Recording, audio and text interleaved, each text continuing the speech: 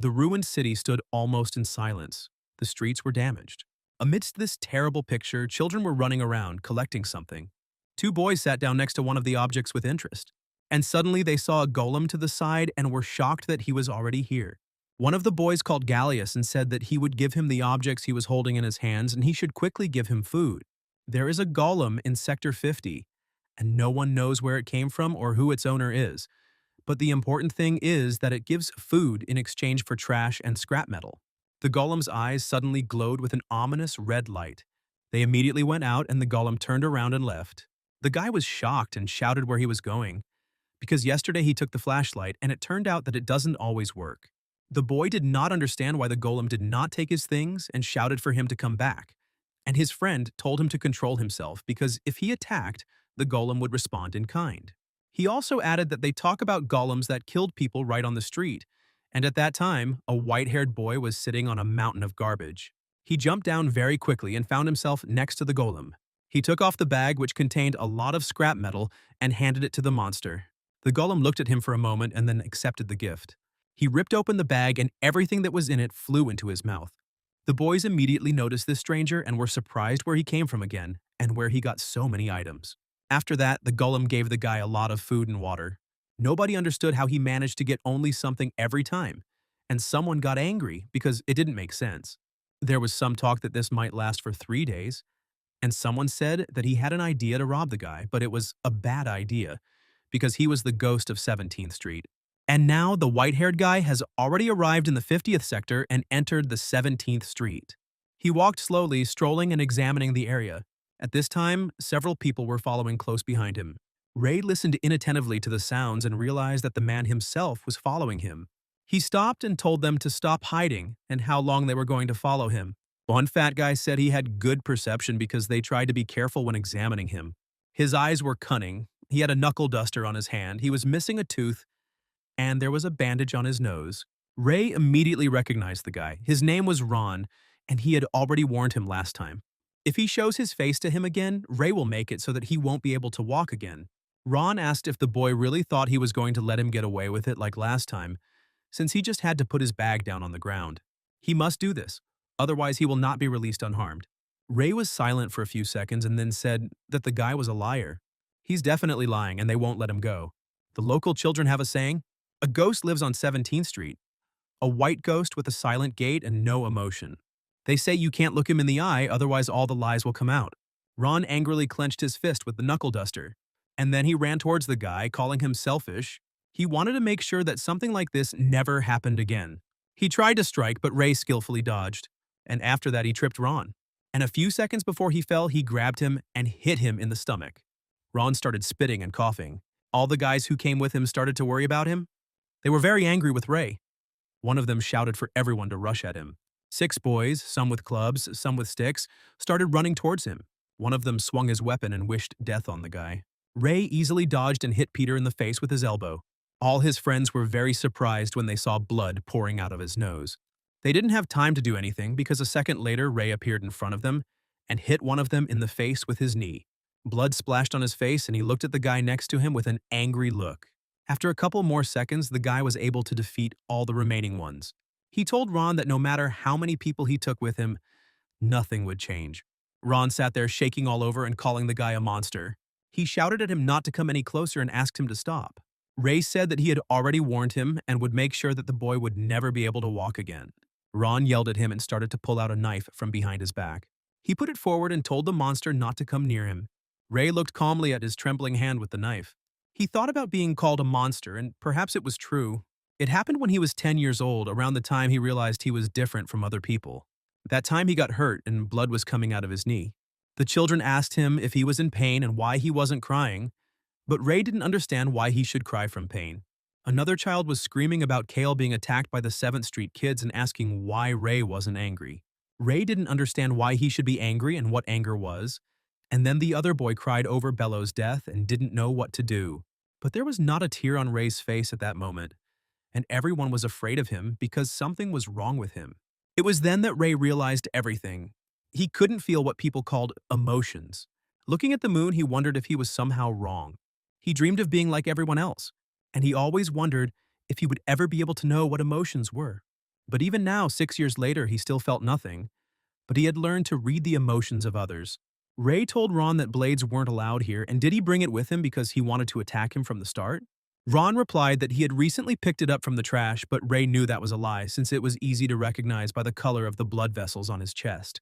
The boy could see a world that others could not see, because inside every person there is a small vessel, and when someone experiences emotions, it is filled with certain colors of mana. Traces of anger, hatred, and love are displayed as red mana. Mockery or despair become blue mana. Joy and inspiration are transformed into yellow mana. There are countless other colors that fill Ray's world. Ron continued to hold the knife and said that if the guy took one more step, he would stab him. Deep black mana meant intense fear. Ray didn't care and started to move closer to the guy. He screamed and backed away until at some point he crashed into a wall. His face was distorted with fear. He was trembling all over. Ray merely replied that a liar like him deserved to be punished. Ray walked through the ruined streets and reached a bridge and crawled under it. He reached the right tent and raised the curtain. There he was greeted by Pale, the leader of the children of the underground passages. All the children immediately ran up to Ray and started hugging him, and Pale told them not to hang on him, because together they were very heavy. They all sat down around the lamp and decided to see what they had managed to salvage today. One child took out 2 candy bars, another one took out bread, someone took out gum, and the rest took out coins. Everyone looked sadly at this catch and wondered whether it would be possible to divide it among 7 people. Ray looked at them silently and began to take off his bag. He opened what he could get today, buns, water, and a lot of food, and everyone was shocked at how cool he was. Someone wondered if he got it from the golem, but another guy said he didn't take anything from him. Ray knew that this was because the golem only took magical items with residual mana, and if it didn't see any mana, it wouldn't be able to take anything from it. Pale said it was time to share the food, and thanks to Ray, they wouldn't go hungry today. They decided to start with the youngest, Josephine, and she, when she received the food, thanked them. After that, another boy stood in line, happily received food, and Ray went outside. He thought about how they never had enough food for everyone. He looked at the water nearby and wondered whether he should go to the warehouse. He had to support this group for a long time because he owed them his life. A year ago, he was lying in the snow and dying, and someone came up to him. The whole group was calling for the leader because they noticed that someone was lying in the snow and they needed to pull him out. At that moment, Ray, in general, was not against dying. But the children looked at him with concern and asked if he was okay when he woke up. Everyone praised God that the stranger had woken up and was okay. Ray was determined to repay all debts, whether it was a simple favor or revenge. Suddenly, someone came up to him and spoke. Pale came out of the tent and said that the boy needed a portion too. Ray turned his head away and said that everything was fine and he was not hungry. Pale immediately heard his stomach rumble and said that it seemed like his stomach didn't agree with that. Pale took out 1 bar and said that it should be divided. He handed him half and asked if he was listening. It was raining black and they said it was because they were using too much magic. Almost all of them lived in sectors with lower numbers. Pale thought that the golem was also sent by magic, but Ray replied that it could be a simple machine. However, Pale said no. He was sure that the golem moved thanks to magic. In fact, Ray agreed with Pale because when the golem moved, it attracted mana from the surrounding area to its core. Then it mixed and came out as black gas, black rain, and black gas. Ray couldn't help but think that they were connected in some way. But of course, something else was much more important now, and Ray said he would go outside for a while. Pale was shocked because he was really going to do this in such a heavy black rain, and Ray told the leader to watch the river because it would be dangerous if it overflowed. Pale tried to stop the guy, but he had already run away. The guy grabbed his head. He was very tired because the guy always did whatever he wanted. During the black rain, everyone hid, fearing its power. People believed that 1 drop of it could make a person sick. But Ray could protect himself from the rain, so it became easier to work. He ran to 18th Street to Lame Hector's grocery store. There were people sitting inside, playing in the casino and placing bets. Ray knew there would be people inside because they always gambled on rainy days. First, the guy climbed through the bars, then went up to the building, took out some bricks, and climbed inside. Thanks to this, the security was significantly weakened, and he saw that it was very dark inside. There were hundreds of different types of mana in the air, of which the guy attracted only a certain one, and then mixed it according to the desired formula. Ray's eyes were glowing and magic was flying around him.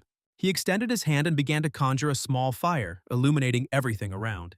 Although he didn't know the exact methods, he could use this technique quite well, and yet for some reason, it was more difficult to control red mana. It seemed like it might also be related to his sense of emotion, but he wondered if he could create a larger flame. And at that moment, a knife started flying towards the guy. Ray managed to react, turned his head to the side, and only touched his ear. He turned around and saw the knife already sticking out of the wall. Someone was shouting that the little rat had finally shown up, and whether the guy really wanted to cut down on their rations. Ray realized that someone had been hiding in the warehouse initially, and the man was shouting that the rat had hidden, but that it could run away as much as it wanted. Ray realized that there were 3 people there, and they knew his exact location. He didn't think they would have equipment like night vision goggles, but the man was shouting that he didn't have to hide because they would find him anyway. And after that, he swung the knife again. 3 knives with sharp tips were already flying towards Ray. The guy reacted instantly and very quickly dodged everyone. The man was shocked that this boy was able to dodge like that. They shouted at him that the man needed to aim better. He said that something was wrong with this boy, but he had already been hit in the face. The rest of the team were shocked that the boy could see them and still fight like that. Ray began to analyze the feelings of these men. As they ran towards him, he noticed rage and surprise. The man swung his knife and told him not to pretend to be invisible. Ray, observing the flow of mana from the vessels through the arteries, could predict their next movements. The guy jumped off the floor and appeared next to the man's face. And then he dealt a very strong blow to the enemy. A man on the side watched this and thought it was impossible. Ray was next to him, hit him in the stomach, and told him that it was wrong. And there he stood, unharmed, while 3 men lay unconscious on the floor. At that moment, the main gate opened and a bald man appeared on the threshold. He said he came to check out what all the fuss was about. Ray immediately recognized the man. It was Hector's band performer, Gumpry. The man said it looked like all 3 of his brothers were carried away by a small rat. Hector Gumpry's band performer turned out to be as scary as rumored. Ray decided he needed to get out of here. He flew up to the man and hit him in the chest, but he didn't even move. The man told the boy to ask him if he could get out of it. After that, he stretched out his huge hand to strike. Ray dodged in a few seconds and realized how fast this man was. The boy ran back and the man noticed how quick he was. Ray also assessed his level and realized that he was undoubtedly much higher than him. Gumpry was very close and was about to strike again. Ray dodged every attack and instinctively knew that he couldn't win one-on-one. He was determined that in the upcoming fight he would aim exclusively at the man's open and vulnerable points. Just as Gumpry was about to deliver his crushing blow again, he involuntarily opened his chest. Ray concentrated and began to create a spell in his hand, forming a cloud of fire magic. After that, plucking up his courage, he reached out and carefully touched the man. Gumpry closed his eyes, unable to bear the too bright and blinding light. When he finally opened his eyes, he realized that he had completely lost sight of the rat. Someone shouted that the guy had just fought the boss, which meant he couldn't have gone far and needed to be found. While Ray stood behind a small building thinking about being found, the men shouted that every corner needed to be searched. Ray wanted to climb over the bars but saw a stone. He threw it to the side and everyone turned around, realizing that he was near the entrance.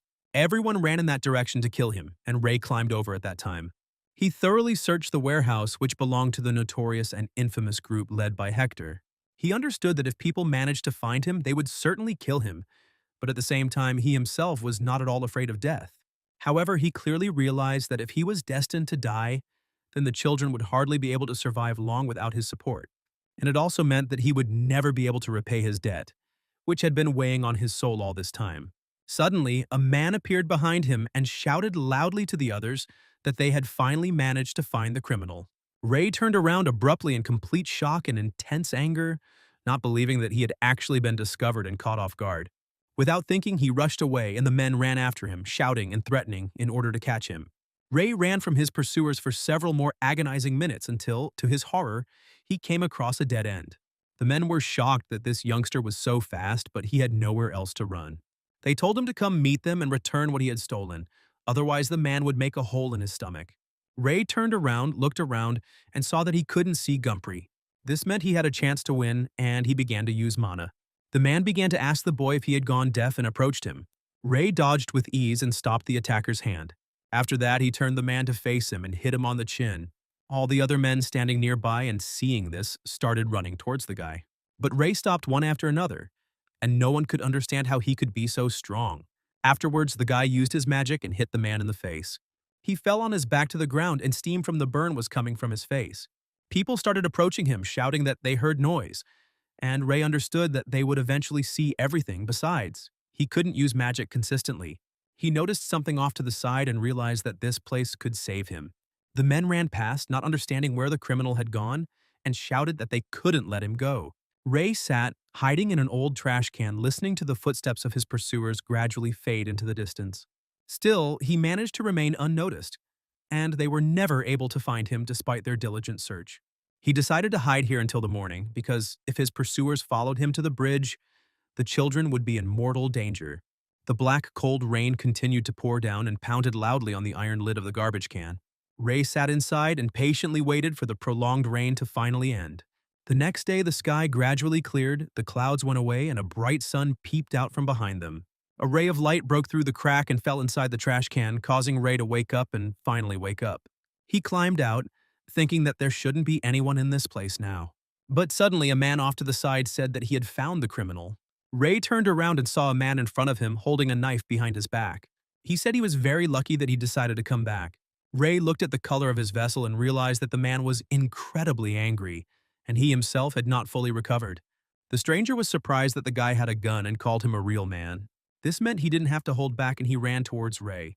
He said in a cold voice briefly that he would simply kill him, and with rage he raised the knife, preparing to deliver the fatal blow. When the sharp blade almost touched his body, the guy deftly dodged the blow at the last moment. The attacker then struck again with a furious blow, and the blade almost reached Ray. The guy lost several clumps of hair and realized that he was finally losing his balance. The man swung his sword with great fury for the final blow and mentally said goodbye to the criminal. His knife was almost touching the guy's face when everything changed in an instant. The body fell heavily to the ground, and the frightened birds flew noisily in different directions. Ray's face was covered in blood, and his gaze became completely empty and lifeless. The man was mortally wounded and collapsed to the floor, while Ray stood in front of him completely unharmed. The man with the gun who killed the stranger calmly told Ray that the situation was extremely dangerous. Then he took a cigarette out of his pocket, clicked the lighter, and lit it with apparent calm. He didn't understand what a fuss Ray had made early in the morning, and this man was the boss of 17th Street, and his name was Niels. He told the guy that it was very dangerous. Ray asked him if someone had called him since he was usually still asleep at this time. Niels said that everything was so. He heard that Hector's guys were looking for someone, and when he noticed Ray had cans under his jacket, he asked if he had stolen them from Hector. And he called him crazy. The guy thanked him, but the man said it wasn't a compliment. Ray said it was actually quite difficult, and thought about how difficult it was to deal with people like Niels. It is rare to meet such people, those whose emotions are so monotonous that the vessel never even fills up completely. Niels said that at this rate one could die. He told him that some people should not be touched, and Ray said that if not, they would die of hunger. Niels said it didn't matter because he had now repaid him for saving him. But Ray had only fished him out of the river for his bag of supplies and hadn't even thought of helping in the first place. Niels thanked him anyway because it was only thanks to Ray that he was alive. Ray reminded that the man had already paid for this incident. A year ago, he accidentally pulled Niels out of the river. He was an executor of the 46th sector, and he was betrayed. Ray doesn't think the guy was lying when he told her this, since the fighting lessons he gave him as payment for saving him were pretty structured. Ray turned to the man, remembering what he had told him earlier. He remembered about his joining the organization. He is going to join him because if he joins Niels' organization, the children will be safe. Niels walked around the corner and lit a cigarette. He asked the boy if he could use magic, and Ray was shocked that Niels knew about it. Niels thought that he was right because he already thought that he was hallucinating when he made a fire without matches or a lighter. And Ray asked him to tell him what else he knew about magic. The man said that the only few things he had asked the mage from his previous organization were that magic used mana from the air and that very few people could recognize and use it. Ray asked if he had been told anything about color, but Niels replied that nothing had been said, since he had been told that mana could not be seen. Ray was shocked because then what did he see? He asked the man if that was all and if he had forgotten anything, but Ray's words angered Niels, and he asked if he was asking for trouble. Niels called him a cheeky little brat, asked if he was doing it on purpose, swung his arm to hit him, but missed. Ray stood next to him and asked him what he would say in response to his request, but he said no. Ray asked why he was suddenly refusing him. All sectors are located on the banks of the Elton River, and if you move upstream, you will come to other sectors. The man would surely be able to escape the slums and find a better life there, because it would be too great a mistake to allow a child with such abilities to die in this place. Niels asked the guy if he ever thought about leaving the 50th sector, but he can't even find a car, and Ray replied that no, because he takes care of the children. Niels told him not to worry about it because he was thinking of starting an orphanage. He will keep an eye on street children like him. Ray saw that his colors were so faded, and he didn't understand whether the man was telling the truth, but he probably was, because he always kept his word. And then he told the man to be careful, because it looked like Hector was preparing for war. Ray saw entire trucks loaded with weapons coming to them. Niels replied that he knew about it. The use of firearms in any conflict is a direct declaration of war. Ray said that if he lost the war, the people in the stores would suffer, because the guy thought that the amounts for protection from his organization were more worthwhile. But Niels said that it only seemed that way because there were many people worse than him. He told Ray to stop treating him like an old man since he wasn't even married. But Ray said he was still old. Niels got angry and wanted to hit him again, but missed again. A car pulled up to them, and they told Boss Niels that they had to go. Niels sat down and said that there would be a real battlefield here, so if possible, the guy should find another shelter. And then he threw him some object for him to catch, and Ray immediately confidently grabbed it with his hand. Opening his hand, he noticed a small ampule in his hand on which a bright green cross was drawn. Niels calmly told Ray that this was the remedy he needed to use to treat his injured ear. After that, they quickly drove away, leaving the guy alone among the empty streets in silence. Then Ray headed to 17th Street, which was located not far from the central city square. An old woman was sitting on the rocks next to a boy in a tin can, and they were greeting the guy. The girl ran out to Ray and said that she was worried because he didn't return yesterday. She noticed his appearance and asked why he looked so shabby. She started crying and asked if he had been in a fight and who had done this to him. But Ray replied that everything was fine. He had just fallen. Ray was surprised that one single person could experience so many emotions at once. He told the girl to take the canned food and go to the tent, and to tell the leader that he would be there soon. The girl took everything and ran towards the tent. Ray turned to old lady Viola and asked what she had told Josephine. The old woman said that she told her about rainbows because she was the blind storyteller Viola. Ray told her not to tell such things to the children, because if she continued to talk about fantasies, they would not get used to real life. But Viola replied that who would continue to carry fantasies if not the children? Ray looked at the old woman and didn't understand what kind of emotion she was experiencing. He saw purple mana, which he had never seen in anyone except Viola. He told her to go to another street because a war could start here soon. And then he left. And the old woman thought about what a kind young man he was. The next morning, Ray knocked on the door and said that a delivery had arrived. The man opened the door for him and was surprised to see this guy standing in front of him, because it seemed like Ron was talking about how he would now be doing deliveries. Ray brought the box inside and asked the man if he wasn't planning to evacuate since there would definitely be no customers in the middle of a war, but the man replied that he had nowhere to go except his shop. Besides, the war might not happen, but Ray didn't understand what he was talking about. The man pointed to the door and said that Hector and Niels were talking there, and if everything went well, there would be no war. A few seconds later, the door opened and Hector and two men came out. One of them, with huge scars on his face, was the boss of 18th Street, Hector. He was surprised when he saw that the child was working, and what's more, together with the one from which all the adults had fled. He took him by the shoulder and told him to try hard because that was the only way to survive in this world. He took his hand and threw a couple of coins into it, telling him to treat himself to something. And then he loudly called all his people, and his whole group, together with him, slowly walked away. Gumpri, before leaving the room, cast a suspicious and attentive glance to the side. He noticed that the boy had a wound on his ear, and a small bandage was carelessly stuck on top. After this, the man stopped abruptly and confidently walked straight towards Ray. The guy pulled his hood up, covering his ear, and immediately realized that the man recognized him and remembered him. Suddenly, Gumpri was called out and asked why he was standing there, but he said that he was already on his way. When the car drove away, the seller was glad that the men had finally left. Ray realized that Gumpri remembered the wound on his ear, but for some reason he left without saying anything. The seller ran to Niels and asked what they had decided. But when the man ran into the room, he was very surprised by Niels's mood. He smoked a cigarette and said that the negotiations had failed, and war is destined to happen. The seller was shocked. Could Niels really be serious? But the man said that he could not accept such stupid conditions like the takeover of his organization. This is indeed the worst outcome. The seller said that it was not Niels' fault, but it looks like he won't be able to open his store for a long time. The man told Ray not to leave their hideout anytime soon.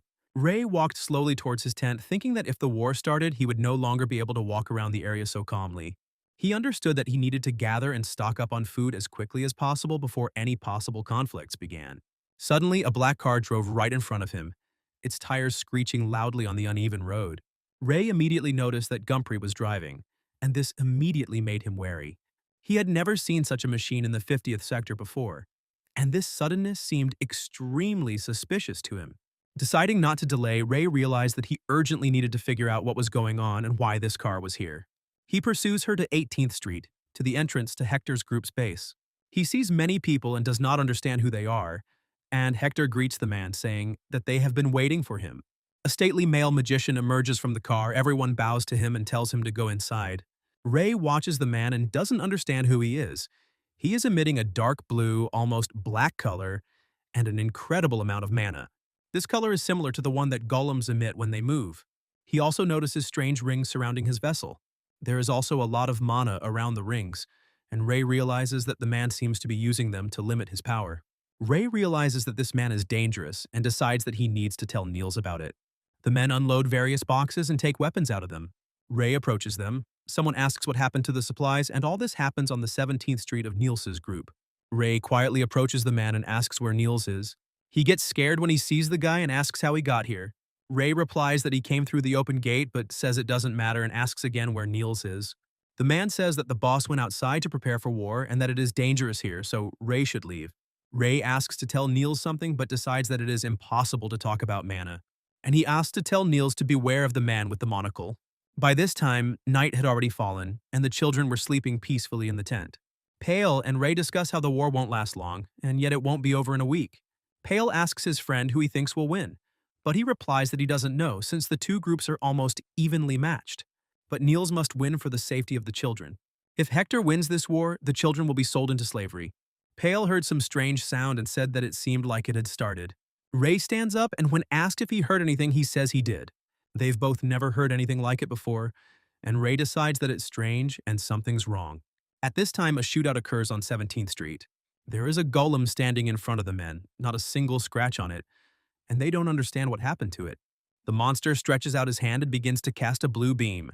He knocks down one of the men who dies while the other manages to jump away. He is now covered in blood and looking at his dead comrade. The golem immediately approaches him and stretches out his hand. And then, with one movement, she clenches her fist and leaves only a red spot of the man. A man with a monocle stands, looks at all this, and says that it smells like sewage. The golem answers him something, and he agrees with his creation. He says that part of the work here is done. Pale sits and worries because the sounds are getting louder. When Ray is about to go somewhere, he stops him and asks where he is going, because everything is not as usual. He asks to be allowed to go along if Ray is going to leave. Ray replies that it is not possible, and that Pale should stay here and wait. Another boy comes out of the tent and asks why they are not sleeping. Pale pats his head and apologizes for waking him, promising they'll be back soon and telling him to go back to sleep. Pale turns to his friend and says he will stay here with the children. After all, we can't leave them alone. But he asks Ray not to go too far and to come back as soon as he finds out what is happening. Ray says he understands everything, promises to return soon and heads into the burning city.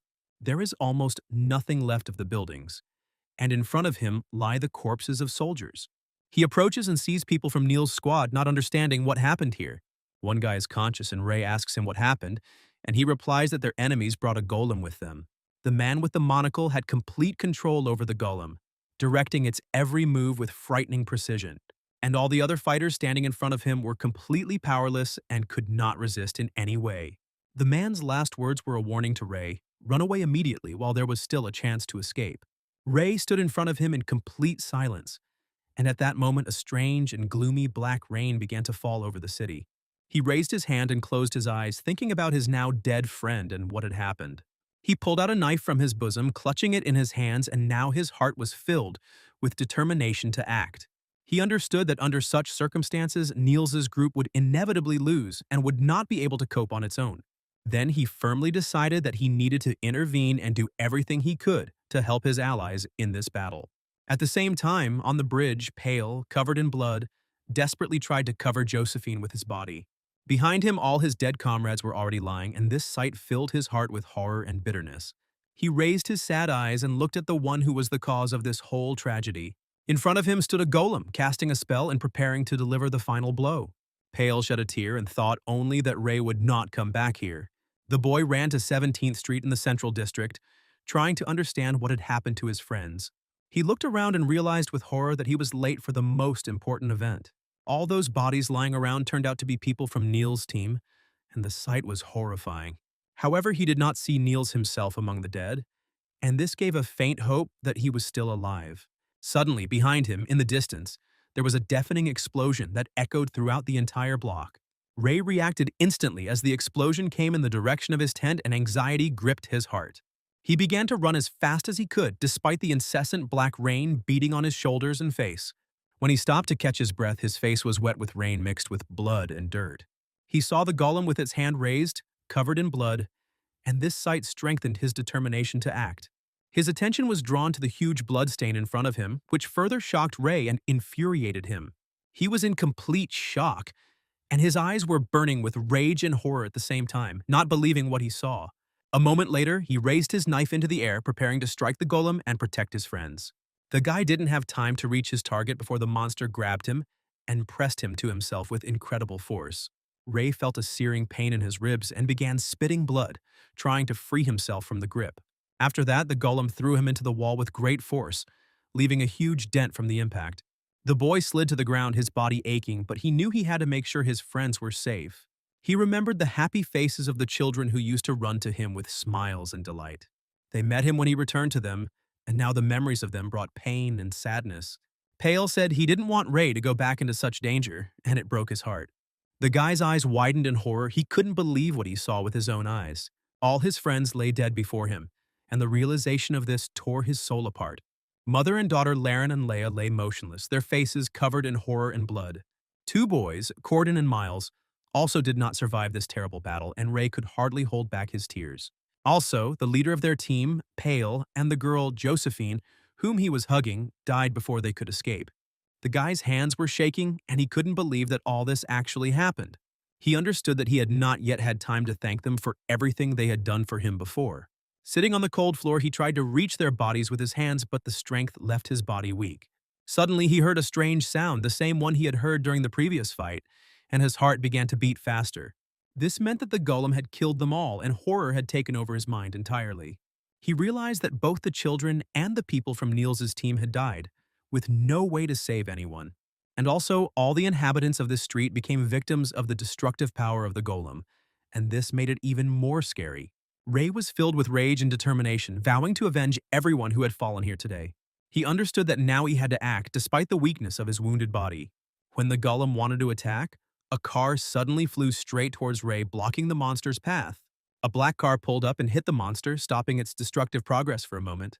Niels got out of the car and immediately asked the guy if he was okay and if he needed help. The man ran out of the car and ran towards Ray to support him and make sure he was alive. He lifted Ray up, and luckily there were no fractures, which was a great relief to both of them.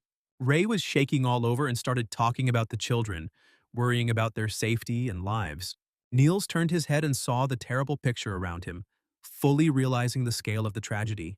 The man bowed his head and apologized to Rem because all this happened because he was late.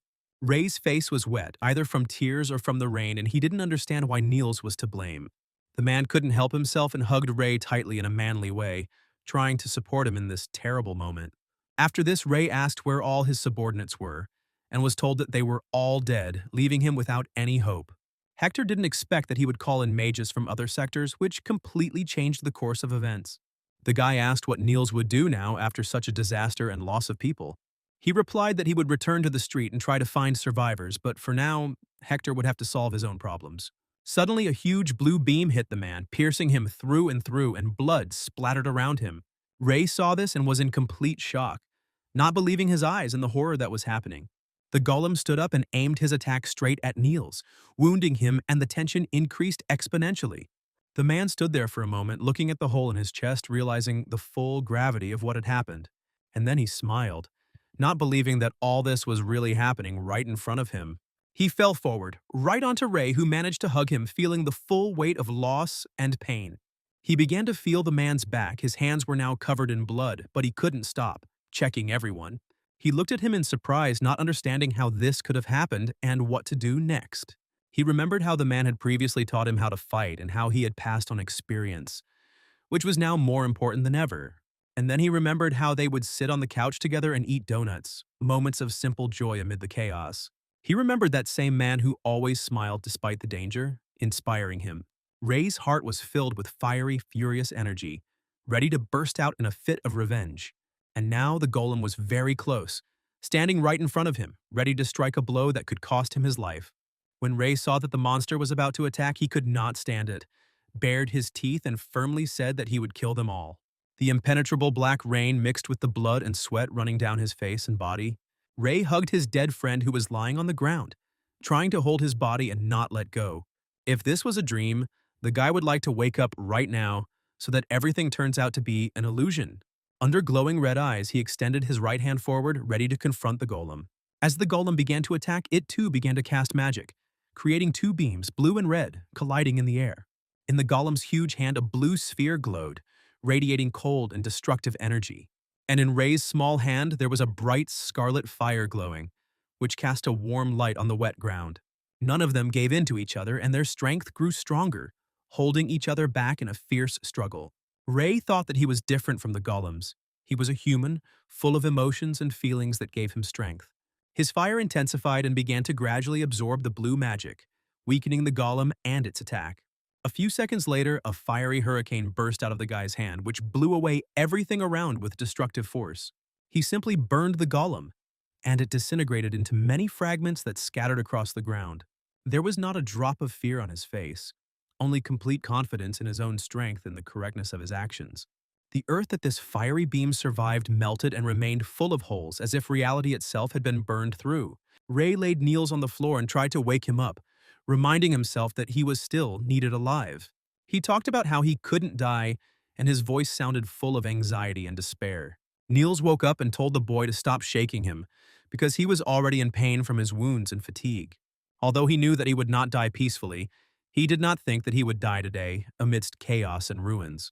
Niels reflected that he had no regrets, because he had done a lot for someone who started out as a pathetic scavenger. He thought that if he had started earlier, perhaps everything would have turned out differently and the result would have been different. Yes, if he had started at about Ray's age, a lot in their lives could have changed for the better. Ray told Niels to wait because he would now bring him medicine from the car to ease his condition. Niels immediately recovered and with a smile on his face said that the guy should leave this dangerous place. The guy needs to go where he will be much better off and where his strength can be restored and strengthened. Niels always considered him his younger brother, and therefore wanted to protect him from unnecessary losses and dangers. He wished Ray to follow the path upstream, to be more careful on the rapids and not to take unnecessary risks. He told him that he was always confident that Ray would cope with any difficulties and trials along the way. Niels placed his hand in the boy's palm as if transferring some of his strength and confidence to him. And after the handshake, he left something in Ray's hand as if a sign of trust and support for the future. A few seconds later, Niels lay motionless and silence fell over the battlefield. Ray looked at his dead friend in horror, unable to believe that he had actually lost him. Rage and despair engulfed him. These were the first emotions he felt in full. He screamed at the sky like never before, and his chest was pierced by the pain of loss and helplessness. After the rain and after the attack, he sat under the bridge, completely alone, surrounded by silence and wet earth. Waking up from sleep, he realized how exhausted his body was, and how much damage his body had suffered. He looked at his hand and recalled the events, realizing that he must have been sleeping for a very long time, trying to recover. Just the memory of yesterday's horror stirred up all his emotions, almost as much as they had that time. Something was definitely wrong, Ray thought, feeling the weight of responsibility and his own fatigue. He conjured fire in his hand to warm himself and regain his confidence after the horrific events. The stronger his rage, the more flames he could sustain, meaning the power of emotions directly affected the magic. Suddenly the fire went out and Ray felt a sharp pain that pierced his head and body. He held his head, realizing that he had overexerted himself and that his strength was at its limit. Standing up, he decided that he needed to go out, and in front of him lay the corpses of his friends, covered with dirty cloth. He realized that he had to go and avenge all those who died, no matter whether he could achieve justice or not. At this time, on 17th Street in the Central Square, people were sorting through the bodies of the victims, restoring order. Hector's group has won, and now it will be much more difficult for them to deal with resistance and threats. Ray stood behind the barrel and watched as Hector gave orders to his subordinates, planning their next steps. And then he discussed Niels, calling him names and showing contempt for the enemy, which angered Ray even more. Ray knew he had found his target and pulled a knife out of his pocket, preparing to act decisively. Suddenly, a huge hand fell on his shoulder, warning the guy to wait at least a second. Ray didn't listen, turned around and tried to stab with a knife, relying entirely on his own determination. He managed to reach the man's neck, leaving a scratch on it, which symbolized his first successful strike. Gumpry jumped back and told him to calm down, trying to keep the situation under control. Ray thought that Hector's entire group was going to die and rushed towards them without hesitation. While the man protected his face with his hands, Ray swung the knife very quickly, delivering a series of blows. The man was shocked by the speed and fury of the guy's movements, not expecting such strength and determination. This boy had not been this strong before, and this amazed even a battle-hardened opponent. Therefore, at this rate, he may lose if he does not change his strategy and focus on defense. He decides to take a different approach, using unconventional techniques for the first time to hurt Ray and stop him. The guy was very surprised that Gumpry simply gave him his shoulder, allowing him to continue the attack. The man then grabs him by the collar and slams him to the ground, trying to crush Ray's rage and determination. He asked himself if he wanted to die from something as stupid as revenge, knowing the risk. He became known as the Phantom of 17th Street for his courage and ruthlessness in battle. The man had one proposal for him that could change the course of their clash and the outcome of the battle. Together, they walked around the corner, and Gumpry said that he had been following the guy for a long time, and now asked to listen to him. Silent Gumpry is called so because he is silent and performs his duties well. He had a desperate expression on his face now, and it looked like he wasn't going to deceive the guy. Ray asked what his proposal was and waited for an answer. Gumpry said he wanted the guy to leave Sector 50, and Ray wanted to know why. The man explained that he had to find his younger brother, whom Hector had sold to the City of Magicians. Hector said he would tell him his brother's location if he worked for him for 10 years, and that was the only reason he worked for Hector, but his brother should be about Ray's age now. The guy asked why he should accept this offer, doubting the man's intentions. Gumpry also asked if it was true that he could use magic. After their fight in the warehouse, he had no doubt about it, because he saw the guy's strength. Even now, using a little magic, he couldn't defeat Hector. He always had a terrible magician nearby, who had powers that were terrifying. The blue-black mana spoke of a fearsome demon that was always nearby. Anyone who contradicted him was immediately frozen, unable to move. Once he even drowned a guy by placing his head in a bubble of water. He was a terribly cruel and powerful magician who was difficult to influence. For now, the guy had to leave this place because he had to survive to take revenge, and Ray knew that Gumpry was right. He had never studied magic, relying only on intuition, and his opponent was an expert, so he had zero chance of winning. He heard that the City of Mages was located upstream of the Elton River, and only mages were allowed there. Gumpry took out a bag containing the money he had saved throughout his life, and inside was a piece of paper with his brother's name and description. Ray asked why the man trusted him with such a sum since he might not keep his promise. Gumpry replied that he knew the guy and that he was not the type to break his word. Besides having seen him in action, he was sure that the guy would be able to reach the higher sectors. When Gumpry told Ray that he could handle it, the boy immediately remembered Niels. Gumpry shouted that other members of the group would arrive soon and the guy needed to decide. Ray took the bag and said that he had only one condition. The man must take care of all the corpses under the bridge, only then will he find his brother. Gumpry agreed and said that he would definitely do it. Ray left and told the man to wait for him because he would not return soon. After running for some time, the guy stopped and tried to catch his breath. He turned around and was glad that there was no one following him. He approached the building where old lady Viola was sitting. He put a coin in her jar and said that he had a question, time was short, and she should answer quickly. Although she was blind, the old woman realized that it was Ray standing in front of her and asked what the question was. The guy asked if the rainbow story was true. Is it true that you can make a wish when you find the end of a rainbow? In the past, little Josephine asked him if he knew there was a rainbow in the sky. It was a long, colorful ribbon that appeared in the clouds after the rain, like a beautifully decorated donut from which someone had taken a bite. If you find the end of the rainbow, you can make a wish. Ray, hearing about the donut, remembered that his friends asked for donuts, and Josephine got angry, asking if he was even listening to her. The guy said, okay, we'll have to deal with them tomorrow. But Josephine screamed that that's not the issue at all.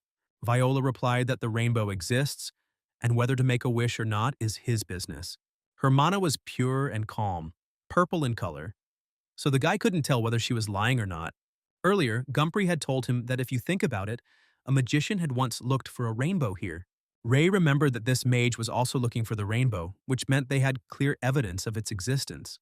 The boy asked the old woman if he could resurrect the dead if he found this rainbow. Viola smiled and said, who knows? They say that you can make any wish and it will come true. However, no one knows where all the rainbows are, and they are probably somewhere far, far away. Ray nodded his head and thanked the old woman. He left and told her that it was better to leave this place too. After a while, Ray found himself on the outskirts of the 50th sector, 23rd Street. He sat behind the barrels, looked at the piece of paper, and realized that the place Niels had written about was here. Something was bothering him, but he immediately noticed a white car. Earlier, Niels said that he had prepared a car for him, a four-seater sedan. As Ray was about to open the door, someone asked him who he was. The man from Hector's group realized that the guy seemed to be Niels's tail. He had a tourniquet on one hand and a syringe in the other, and he asked Ray if he had been given orders to bring this car. The guy wondered where his boss, Niels, was then. Ray knew that none of Hector's men were following him, and he couldn't waste any more time. He grabbed the handle abruptly, and the man noticed it. As the boy dived into the car, the man ran after him, asking where he was going. The door didn't have time to close, and a man's hand crawled through it.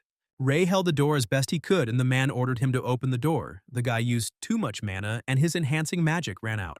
With his other hand, he began to gather magical energy, creating a small sphere of fire that glowed brightly in his palm. He then threw a fireball straight at the man, just as the massive door suddenly swung open. He then kicked the man in the chest with all his might, causing him to lose his balance and fall backwards with a crash. Ray didn't waste a second, jerked the control lever sharply and confidently pressed the gas pedal.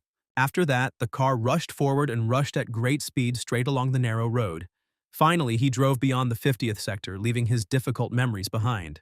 Ray continued moving through the deserted and uninhabited land that stretched along the calm ocean. A black raven was digging through a huge pile of garbage nearby, looking for something edible among the trash. But hearing the sharp sound of a car engine, the raven became frightened, took off, and flew away towards the sky. Ray stopped the car at the edge of the road, got out, and walked slowly towards the trunk. I opened it and saw a lot of bags of food and a lot of water. Niels was well prepared. He still had a few days to go before reaching the next sector. So he set up a small camp because once he got there, he needed to find out more about magic. Now he learned that there are two types of mana: red mana that can be used without any preparation, and other mana which requires mixing colors to obtain. Manipulating mana isn't easy, but if a guy is feeling certain emotions, certain types of mana are attracted faster. And as happened that time, rage helped him. Now he sat and just thought about rage, and a red ball formed around him. But after a couple of seconds, it started to fall apart. This was his maximum because as soon as he loses concentration on emotions, mana slips away. And now the guy decided to try a combination. He caught several multicolored beams of mana and tried to create a ball out of them in his hands. But nothing worked. The ball disappeared and the rays evaporated. Mana types that cannot mix will destroy each other.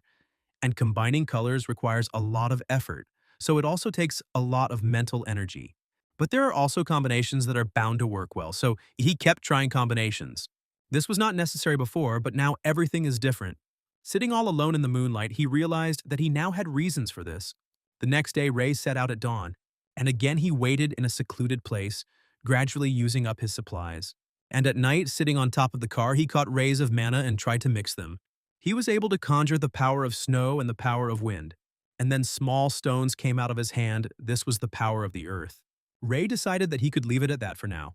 He wondered if he could use mana more smoothly, because if he could hold mana in his vessel and use it when needed, the whole process would be more efficient.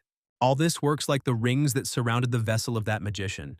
He was going to look for a way in the 49th sector. And so the next day in the 50th sector on 17th Street near the bridge, people were running, because they were ordered to search all the places. Max sat in the car with binoculars and asked if they hadn't found anything. The man apologized and said that if he waited a little longer, they would find the golem. The magician extended his cane towards him and ordered him to take hold of the tip. The man began to apologize, worry and tremble. He asked to give him a little more time. The magician said that he doesn't like people who don't understand him. The man began to cry, sweat appeared on his face, and he was shaking all over. But he obediently did as he was told, and suddenly snow magic began to emerge from the cane. The man's hand began to freeze gradually, and the frost went through his whole body. He screamed. Just a couple of seconds, and now he stood frozen and could not move. The magician pushed him with his cane and he fell, breaking into pieces. The man said how useless he was, but suddenly someone shouted that they had found something. They found a huge burnt strip on the ground and said it looked like a golem had fought there, and the guy also found something that looked like part of a golem there. Mac felt that there was mana left in the air. Magic had been used here and it still left a trace. And in this place, its concentration was greater.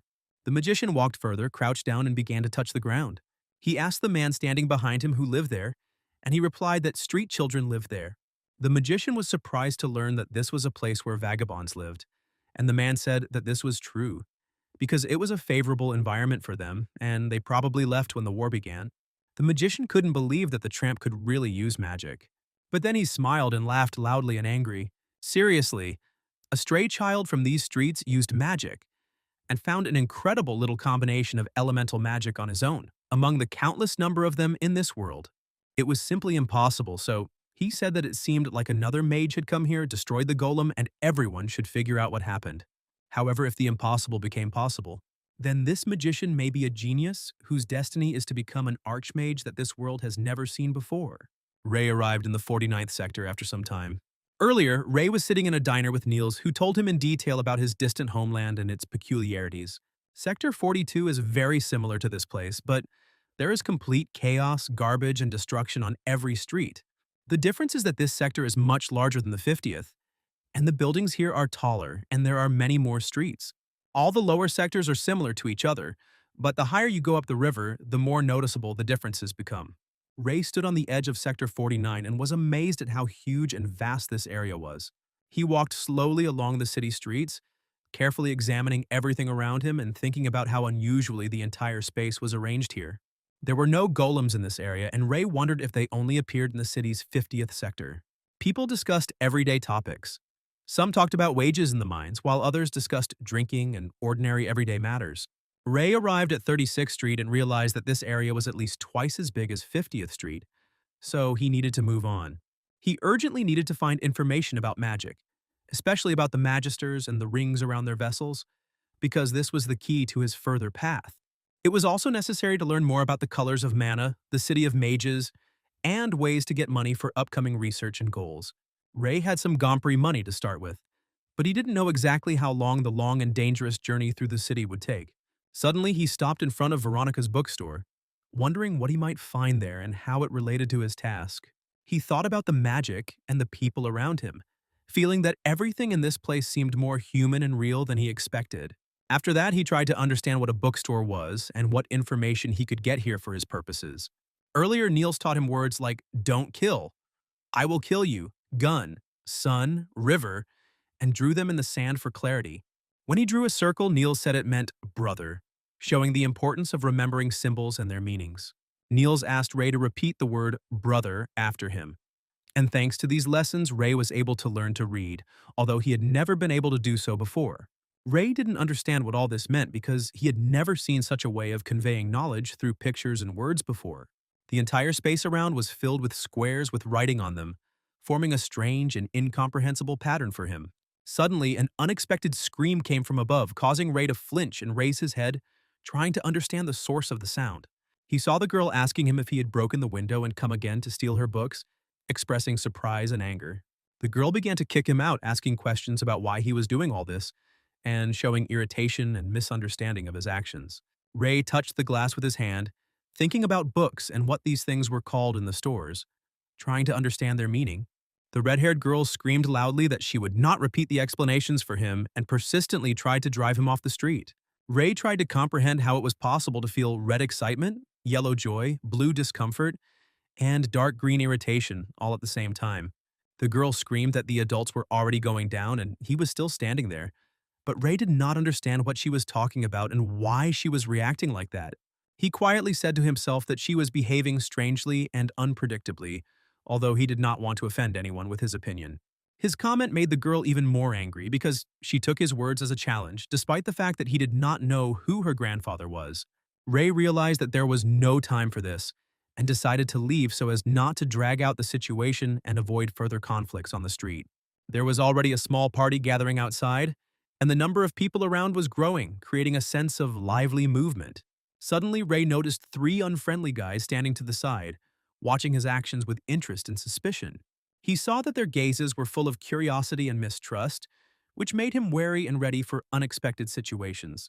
This was to be expected, considering that Ray was a stranger on their streets and they might consider him a provocateur or a threat. In this area, everything looked the same as in the 50th sector, with chaotically placed buildings and streets full of people. After some time, Ray returned to his white car, which was parked in a deserted area, to rest and think about his actions. He lay down on the seat, thinking that he had walked through many streets but still had not found anything related to magic or clues. He closed the door, leaned against it, and realized that tomorrow he would have to inspect even more territories to gather the necessary information.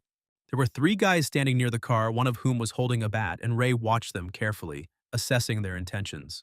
He was glad to himself that they had finally come, because it gave him the opportunity to test his strength and capabilities in this situation.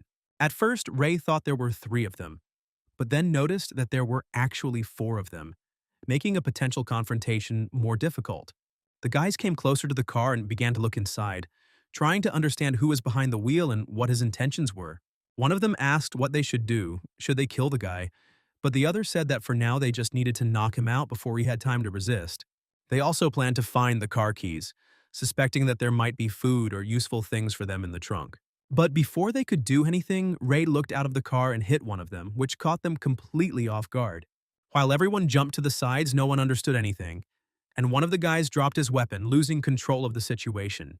Ray circled around them with incredible speed, like a game animal, easily maneuvering and preventing their attempts to attack. He then moved towards one of them and delivered a strong blow to the stomach, causing pain and coughing in the opponent. He rolled his eyes and began to spit, trying to catch his breath, but after that he fell to the ground, motionless, completely immobilized. Another guy with a pipe tried to attack Ray from behind, hoping to catch him off guard and take advantage. But Ray effortlessly prevented the attack, dodging and maintaining control of the situation, demonstrating his dexterity and strength. He grabbed the pipe and threw it towards his opponent, who screamed at them not to come near him, losing confidence and control. Ray began to twirl some kind of rag, ordering the stranger to clamp his teeth so that he could not scream and distract attention. Now all three sat before him, covered in bruises and bumps, humiliated and realizing that they had lost this clash. Ray asked them how many streets they owned, but they remained silent, not wanting to reveal the information and admit defeat. Suddenly, Ray's gaze became menacing, and he commanded them to answer, demonstrating his authority and determination to get the information he needed. One of the guys was almost hit by the rag that Ray was holding, but he managed to dodge in time, saving himself from the blow. When Ray sat down next to the guy, he admitted that there were actually only 3 streets connected to their territory. Ray asked which streets exactly these were, and the boy, with anxiety, doubt, and fear in his eyes, answered that they were from 23rd to 25th. Ray stepped hard on his hand, showing his displeasure, and said that it was a lie, demanding the truth and an honest answer. The boy began to apologize and beg Ray to forgive him for lying, realizing the danger he was in because of his words. Ray, still holding the rag in his hand, looked carefully at the next guy, assessing his willingness to tell the truth or lie. He immediately shouted that he was ready to tell everything he knew, realizing that resistance was now pointless and dangerous for him. They reported that they had 14 streets under control and a total of 52 members, which was more than Ray expected. Their leader, Kedrick, had a base in an abandoned factory, and Ray was surprised that the number of streets was so large for such a group. Ray immediately ordered the guy to raise his head and look at him, showing that he was now setting the rules and in control of the situation. He asked his name, and he replied that his name was Neishu, after which Ray asked what orders their leader had given them.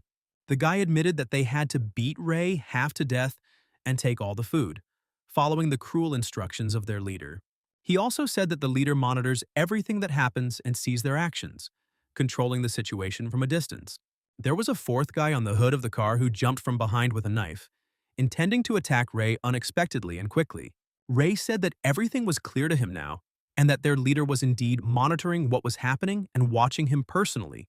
Suddenly, windy magic began to gather around Ray, creating a sense of danger and demonstrating his power to his opponents. The guy jumping behind him started squinting because dust was getting into his eyes, making it difficult for him to concentrate and defend himself from blows. And then he received 2 blows, one to the face and the second to the chest, which instantly threw him off balance and caused pain. The guy grabbed his sore spots and fell to the ground, covering his mouth from which blood was oozing, showing the seriousness of the injuries. Ray grabbed him by the hair and ordered him to tell his leader that they were the only ones and could see everything, demonstrating control of the situation. As Ray expected, the people in the 49th sector were the same as those in the 50th. They knew nothing about magic except rumors about books. The guy had heard that books were just stacks of paper covered with various information and had no idea about their magical content. So there must be information about magic too, Ray thought, when suddenly someone appeared in front of the West, attracting his attention. 3 boys approached and asked if Ray could come with them to discuss next steps and share important information. He warned them that they did not come to fight, so he needed to relax and be prepared for peaceful conversation and coordination. Ray asked if these people were connected to those who were looking for him yesterday, and the guy confirmed that last night he beat Anthony Horn and Melber half to death. The guy added that he acts in his own style and the leader liked him because he fights very effectively and confidently, showing his skills. He took out a piece of paper and asked if any of them could read, but they all said they couldn't, wondering how Ray knew how to do it. The guy didn't know what to do because the boss had told him to tell him exactly what was written on the paper, and this created tension. Ray snatched the piece of paper from him and said he would read it himself, which stunned the guy because he didn't even expect Ray to be able to read. Ray replied that he could read a little, showing that his skills, although limited, were sufficient to understand what was written. The three guys were shocked, not believing that he could read, since only the boss and Waver knew this skill and could transmit information. The piece of paper said that the boy should come and work for the leader, and then he would never need food or money again. Ray asked the boys how they choose a leader and how they decide who becomes the head of the group and has control over the members. One of the guys answered that a leader is determined through fights, and the strongest one who survives becomes the boss and gains power over everyone. Ray said that this was an excellent way to choose and invited them to come with him to meet their leader in person and discuss business. They asked where exactly they were going, and Ray replied that they were going together to meet their leader and discuss plans and instructions. Together they arrived at Kedrick's group's base in an abandoned factory and stood in front of the huge iron doors preparing for the meeting.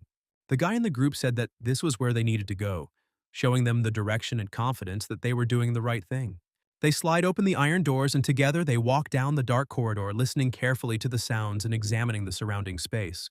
Ray reaches the right place where there are many people inside, and in the middle there are chairs like a place for a manager or leader.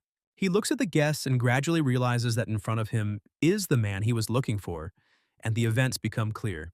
Toyota greets him, introducing himself as Kedrick, and Ray takes it with respect and caution, assessing his new acquaintance. The guest also introduces himself, his name is Ray, and the two exchange formal greetings, establishing each other's status and role.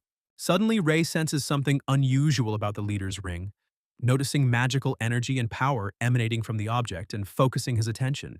He had seen mana draining items before, but this was the first time he had encountered such a level of magical energy and amount of power in the ring. Kedrick invites him to sit down, explaining that he is inviting him as a guest, not as an enemy, showing respect for his strength and position. The guy sits down, and behind him stand the boss's assistants, demonstrating the organizational structure and order within the leader's group. Ray understands that the leader has tried hard to show his dominance among his peers, already possessing leadership qualities and skills. Kedrick says that after seeing him in person, he has no doubt about his choice, because the guy got here by car and showed confidence and determination. Ray reveals that he is from Sector 50, which astonishes everyone behind the leader, causing surprise and interest. The people behind Kedrick were shocked, and they didn't understand how a person from the 5th sector could rise so far, because usually they go down. Kedrick gestures to stop all unnecessary conversations to focus on assessing Ray and deciding on his participation in the organization.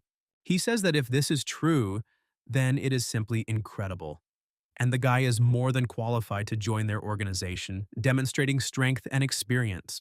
Ray was very surprised when he heard about the existence of this organization and its real possibilities, which opened up new perspectives. Kedrick explains that this is how they plan to join the real organization, giving Ray a chance to increase his status and influence. The organization is called Red Mercenary. It is a super famous group from the 45th sector, which has serious authority and capabilities. They agreed to join when they had 66 members to become a full-fledged part of the powerful structure. Kedrick asks Ray what he thinks about this, as it is enough for him to join the organization and increase his status in the city. Ray admits that it is an interesting story and a perspective that allows him to expand his capabilities and learn more about magic and power. Joining the group is easy, and Kedrick says that Ray made a wise decision, but Ray interrupts him to express his own position. He says he refuses to work for someone weaker than him, showing independence and a desire to lead rather than be subordinate. There is a sudden silence in the room. Everyone is in complete shock at his words, realizing that he is not ready to be subordinate. Kedrick, filled with rage, could not believe that the guest had just stated that the leader was weaker than him, which was an unexpected challenge for him. Ray explained that in Sector 50, the leader was chosen solely based on strength, evaluating the abilities of each participant. He admitted that he didn't remember the details exactly, but It was clear that there was no point in discussing it unless one was careful. One of Kedrick's men became angry at Ray's words and walked forward, not understanding how the guest dared to speak like that in his presence. Kedrick grabbed him by the neck in a few seconds, stopping him and demonstrating who was in control of the situation here. He lifted the man into the air, continuing to choke him, and asking who gave him the right to speak like that without the leader's consent. The boy knew full well how much Kedrick hated being interrupted, and now he realized the danger of his behavior. He started to apologize, and suddenly red magic gathered around the leader, and Ray recognized the enhancing magical energy. Despite this, it doesn't seem like the guy himself is capable of using magic. He just happened to be near its source. The ring on Kedrick's hand oozed mana, creating a sense of power and control that overwhelmed everyone around him. Ray asked one of the people when this would all end, to which he replied that never until someone stopped the action. Ray thought about breaking this ring to neutralize its magical power and the leader's influence. Kedrick immediately let go of the guy he was strangling, and the ring's magical energy instantly died out, showing control over it. The guy apologized to the guest, explaining that he had lost his temper a little, and this sudden change in emotions was due to fear. Kedrick said they needed to continue the conversation, remembering where they left off, and reminded him that Ray had called him weaker than himself. Ray agreed. But at that moment, a table flew towards him, demonstrating Kedrick's rage and displeasure. Kedrick was completely furious. His eyes were burning, and he ordered the boy to repeat the words to confirm what he had heard. He asked his men if anyone really thought the leader was weaker than Ray, and they all replied that it was impossible. Ray realized that the ring reacted to Kedrick's emotions, amplifying magical energy depending on his state. Apparently, the sudden mana restriction was not fully understood by him, and he was not aware of the ring's effects on himself. Kedrick agreed with the guest, wondering if he really wanted to see the leader's strength and experience it for himself. Ray offered to fight for the leadership position, explaining that if he lost, he would work for Kedrick, accepting the terms. Kedrick was delighted and declared that they would have a duel in a week, giving both of them a chance to show their strength in front of everyone. The fight will take place in front of everyone. Not only his people will come, but also representatives of other groups to confirm the results. This way, they would be sure of each other's strength and status, and Ray agreed, understanding the strategic importance of this battle. He asked the boy where he got the ring from, trying to understand its origin and the magical powers it gave. Kedrick smiled and said that Ray would only know the answer if he defeated him in a duel, creating intrigue and tension. Although Kedrick thought this would never happen, he was confident in his strength and the confidence that Ray demonstrated. The next day, Ray was walking down the street wondering what this ring was and what possibilities it opened up for him. Suddenly, a huge stone flew towards him, but he managed to catch it with his hand, demonstrating speed and reaction. The boys who did this were surprised that Ray was able to catch the stone and asked who allowed him to walk so freely. Another guy added that it seemed like Ray had gone completely crazy to be acting so boldly and fearlessly. He was told not to even think about escaping, because they had people everywhere ready to intervene and punish the disobedient. They decided to correct his attitude towards them, but Ray ordered them to be silent and not to interfere, showing control over the situation. They put their hands out preparing to fight, but Ray insisted that they stop and focus on the actions he had chosen. Wherever Ray went, people continued to provoke him into fighting, spreading rumors about his possible fights with Kedrick. Despite this, his group did not touch him as they had agreed, showing loyalty and trust in his power. The other groups did not feel restricted, and their pride did not allow them to simply let a stranger walk through their streets. Other groups even banded together to keep an eye on Ray and watch his actions for signs of weakness. Ray wiped the small cut on his face and thought that everything was going according to plan, and his strategy was working perfectly so far. The more he gets used to the magic, the stronger it becomes, allowing him to use it more effectively and accurately. Gaining experience allows the boy to use magic faster. Using less mental energy and provoking fights was a good idea. Later, he asked someone deep in the streets how much longer they planned to watch him, assessing the danger. Around the corner stood a guy with glasses covering his face with a hat, watching Ray and trying not to fall under the magical influence.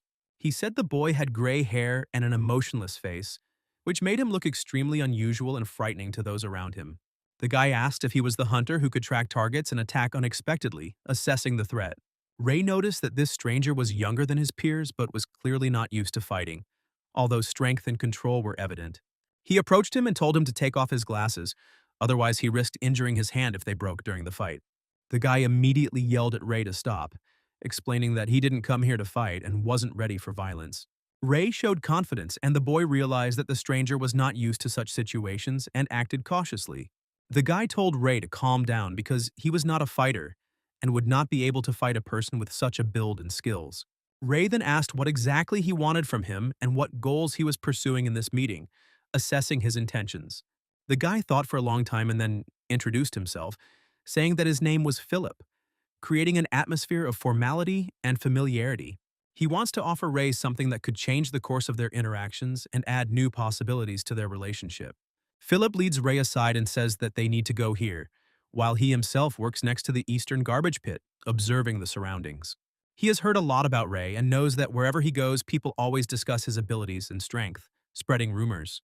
They call him the Hunter, a nickname that seems to have stuck after Ray took out a few local guys. They arrive at their destination and Philip announces that they have arrived, preparing to show Rhea the surroundings. Inside, someone is discussing shoe polish and shoes, while someone is called outside, creating noise and a sense of active life around. Philippe says, "Welcome to the Filippo Hotel," which he owns and operates, creating a safe space to work.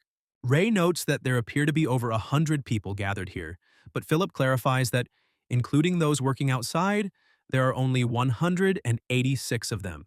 Ray realizes that everyone here has something in common, perhaps work experiences and life experiences that shape their character. It seems that they will have a hard time joining another group because they are too young or too small physically to handle the stress. Philip confirms Ray's words, explaining that he keeps a close eye on Sector 49 and is aware of the dangers of the mines and work. Ray asks if a lot of adults die in these mines, and Philip replies that it does, which is why there is a huge amount of work to be done. Shops are happy to hire even children, as there are so many of them that even street teams cannot cope with the tasks. Instead of maintaining a monopoly on work with a few groups, Philip negotiates to pay and direct workers as needed. He acts as a sort of broker and even provides shelter for employees. Not for free, of course, but for a small fee. Ray asks if he created all this infrastructure himself, and Philip confirms that it was natural, although it took a lot of effort.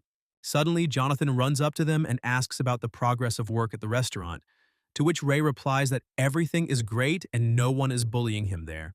Jonathan hands over a bag with the month's pay, and Philip says that he will definitely write it all down, keeping track of finances and the work of employees.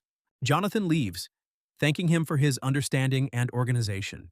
And Philip opens a notebook with many entries and records Jonathan's payment for the month. Ray looks at the notebook and Philip apologizes, explaining that he needs to record all the data at once so that nothing gets lost. Philip explains that it is a notebook for hotel management and notices that Ray looks interested, so he offers him to take a look. Ray picks up a notebook and flips through a few pages, evaluating the notes and noting key points in his work and management of people. He sees a record about himself, which says that rumors say he is from Sector 50 and lives in a car, so he needs to approach with caution. Ray tells Philip that he has done a lot of snooping and is surprised that everyone around him actually knows about his abilities and power. Philip apologizes, explaining that this is not an excuse, but merely his habit of observing people to understand their behavior and motives. Ray noted that he was the exact opposite of Philip, and even with effort, he still couldn't fully understand the people around him. He returns the notebook to Philip and says that an apology is not necessary because he doesn't care, and it doesn't affect his actions and decisions in any way. Philip happily takes the notebook and says that he is very pleased that Ray showed interest and appreciated his work and observations. After some time, two guys come to them, observe the situation, and assess who is next to Philip. One of them asks who the man next to Philip is, explaining that they don't let in just anyone and check the guests. Philip explains that Ray is the hunter everyone is talking about and that he warned them that they would have important guests coming.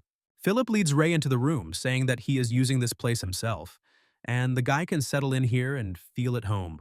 Ray recalls that when he first heard about Philip, he thought he was a fraud and did not immediately believe in his honesty and abilities.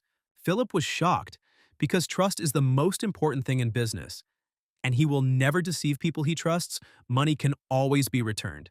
But once trust is lost, it will be difficult to do so. So honesty is his #1 priority.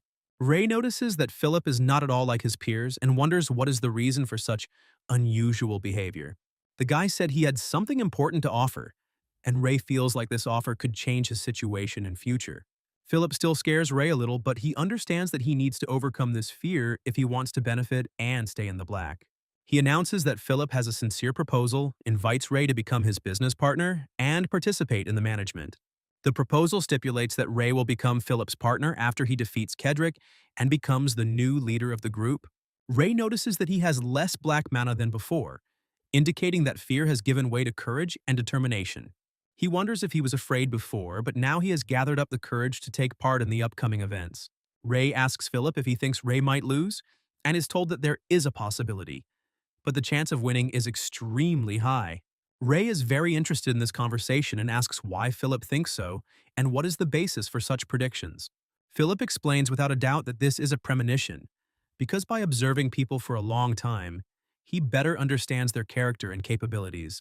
If you observe a person's behavior and habits for a long time, you can understand what he is really like and how he will act in critical situations. For example, when a guy communicates with people, he almost always looks at the person's chest and not at their eyes, which indicates hidden psychological characteristics. Philip doesn't know exactly why this is happening.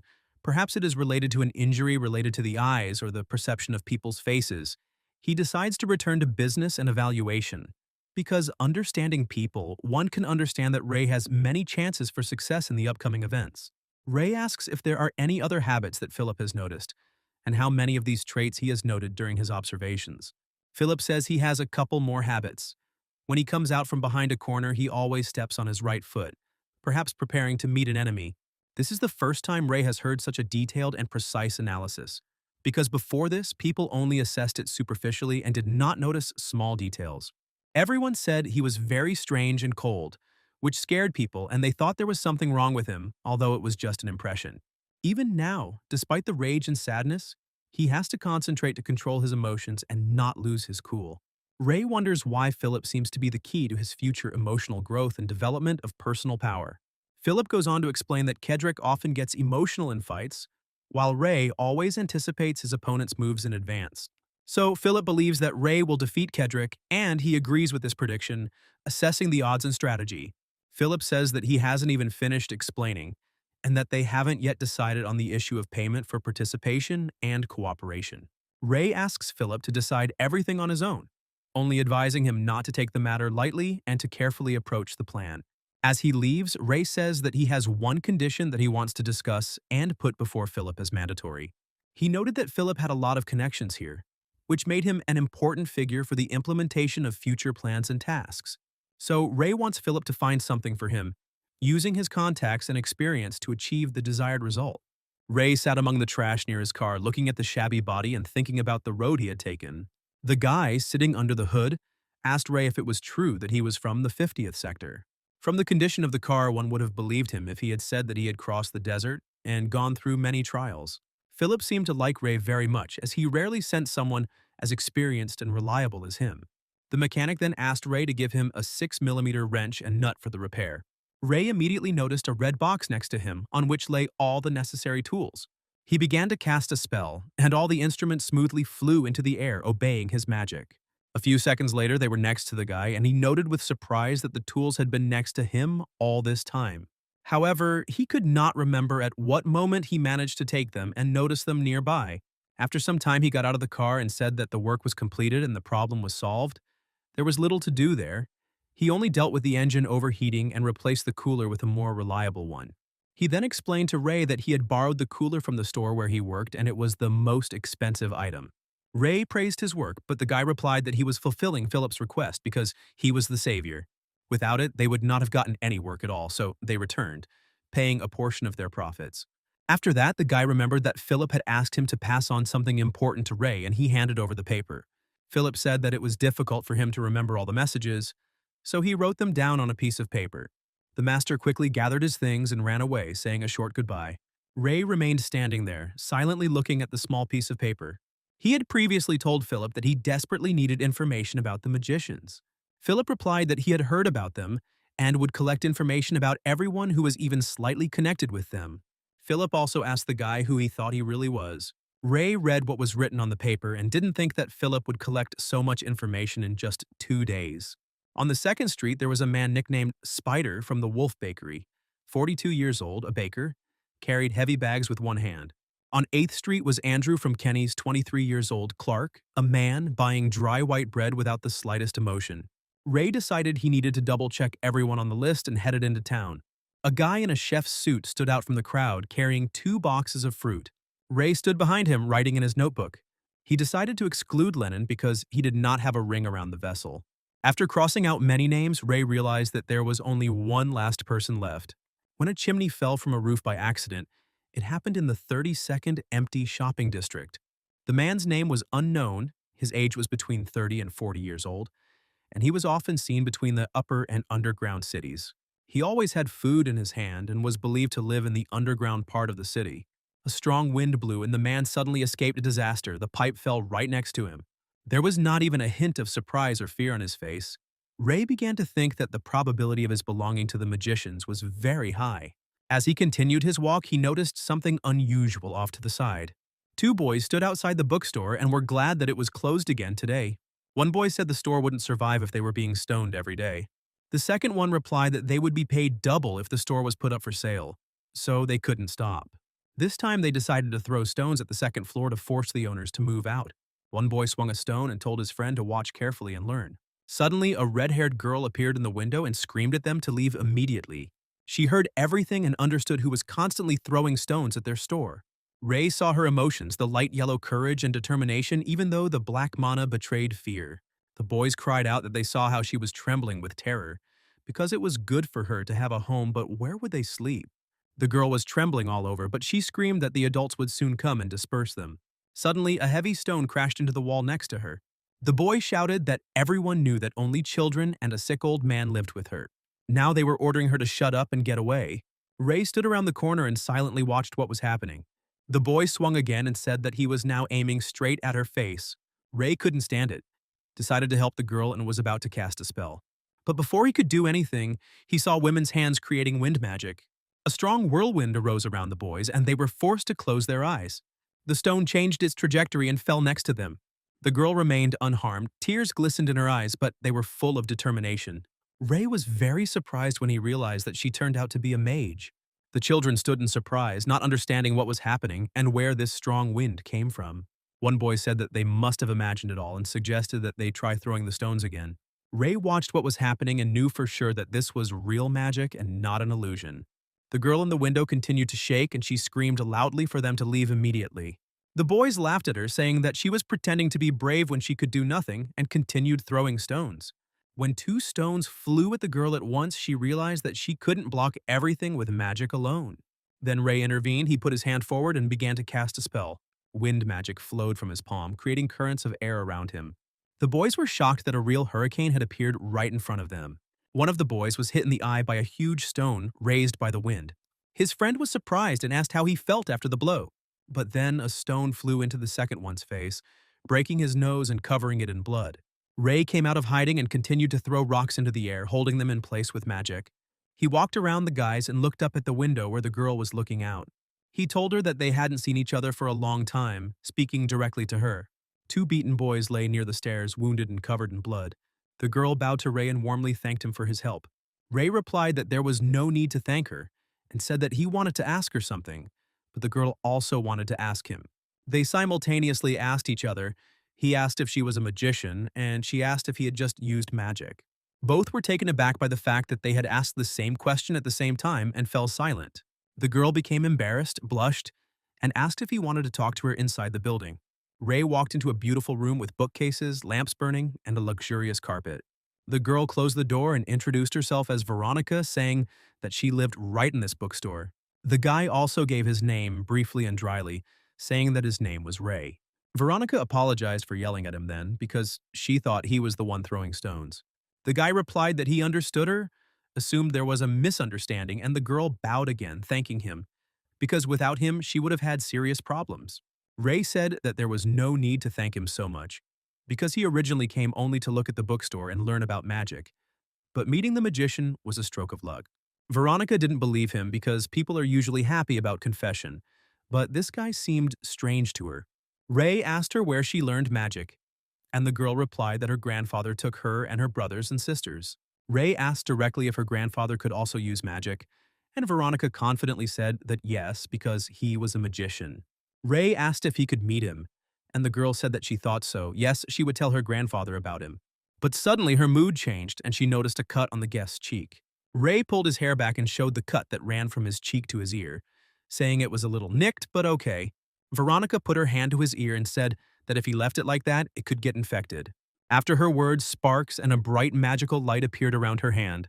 After a few seconds, the wound healed and she removed her hand. She smiled and said that everything was ready, and Ray asked how she managed to do it. He clarified how exactly she was able to move the white mana. She then created light from it and healed him, and he admitted that no matter how hard he tried, he could not move the white mana. White mana only responds to confidence and strong focus on a goal, or it manifests itself when someone sacrifices himself. And all these emotions are alien to him because he feels almost nothing. Veronica said she was just using healing magic, that's all. She then asked what he meant by white mana. Ray remembered Neil's stories about the colors of mana because he had never heard of such a thing before, and that magician claimed that mana was invisible, which meant that magicians could not see it. Veronica didn't understand what he was talking about and assumed he meant the regeneration element. The element she just used is indeed called the element of regeneration, and it is usually the only element that mages use. Although, if desired, you can add many auxiliary elements to it, strengthening the spells. Ray asked how many elements there were in total, and Veronica replied that there were a lot of them, more than 20 natural ones. And if you take into account enhancement, disruption, manipulation, and regeneration, then there could be at least 100 of them. Ray realized he had learned something new today and wondered if he would learn more by talking to her grandfather. He asked if her grandfather was on the second floor, and Veronica confirmed that he was, but he was seriously ill and hardly got out of bed. She asked Ray to wait a little while she checked if he was awake. The girl ran to the second floor and said that she would be back soon. At this time, Ray was reviewing the books. Kaldrick's Travel Notes, Interpretation of the Unconscious, and the Book of the Ontological Meaning of People. He leafed through one book after another and thought about what he had heard. Books were very expensive. Realizing that his hands were dirty, he decided that it would be wrong to touch them with such hands. He remembered that the last time he washed himself was only in clean rain. He himself did not feel any discomfort, but others probably smelled it. He remembered Veronica and thought that perhaps she just had a bad sense of smell, or she was being polite without showing disgust. Ray noticed objects on the table. They don't look like books, so I thought they were magazines. The cover said that this was a teaching about the distribution of elements into sectors, and another magazine dealt with the cause of the spread of black rain. Veronica went down the stairs and noticed that there was no one left in the room, as if all the visitors had left. She couldn't tell if the guest had left because of her long absence, but Ray suddenly appeared behind her and said that he was still there. The girl was frightened by his unexpected appearance and screamed loudly in fear. And she immediately realized that all this time the guest had been calmly looking around the store, and she had not noticed him at all. Ray asked if there were any books about magic, since he hadn't found anything like that, and Veronica was surprised that he could read and identify books by title. She thought that this guy turned out to be much more interesting than she had previously imagined. Ray asked how her grandfather was feeling, but she replied that it was unlikely that she would be able to talk to him now, since he had fallen asleep again. Then the girl asked if he could come tomorrow, and the guy calmly agreed that he would do just that. As Ray was about to leave, she asked him why he wanted to meet her grandfather, since that sounded like his original goal. Ray, opening the door, said that he was actually looking for the prism. At 4:30 in the evening, the guy was already sitting in the restaurant and carefully examining the piece of paper. Ray reread what was written on the piece of paper about each magician that Philip had previously learned about. He thought that somewhere nearby there was definitely a person who had once managed to avoid the trouble associated with the pipe. The guy sat and thought that he hoped to learn at least something useful about magic here. Ray looked through the text again and came across information about a certain Johnny. At this point, he was interrupted by the waiter who came over and brought the order. On his chest hung a badge that said Johnny. Ray was surprised and said that he didn't order anything, but the waiter explained that it was on the house because he was a real hunter and a hero to the children.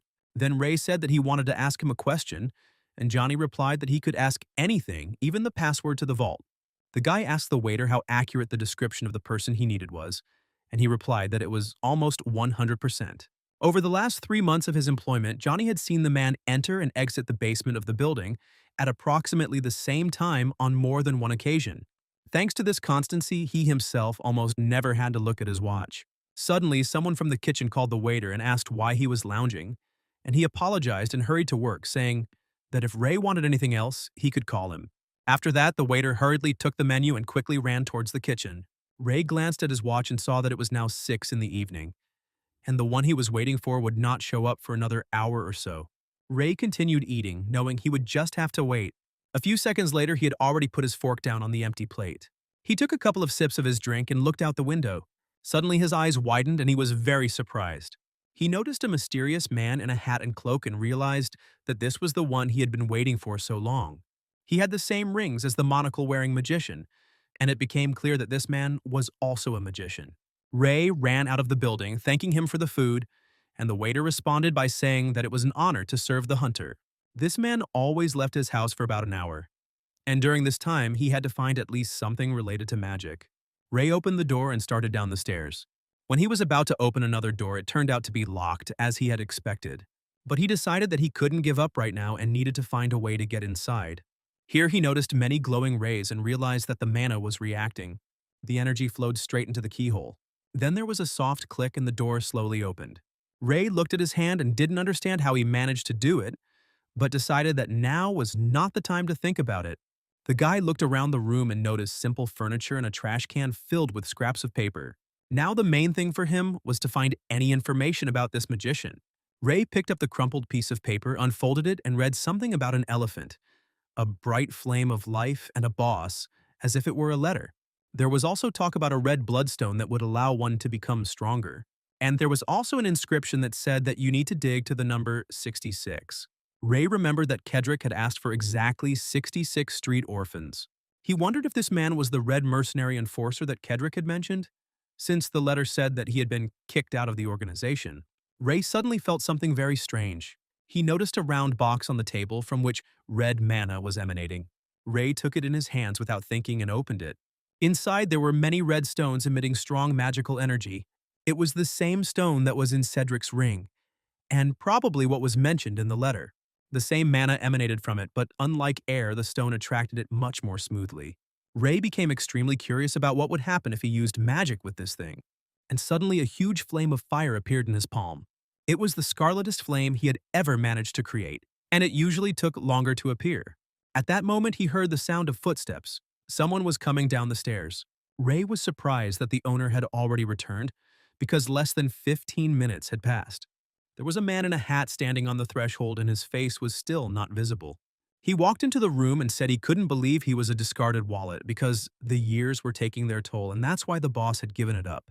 A voice came from the street saying that there was no need to be afraid because when he finished with this matter, he could return to the organization. The man left, saying that he needed to buy more food than usual so that he wouldn't have to leave the house again for a while. Ray lay still, trying not to breathe, and was glad that the man had left the house again. But suddenly Walter stopped and said that he seemed to have forgotten something else. He pushed open the door behind which the boy was hiding and said that he had completely forgotten to spread rat poison around the house. Walter asked the guest if he really thought the man wouldn't notice that someone was hiding behind the door. Ray immediately pulled out a knife and tried to stab the man to incapacitate him. The man jumped back, pressed himself against the wall, and covered his face with his hands, trying to protect himself. The guy asked who he was because Walter expected the organization to send a killer, but in front of him was a child with a wounded face and blood in his eyes. The man asked how he had even opened the door, but Ray suddenly flew up to him from the side. Ray decided that he needed to force the man to tell everything he knew, despite the threat. However, Walter grabbed a knife and began casting red magic while calling the guy names. He didn't understand how this young man dared to ignore his elder and point a gun at him. Walter was amazed at how strong this guy was and couldn't explain what was happening to himself. Suddenly, he let go of the knife and jumped back to protect himself. Ray noticed that the man had just focused mana into the hand holding the blade, using magic to prevent himself from being cut. Walter pulled a knife from under his coat and said that he gave in because his opponent turned out to be a child. He rushed forward, and it was now clear that he intended to tear the guy apart. Ray watched the man's movements closely and noticed some interesting magic, wondering if he could use it the same way. Walter, enraged, rushed forward to strike, but suddenly he stopped and asked how the boy could use this magic. Ray repeated the man's recent trick, clearly remembering the color combination and mana ratio. Walter did not understand what was happening because this was a unique magic that he himself had invented. He tried to strike again, but Ray was faster. The guy flew past the man and cut him in the side. The man's eyes flashed with rage and he screamed in pain. After some time, he was already sitting covered in blood, holding onto the numerous cuts on his body. He realized that he was right and that the organization must have sent this guy here. The man realized that among the killers there was one who could copy magic, and a knife instantly entered his hand. Ray decided to lower his voice to hide his identity and said that he had a lot of questions for the man. He demanded that the man not show off, but calmly answer the questions, which caused Walter to laugh, not expecting that the famous killer would be an Akyun. Ray knew from experience that it was difficult to have a conversation with such people, and that it was better to get the information first and then get rid of him here. The man mockingly replied that he would do everything to make the boss recognize his abilities and would burn Ray to the ground. Scarlet fire began to come out of his body and the guy jumped back, trying not to get hurt. The man's body was covered in a black mass, and the knife in his hand melted from magic. He ordered the boy to tell the boss that Walter Bloodeye would be visiting soon if he got out alive.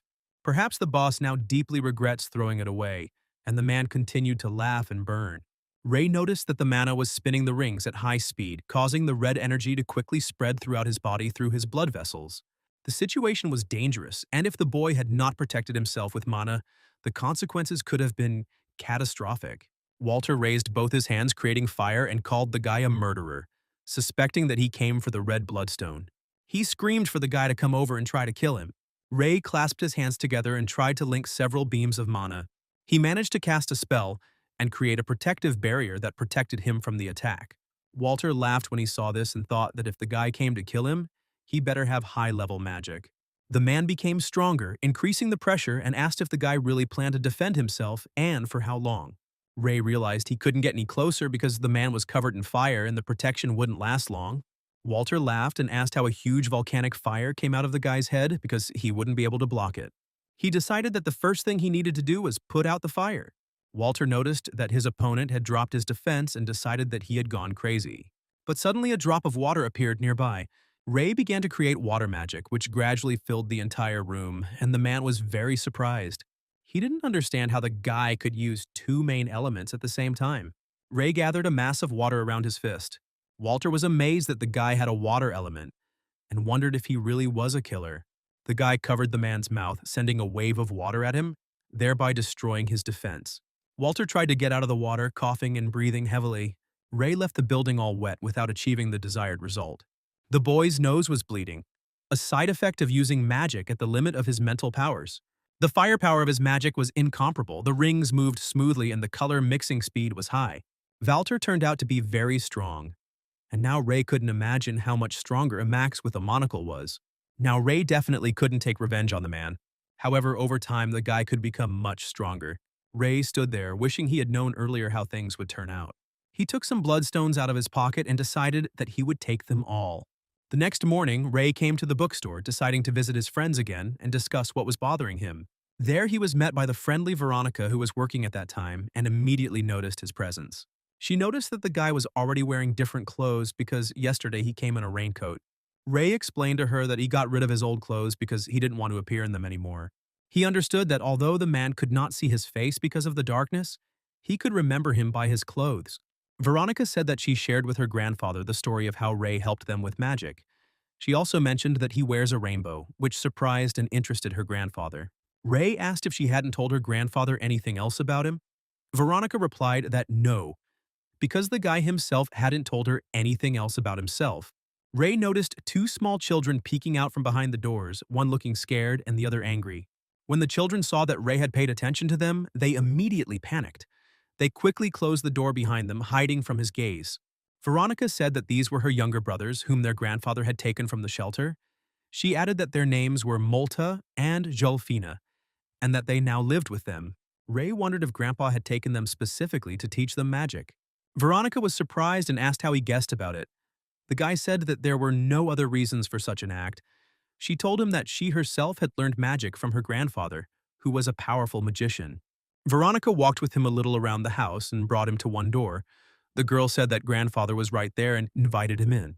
She opened the door and addressed the old man in a friendly manner, saying that she had brought Ray. Veronica also said that it was he who had helped them overcome their difficulties yesterday. Ray saw a man with long gray hair on the bed, holding a book in his hand. He immediately realized that this man was the same grandfather. Graham asked Veronica to wait outside for a moment, and she agreed. The girl left, leaving them alone, and the guy sat down on a chair next to the bed. Grandfather said that first of all, he was very grateful to Rai for his help. He heard that the guy scared off those boys, which, in fact, he should have done himself. But as it seems the grandfather is no longer in the best condition and can't cope with it, Ray replied that it was not difficult for him. And at the same time, he noticed something unusual. He saw that the man had 4 rings. Red stood for anger, orange for comfort, yellow for joy, green ring indicated confusion, blue for indifference, and dark blue for pity. It is very difficult to experience all these emotions at the same time, but that is exactly what it looked like. But the guy realized that this was not mana at all, but rather traces engraved on the vessels. Many waves of emotions had left their mark on his body over the years. These emotions were difficult to read, but they said a lot about the man. Grandfather said that he heard about Ray's desire to learn a lot about magic. Ray admitted that he had long been looking for a real magician to ask his questions.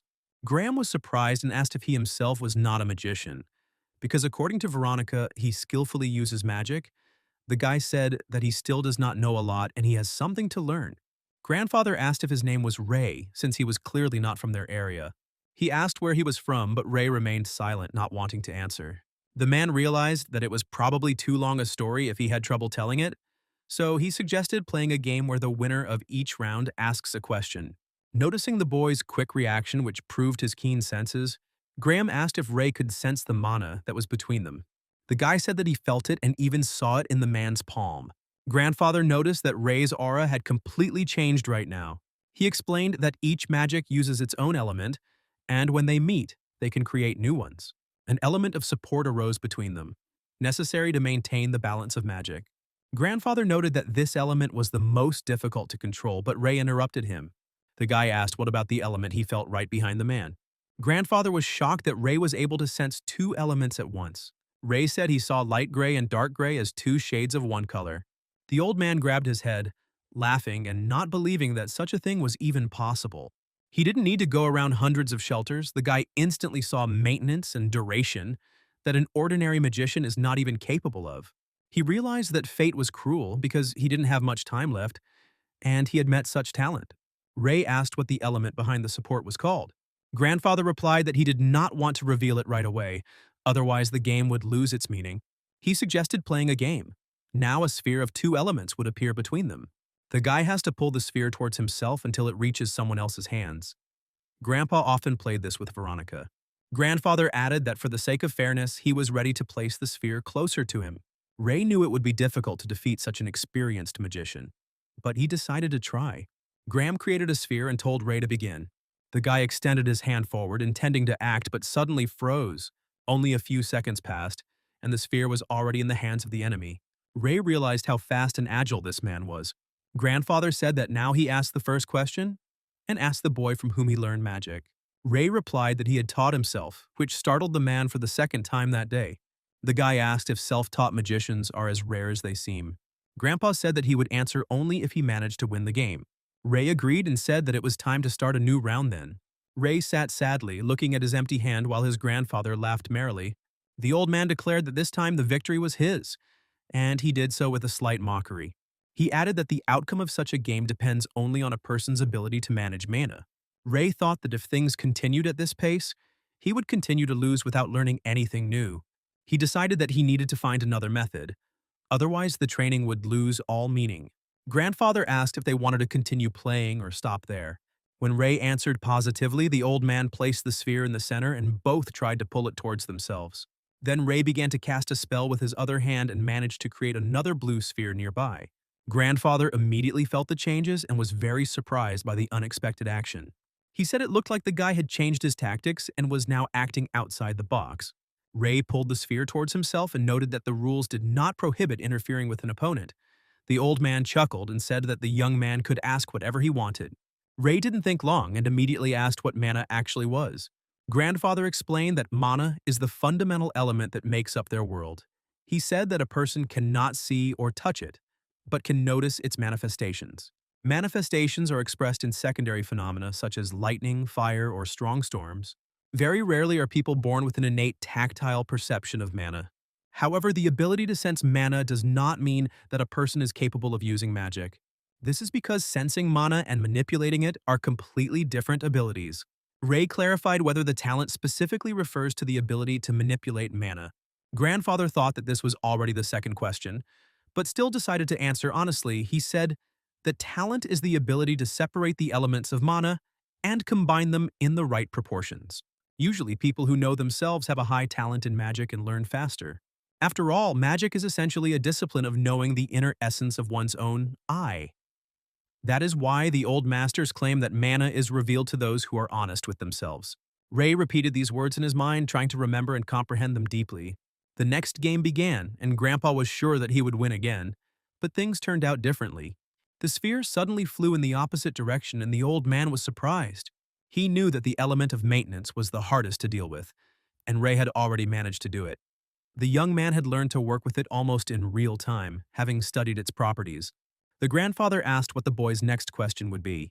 Ray replied that he wanted to know about the rings that surround the mage's heart. The old man said that the rings could be considered vessels designed to accumulate mana. Mana from the air is automatically collected in such rings, fueling the mage. But the process of its distribution inside depends entirely on the magician himself.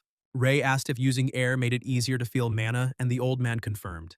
However, he added that there is another extremely important reason for this process. Mana from the air can only be used a limited number of times, otherwise poisoning occurs. Usually the reaction appears immediately, and the magician feels drowsy or foggy in the head. Sometimes he can lose control and laugh for no reason or cry from pity. Others experience irritability and a feeling of fire, and everyone's symptoms are different. But if ignored, they accumulate and develop into a severe mental disorder. Ray thought that mana's emotions interacted, and unrefined mana could cause hysteria. He realized that until recently he had not been poisoned, only because he had not experienced emotions. Then he asked what would happen if a person could use air without being poisoned.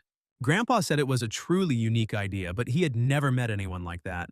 If they existed, they would be peerless mages who could use mana without risk, since the air contains an infinite amount of mana available to everyone. After this, the old man asked Ray if he had a cherished dream. Ray was surprised and thought that he was talking about dreams, but the grandfather explained that he was talking about the future.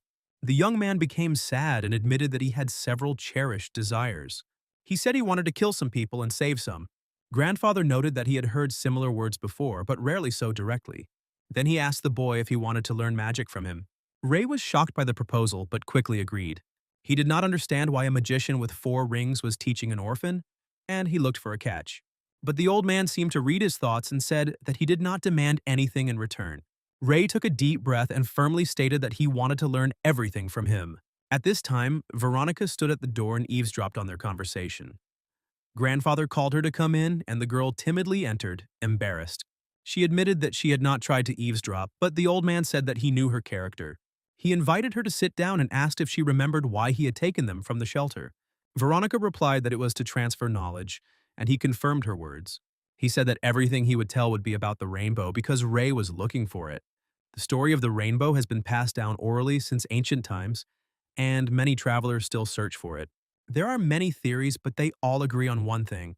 The rainbow opens the way to greatness. It is said that whoever finds its end can become a being like a god. Veronica asked who God was, and her grandfather explained that it was an all-powerful being. Ray immediately understood why even the monocle-wearing mage was looking for the rainbow. Veronica raised her hand about to ask more, but didn't have time. Suddenly, the window near grandfather's bed broke and a stone flew into the room. Veronica closed her eyes, not knowing how to defend herself, but Ray was nearby. He hugged the girl, covering her with himself, and with his other hand he caught the stone, injuring his palm. Veronica noticed shards of glass on the floor and clearly discerned traces of wind magic. Ray remembered that he had warned these guys before, cutting off one of their arms and rendering him incapacitated. However, it seemed that they were not going to give up on their request regarding the bookstore. The grandfather realized that the boy had saved them from trouble again and felt grateful for it. He would have liked to do the same himself, but his illness prevented him from doing so, so he asked Veronica to heal Ray's wound.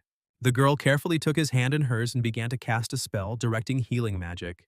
Then she carefully bandaged the wound and said that it would heal soon because it was just a scratch. Ray wondered if such a small thing was really worth shedding tears. The girl added that if it was not treated properly, a scar could remain on the skin.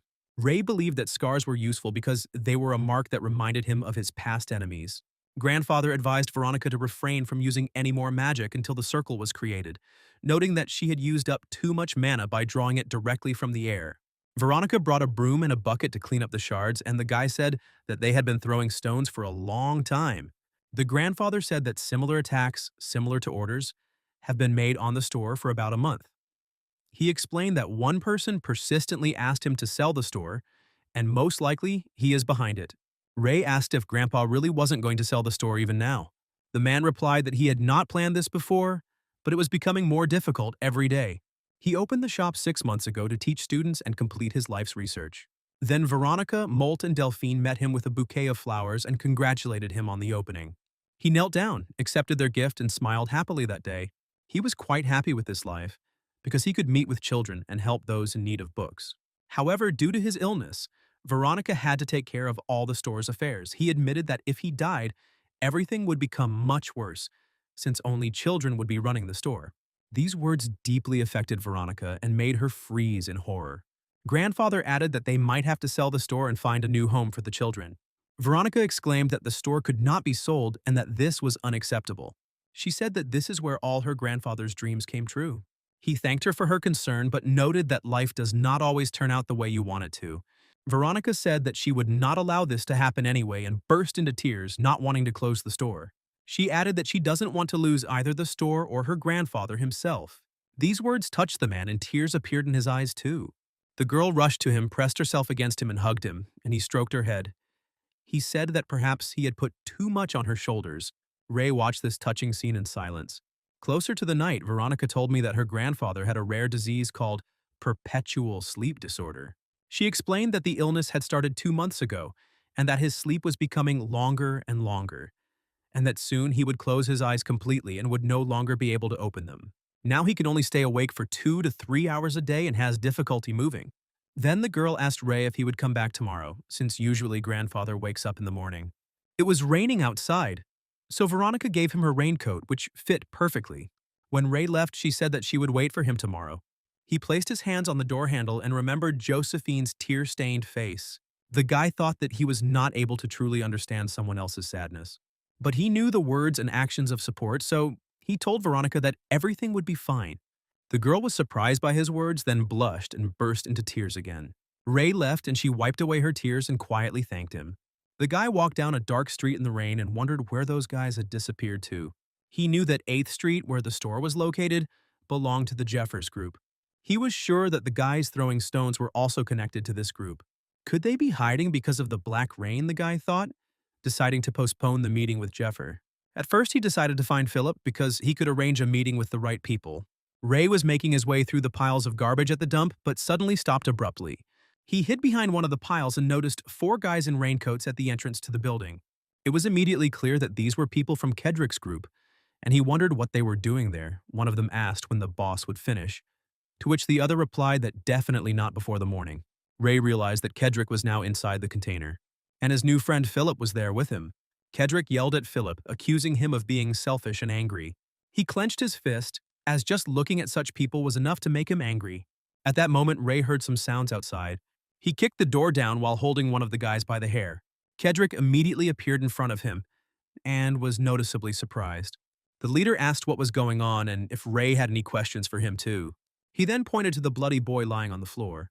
It was Philip, unconscious with blood from his nose and head, in extremely serious condition. Kedrick asked the guest what was the matter. Did he also have questions for this guy, pointing his hand towards Philip? Ray noticed Philip's condition and immediately realized that the guy was unconscious and unable to answer anything right now. As his partner, he was not obligated to be faithful, but he still understood that Philip had helped him in difficult times many times. So he stood resolutely in front of the guy, covering him with himself and holding out his hand to prevent him from being offended. Ray always repays his debts, and he considered this rule unbreakable for himself and strictly observed it. Kedrick called him an impatient man and calmly said that their duel was scheduled for tomorrow. Was Ray really going to fight him right now, today, even though the time had not yet come? Ray didn't answer. He remained silent, and only his eyes began to glow and red magic appeared around his body. He noticed that Kedrick had changed a lot, and his vessel had a lot more mana in it at the very end. It seemed like he stayed not because he hadn't taken off his ring, but Ray said he hadn't come here for Draco at all, but because of the noise. He asked the guy why he did that to Philip and was surprised that Kedrick didn't even realize that Ray knew him. Had Philip really been looking for Ray before with some stupid business proposal? but he was not capable of more. Kedrick said that Philip only knows how to do one thing: attach himself to the strong. He is nothing more. The mere sight of Philip made him feel sick, and he ran towards him to strike him. Philip continued to sit by the wall, not regaining consciousness and not reacting to what was happening. Ray quickly grabbed Kedrick and pushed him hard to the side, preventing him from attacking his friend. He managed to stay on his feet, slowed down, and did not crash into anything thanks to his agility. After that, a red sphere appeared around his hand, his eyes glowed with anger, and he rushed to attack. He was instantly there and was about to deliver a crushing blow. But Ray managed to intercept his fist with his palm and stop the attack at the last moment. And so they stood opposite each other. One was trying to strike, and the other was holding him back with force. Kedrick told the guy to get out of here because all this didn't concern him at all. Ray continued to hold his fist and still asked why he was doing all this. Kedrick was extremely furious and did not understand why he was asked such a question. He pulled his hand out of Ray's palm and screamed that he didn't understand anything at all. Just looking at weaklings fills him with such disgust that he can't contain himself. At this time, the black rain continued to pour outside, and Ray asked if he really hated weak people. Kedrick's face twisted with anger, and he admitted that he despised them and that the very sight of them made him sick. When Ray said that was no reason to hurt anyone, Kedrick punched the wall, leaving a dent. He ordered Ray to leave here right now without a second's delay. Otherwise, he will find himself in Philip's place and experience the same thing. Kedrick stated that he would show Ray what happens when someone invades his territory and make an example out of Philip. Ray stood motionless and silently listened to all his words without reacting in any way. He thought that if he used a stone clenched in his fist, he could easily solve the problem. But he didn't know what side effects it might cause, so the stone couldn't be used. And then he said that he didn't understand, because if we're talking about examples, there is a much better option. He added that someone could be made into an example in a much more illustrative way. Kedrick told him to stop playing with him, and Ray noticed that he was going to kill Philip, judging by his words. But if it happens secretly, without anyone seeing, then there is no point. It would have been much more effective to do it publicly, to kill or beat him in front of everyone. Wouldn't that have been much more effective and convincing? Kedrick imagined this picture and suddenly agreed with his words.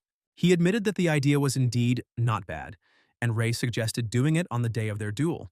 Then the strongest people of the 49th sector will see everything, and it will have an effect. Kedrick understood that Ray was being reasonable and that there was logic in his words, but he asked what would happen if Philip suddenly decided to run away. Ray replied that there was no need to worry about him because he personally vouched for him. Kedrick agreed because Ray seemed like a man true to his word. He said he believed him, but if Philip ran away or he let him go, things would be very bad for Ray. Kedrick opened the door and said that then the guy would have to take Philip's place. After that, he left, slamming the door loudly, leaving Ray and Philip alone. Ray immediately ran up to his friend and started shaking him, asking how he felt and if he could talk. Philip began to come to his senses, but his whole body was shaking and he was making strange sounds. Ray realized that his condition was much worse than he had originally thought. The guy who was in the hospital was surprised to hear a knock on the door at such a late hour. He opened the door and said that they were usually closed when it was black rain. But when he saw who had come, he was very surprised. He immediately recognized Philip, lying unconscious on Ray's back. Ray was also all wet, covered in his friend's blood and asking for help. Ray sat near the ward for a long time, waiting for the result and not taking his eyes off the door. A man came out of the room and said that Philip had finally woken up. Ray immediately went to his friend and said that he looked better than he expected, and Philip thanked him for his help because the guys told how Ray carried him on his back. Ray said that the fact that Philip was alive was more than enough, and he agreed with him.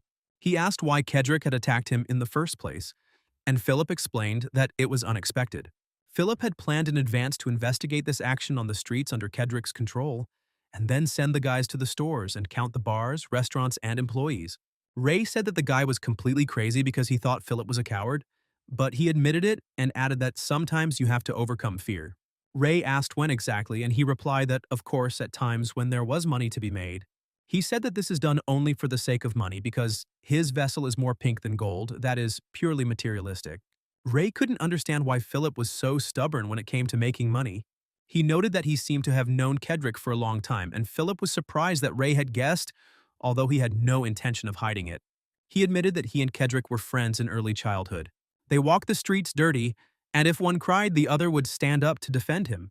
On the streets, they always remained weak, and Kedrick stole bread for them. One day, they managed to find a roof over their heads, and that was when Philip founded the hotel. He was happy that he had finally fulfilled his long-time dream. Philip asked Kedrick his opinion about the new place, wanted to know if he liked it, but Kedrick looked at the room with displeasure and coldness. He asked if they were rats and how long they were going to hide. These words greatly surprised Philip because Kedrick was always dissatisfied. To be more precise, he was constantly angry after work and trained obsessively. 6 months later, Kedrick left the hotel, leaving Philip alone. After that, he seemed to go crazy and started getting into street fights. Ray said not to think that he was winning fights only by himself, and Philip agreed, because he always lost to strong street guys. Ray thought for a moment and said that then the situation changed dramatically and Philip admitted that he was right. He suddenly became good at fighting and winning. Or, to be more precise, he simply became much stronger. Ray asked if Kedrick always had the ring he was wearing now. Philip clarified whether he was talking about the ring that he had recently started wearing, believing that it was for showing off after he became the head of the group. Ray noted that the boy had not always been cruel, and Philip was surprised at how accurately he had noticed this. He said that he really changed a lot after he left the hotel. Ray wondered if it was while Kedrick was wandering the streets that he had been met by that same man from the basement. Then the guy sat there all beaten up and tired. The man in the hat looked at him with slight contempt. Then his eyes flashed red and he smiled sinisterly. He handed the child a gold ring with a red diamond. Philip said that after leaving, Kedrick kept his distance from him. Even if he called him, he ignored him. And sometimes he even looked at him with obvious disgust. Ray noticed a pink color in Philip's chest, which signified sadness and resentment. Ray asked his friend if he wanted to try talking to Kedrick. Philip, hearing this, was very surprised and very excited. But he himself said that they were friends. Doesn't he want to establish contact? Philip, without thinking twice, replied that of course he wanted to, if there was a chance. Ray said that he should go to the fight then, and after it was over, he would give him a chance to talk to Kedrick. But Philip immediately replied that this was impossible. He explained that he would not be able to enter the designated place. Only guys from 3 strong groups can get in there, and someone like him won't get in. Ray told him not to worry because he had already told Kedrick that he would take him with him. Philip was shocked and couldn't believe that Ray would go so far for him. Ray said he didn't need any thanks. He added that if he lost, Kedrick would publicly execute him in front of all the groups. Philip was completely shocked to hear that there was talk of a public execution. Ray said that if that guy beats him, Philip will die, and most likely it will kill him very painfully. And Philip asked if he was joking, but heard that it was true. Ray asked what was wrong. Was Philip scared? And he said he didn't know, because it was strange to see his executioner on his side. Ray put his hand on his shoulder and told him not to worry because he wasn't going to die. He added that there was no way he could lose to Kedrick. If Philip remains in his debt after this, he will be obliged to help Ray. Philip said that he understood everything and agreed to go with him. Ray said he would beat him and added that it was a smart decision. He also said that when they got there, he would need to do one more thing. This will be the second condition that he must fulfill. Philip didn't believe it when he heard it. Ray says this seriously, deciding that this is too cruel a joke to be true. Ray asked him if he himself hadn't said that he was willing to overcome his fear for the sake of the opportunity for profit. He explained that this was a business proposition, as Philip had a chance to make a huge profit. Philip understood that his friend was right because the spectators of the duel would be members of the 3 main groups. He knew that the leaders of the other groups, Jeffer and Lotson, would also be obliged to show up. And this meant that a truly unreal capital would accumulate in that place. Philip wondered if they would be able to remain safe and sound, even if everything went according to Ray's plan. Ray said that to win they just need to defeat Kedrick. He added that there could be hundreds of opponents there, but that is no longer worth paying attention to. Philip reached into the nightstand and pulled out a piece of paper and a pen. He then held them out to Ray, who looked at the gesture in silence and confusion. Philip said it was an honor to work with him and they should start by signing a contract. The next day, in Sector 49, in the southern dump in Kedrick's hideout, the day of Ray's fight against him came. They stood in a ring surrounded by a circle of burning barrels. Spectators gathered around, shouting loudly and cheering on what was happening. And in the main places, in the chairs, sat the leaders of other groups, watching what was happening. Ray and Kedrick stood opposite each other, and behind them a fire burned brightly. Some whispered that this was the same hunter from the 50th sector who decided to remove the leader. The crowd considered him an outsider and were surprised how he could be such a self-confident egoist. Some asked each other who would win, and they answered that of course Kedrick. They admitted that the hunter looked good, but they were still sure that Kedrick would not lose.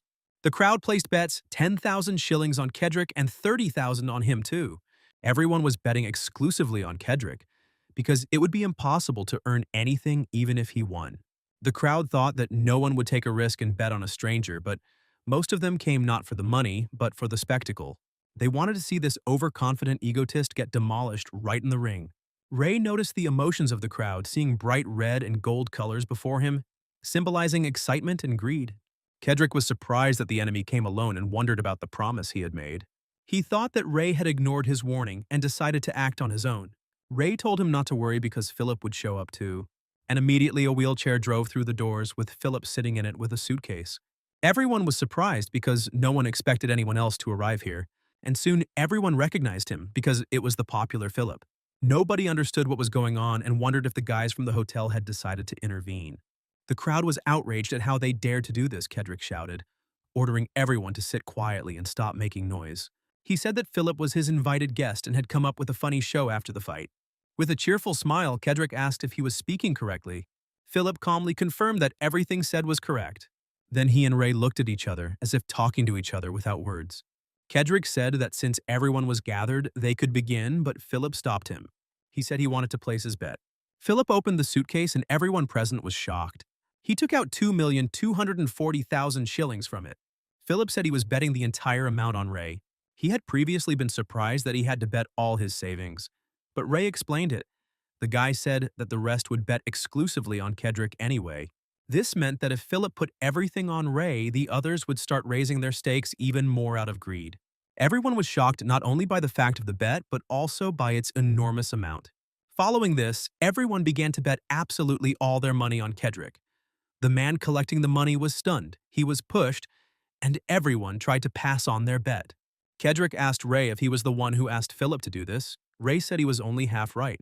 Kedrick said that it was glorious, and he would gladly accept such an opponent, especially if he brought in profit. He ordered the boy to ring the bell to start the fight. He did so, and Kedrick rushed to attack, intending to kill his opponent. Blinded by rage, he tried to strike, but Ray calmly dodged. Ray noticed that Kedrick was much faster than he was before. However, his movements were no match for Gampari's, and Ray easily stopped his hand. He decided to break his opponent's arm with one blow and hit him sharply with his elbow. Kedrick reacted instantly and jumped back. The fire behind them burned brighter and brighter, and he laughed, saying that Ray was quite good. Kedrick added that Ray is a funny guy. He said that one could fight such an opponent without holding back the desire to kill. Ray completely ignored his words and carefully watched his every move. Kedrick rushed forward, trying to land a strong kick on his opponent, demonstrating his aggression. Ray didn't waste a second and tried to throw punches, but Kedrick deftly dodged them. Everyone watched the fight and understood that both participants seemed to have gone crazy and were fighting masterfully. Philip also noticed that none of them retreated, despite the danger. The fire was blazing around them, and any delay would mean imminent death. Kedrick screamed, wishing death on his opponent and showing complete rage. He swung his leg, but Ray dropped to the floor and dodged, avoiding the powerful blow. Countering Kedrick's frontal attacks was a waste of time. He had to act more cunningly. As Kedrick tried to attack again, Ray grabbed his leg from behind to pull him to the ground. He felt a strong pain when Kedrick grabbed his shoulder and did not allow him to move freely. Kedrick squeezed Ray's skin tighter and tighter, and Ray tried to break free with all his strength. Using the symbol, Ray threw Kedrick towards the fire, demonstrating the power of his technique. Kedrick flew to the side and knocked over several barrels, causing shock to all the spectators. The crowd was amazed at how this young man could possess such incredible strength. Everyone couldn't believe that the hunter turned out to be much stronger than they expected. They noticed that Kedrick was lying motionless and making no attempt to rise, creating a sense of impending defeat. At this rate, he could really lose the fight, and the whole atmosphere felt it. Kedrick suddenly began to rise from the floor, his whole body shaking and showing willpower. Red magic began to manifest around him, and his body shook with tension. His eyes lit up, and he shouted that he would never be defeated. With a cry, he rushed towards the enemy, ready to continue the fierce battle. He swung his fist with great speed, but Ray managed to dodge it, although he lost a couple of hairs on his head. Each blow from Kedrick was extremely heavy and dangerous for the enemy. At this rate, the fight could go on forever, since both were not going to give up. Ray remembered a friend's words that his weight often decided the outcome of a fistfight. He decided to take this advice and crossed his arms to protect himself from the blow. Ray blocked the blow completely with his protective barrier, minimizing the damage. However, he realized that there was a way to overcome the weight difference and use it against his opponent. Niels once said that you need to use joint clamping to control your opponent. Ray used this technique, and in an instant he was next to Kedrick, ready to attack. He grabbed him by the neck and began to flip backwards, performing a powerful cartwheel. He fell to the floor, holding Kedrick's head with his hands and controlling his lower body with his legs.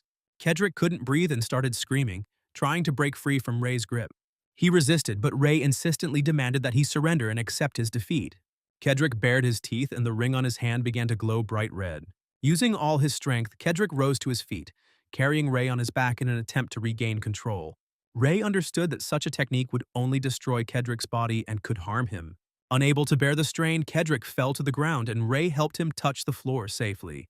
He lay face down, and the ring on his hand continued to glow red. Ray quickly removed the ring from his hand, preventing further use of magic. The audience was in shock, not believing that Kedrick had just passed out and lost. Everyone wondered how he could lose because he doesn't get up and now the hunter will become the leader of the gang. No one understood what would happen to their money and how the situation would change in the near future.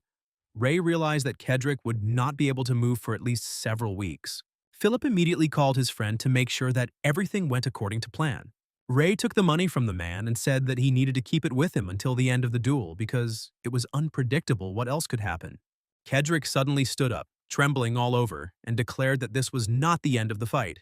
He was breathing heavily and there was fear on his face, but he firmly insisted that he was not a weakling and would not lose.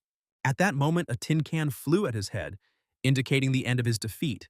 They started throwing garbage at him because someone had lost money because of him and the stakes were huge. The crowd shouted that he was a complete disappointment and demanded that he leave the place. Kedrick felt millions of eyes on him and tried to concentrate to make it stop. Despite the pain, he lifted the hot barrel, showing his rage and determination. Philip noticed this and was amazed to see Kedrick's crazy reaction. Kedrick threw a barrel of fire towards the audience, threatening to kill them all. The crowd noticed that the chairs had started to burn, realizing that Kedrick had gone crazy and ran away. He laughed hysterically, declaring that everything was right and he would burn everyone to the ground, demonstrating complete madness. The fire began to spread more and more, devouring everything in its path and causing panic among people. The crowd of people began to run away, screaming in fear, trying to leave the dangerous place as quickly as possible. The fire element filled almost the entire room, and people crowded around the exit while Ray and Kedrick stood in the center of the circle.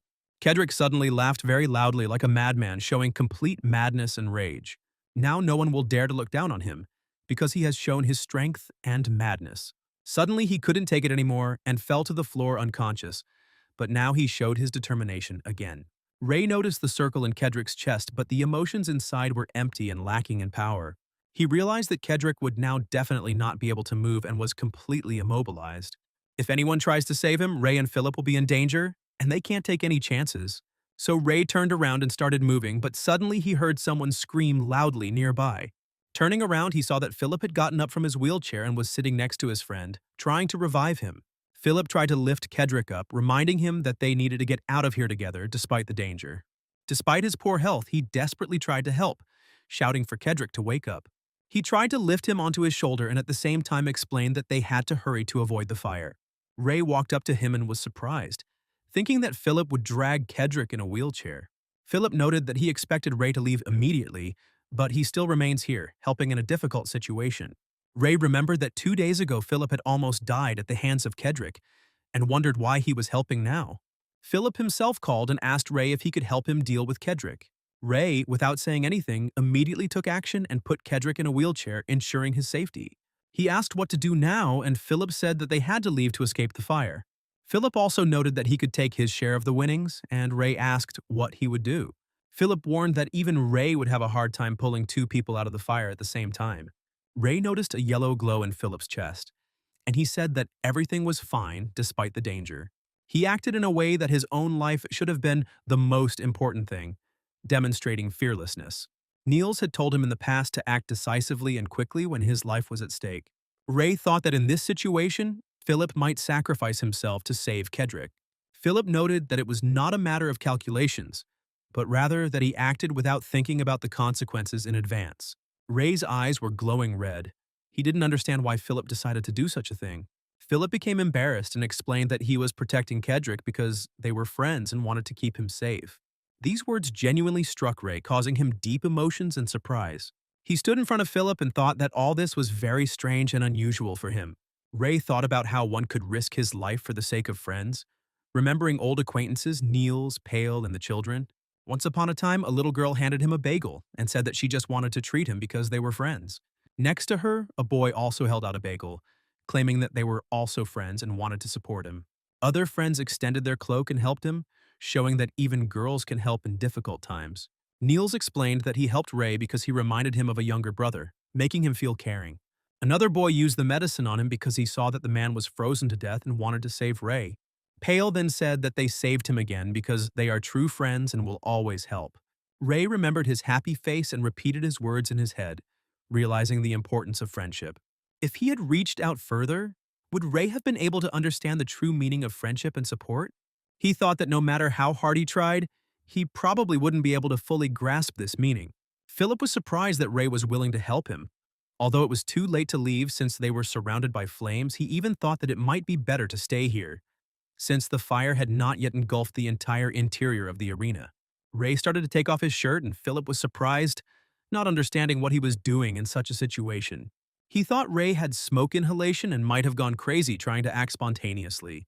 Ray tore the cloth and used water magic to wet it and cover his mouth and nose. Philip was amazed by Ray's magic and realized that he now needed to cover his face to avoid inhaling the smoke. He recalled that when he asked to find out about magicians, he did not expect that magic really existed in the world. He thought that if Ray was able to create water, then they could try to escape using magic. However, Ray reminded that the use of magic has its limits and takes time to use it properly. Now he needed Philip to answer his questions and understand what to do next. Ray asked who Philip thought was a true friend, clarifying the meaning of the word for himself. Philip was surprised that an answer was needed right now and did not understand whether it was really important. He said that a friend is a friend, everyone knows, and Ray confirmed that he knew what it meant. However, he added that he and Philip have different perceptions of the word, and clarified who he considers a friend. Ray replied that a friend is a person he has known for a certain amount of time and trusts. He noted that this strange feeling accompanied him throughout his time working with Ray, showing a special connection.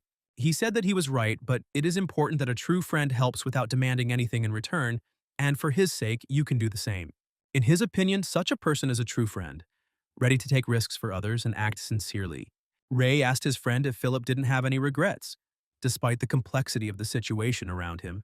However, he said no because he remained true to his feelings, which told him to take care of Kedrick. The guy fully understood that he was obliged to protect Kedrick at any cost, regardless of the circumstances. There was no serious reason for this. It all happened simply because it was Kedrick and he meant a lot to him. Ray realized that this desire to protect someone unconditionally was purely out of caring and friendship. Suddenly, the ceiling began to collapse and boards, stones, and debris began to fall from it, creating a danger to everyone. Ray realized it was too late to try to dodge, and it looked like he wouldn't be able to escape the danger this time. Now everything was happening differently than that night, when there was only one thought in his mind: to destroy the golem. He remembered that the children had died, and he had not had time to repay their kindness, which made him feel very guilty.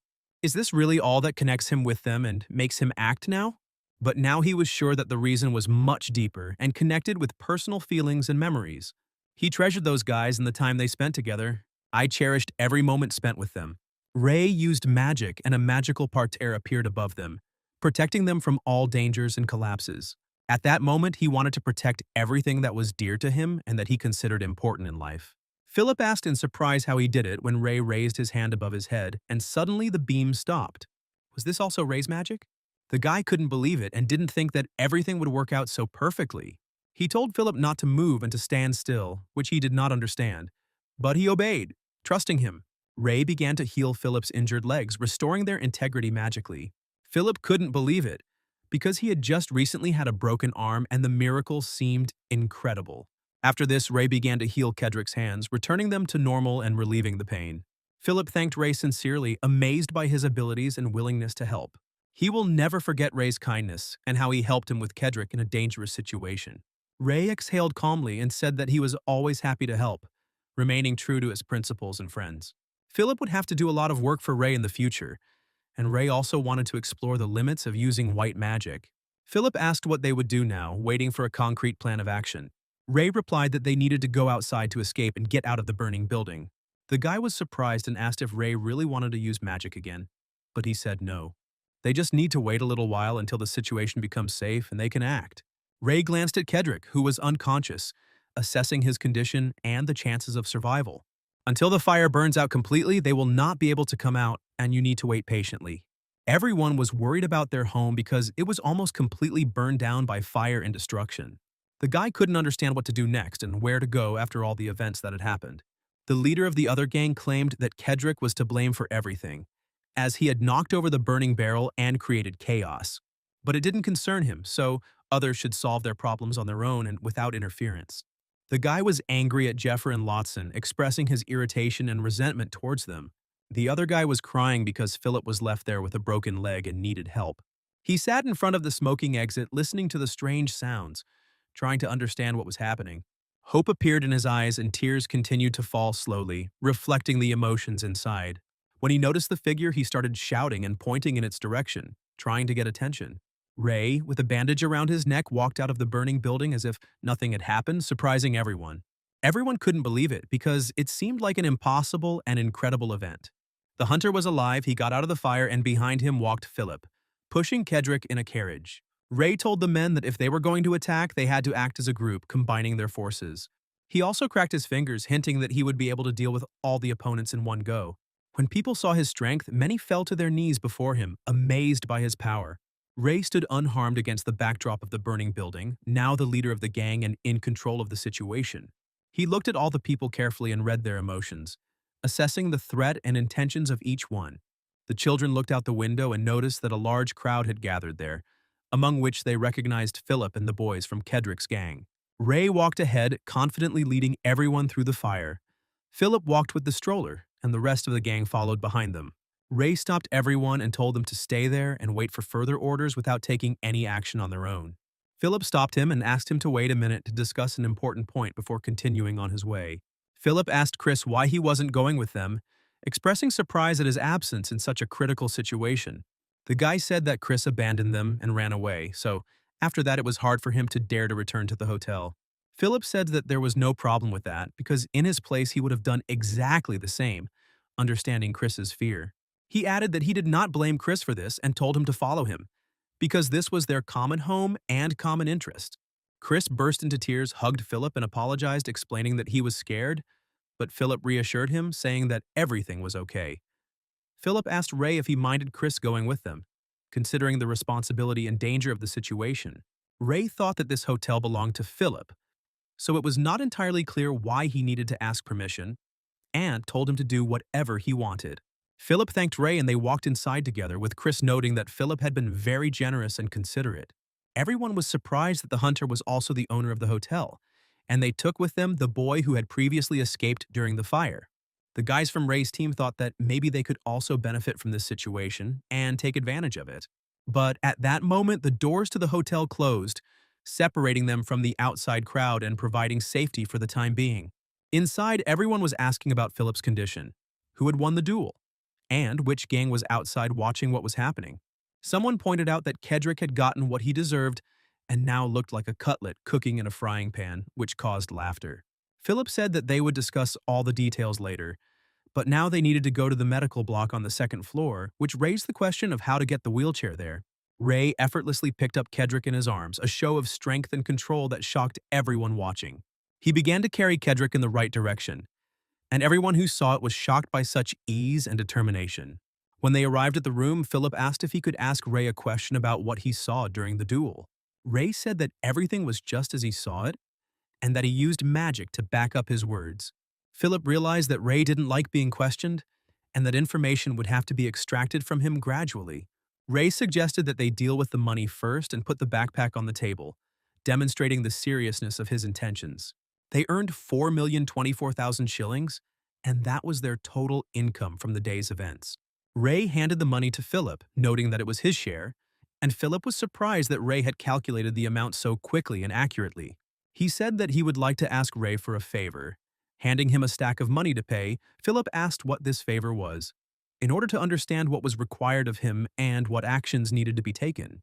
Ray explained that his hideout had burned down and he urgently needed to find a new location for his gang and a safe haven. If that is not enough, he is willing to offer payment for his services, simply by stating what exactly he wants as payment. Philip said that he would, of course, help with finding a new shelter, and would even buy furniture and everything necessary for a normal life. But he could not take this money, and Ray did not understand the reason. Surprised by the refusal of obvious compensation, Philip explained that Ray had calculated his share incorrectly because he was entitled to much more, since all the success of today is thanks to him. Ray was surprised and asked himself if there was something about his calculation and proposal that Philip was not happy with. He held out the stack of money again, insisting that Philip simply take it and not refuse. Philip returned the money back, saying that he could not do this, remaining adamant in his principles. Ray stood up from the table and said that he really did not understand the reason for such a refusal, observing Philip's behavior. He saw flashes of yellow mana coming from Philip, but white magic was dominant, creating an unusual feeling. Ray asked Philip if he was worried about him, surprised by the hidden care and attention. This question surprised Philip greatly because Ray was considered the strongest fighter in the 49th sector and rarely needed protection. In that case, Philip should have been more worried about everyone else because Ray would easily defeat any opponent. He said he wasn't worried about it. He just thought that this was the right way to distribute today's income. Ray said he didn't understand what benefit Philip was getting from this distribution and wanted to understand the logic. Philip proposed an approach where he would invest in Ray, expecting a return on capital in the future if he used the money to strengthen his faction. Then the area would become calmer, and Philip would be able to concentrate on business at the hotel, which Ray understood and agreed to discuss. Suddenly, they were interrupted by a man who burst into the room and announced that trouble had come. Jeffer and Lotson had arrived with all their men. Philip turned around and was shocked by such information, not expecting such a sudden appearance of opponents. They did not recall all their men, leaving some to watch them, assuming that all the money for the bets was here. Ray said he knew about it, but Philip didn't understand why he didn't stop them when he had the chance. Ray explained that he wanted to deal with both gangs at once, and Philip was surprised because he had just fought a duel. Ray reminded him of what he had said earlier about return on investment, but Philip did not understand why this conversation was happening now. Ray congratulated him and said that now he would receive his first dividends, prepared through the efforts of all participants. They were met by two gang leaders confirming rumors that they both survived the dangerous conflict. Lotson said he thought their arrangements had been ruined, while Jeffer said it was nonsense and didn't understand how they had survived. A lot of good guys were hurt by the fire, but now they have decided to take action to get all the money from the bets. They turned to Philip, believing that he would not deceive them, and perhaps their assumptions were correct. They decided that they had enough of wasting time on conversations and demanded that they be given the money, promising to leave peacefully. Philip realized that they had no grounds to demand money and that their claims had no legal force. Ray decided not to spoil the relationship and told them to take the money, avoiding conflict. After this, he threw several gold coins to the side, demonstrating that the money was given to them without argument. One of the coins landed right at Lotson's feet, highlighting Ray's determination to hand over the funds. Ray said that was their share, ending the transmission and showing control of the situation. These words made Jeffer very angry, and he was serious about demonstrating his power and influence. Ray said that if they wanted the rest of the money, they had to take it by force, because that was how order worked on the streets. Jeffer got really angry and called Ray stupid, not understanding how he dared to confront them so openly. Ray told Philip to go to the hotel first, but the other gang ordered him to be stopped immediately, creating tension. Apparently, Ray knew that he shouldn't show off like that, but the two gang leaders still attacked him. Ray thought that his body was not in the best condition right now, as Philip said, but this did not stop him from acting. But it wasn't that important, and he took out a ring with a red stone, realizing that it would give him an advantage in battle. He put the ring on his finger, realizing that he now had an ace up his sleeve and a chance to turn the tide of the fight. Ray became much stronger and was able to break the weapons in the men's hands, leaving them completely bewildered. Both opponents were greatly surprised, not understanding what was happening and how Ray had gained such power. After that, Ray jumped and grabbed their faces, demonstrating absolute control over the situation. Using red magic, he slammed their heads into the floor, creating a powerful, intimidating effect. When they came to their senses, they immediately tried to get up, and all the people watching this were amazed. Ray couldn't figure out what exactly they were trying to do and told them to attack, testing their resolve. All the opponents grouped together and decided to attack him without stopping their attacks because they thought he was exhausted. People gathered around Ray in a huge crowd and started hitting him with all the weapons they had, creating chaos. Ray dispersed the people in a few seconds using strong and precise blows, demonstrating his fighting skills. His eyes glowed with a bright red light, and the stone on his ring emitted magic that surrounded him like an aura. Anyone who approached him received several powerful blows to the face without having time to react. He masterfully dealt with everyone who tried to harm him, demonstrating unique fighting skills. The people from his new gang hid behind the trash, realizing that no one could handle him alone. Another boy said it was incredibly cool to watch Ray's strength and agility. Another guy advised to gather forces because their leader Kedrick was defeated by the hunter, and this changed the balance of power. To be fair, they were all annoyed with Kedrick because he did whatever he wanted, which was confirmed by many people. Honestly, it was a relief to see the hunter defeat Kedrick. Since he was constantly throwing tantrums, some would have thought it would have been better if the hunter had become their new leader, and not Kedrick, causing approval among the gang. But someone suddenly shouted for the people to split up and rush into the hotel together, creating a new threat. Ray, hearing this, was in complete shock, not expecting such a quick turn of events. He had just defeated one opponent, and others had already started running towards the hotel building, disrupting the plans. Ray inhaled the red magic, intending to use its power to control the situation. After this, he shouted for his men to stop the attackers, ordering them to act immediately. Everyone was shocked by such a loud scream and covered their ears, not expecting such power and volume. The men in his gang realized that this was the hunter's order and ran forward, carrying out the command without question. No one understood what had happened to them because their enemy, the hunter, had just beaten up their leader. But the guy told them to shut up because now their leader is a hunter, and his decisions must be carried out. The enemy who received the blow did not understand why they suddenly accepted an outsider as a leader. Everyone was shouting to close the doors, and the hunter pointed to Philip with the money, explaining that the entrance needed to be protected. Philip was inside the building and watched everything that was happening from the window, surprised by the chaos that was happening. There were also people behind him who noticed that Kedrick's gang was helping them, and no one could believe what was happening. People were getting closer and closer to the building, and one team even took a huge pipe to break through the door. The people from Ray's gang were shocked and called these people crazy for their audacious actions. This team ordered everyone to disperse, intending to knock down the door with a huge pipe to get inside. They accelerated and almost hit the door, and everyone was shocked by the accuracy and force of the blow. The guy was glad that they could do it, but then his emotions suddenly changed from the danger. The hunter stopped their ramming just seconds before they opened the doors, showing incredible speed. No one could understand when he had time because just now he was behind other people controlling the situation. Someone said that you just need to push and knock down the hunter because they are outnumbered. Not understanding the strength of the enemy, Ray's eyes glowed red and he began to use more and more of his power, concentrating his magic. He began to turn the pipe, which began to hit the faces of those who held it, delivering powerful blows. After that, he seized the initiative, took the pipe, and with one blow knocked everyone who was holding it off their feet.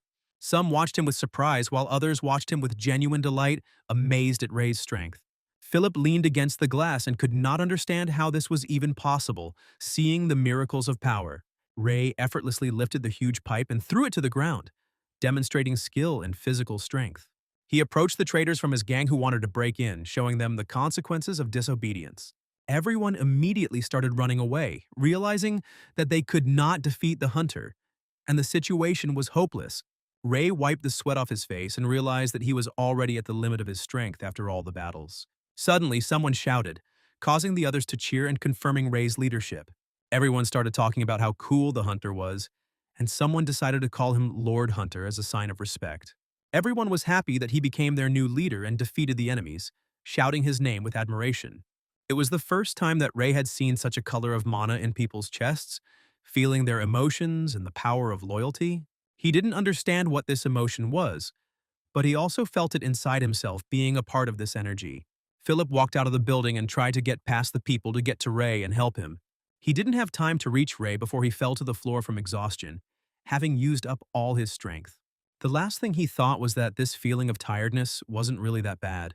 Philip approached him to help, and people with stretchers began to come out of the building, creating a commotion. Ray found himself in an unfamiliar place, and everything around him was gray and colorless, as if all the familiar shades of the world had disappeared. The boy couldn't understand whether he was actually sleeping, because he had never been one of those who dreamed, even as a child.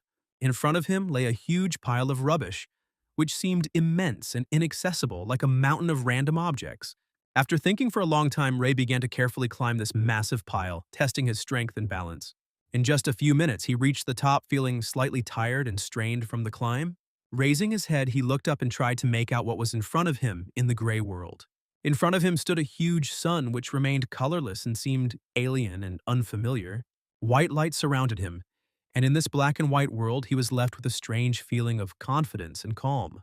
He stretched his hands forward as if trying to touch something familiar from his childhood when he did this for the first time. Ray felt like this light was always so white and unchanging, filling him with a strange peace. Suddenly the sun in front of him began to crack, as if by some invisible force or magic disrupting the usual order. Bright multicolored paints gushed out from the resulting crack, filling the space around him with magical light.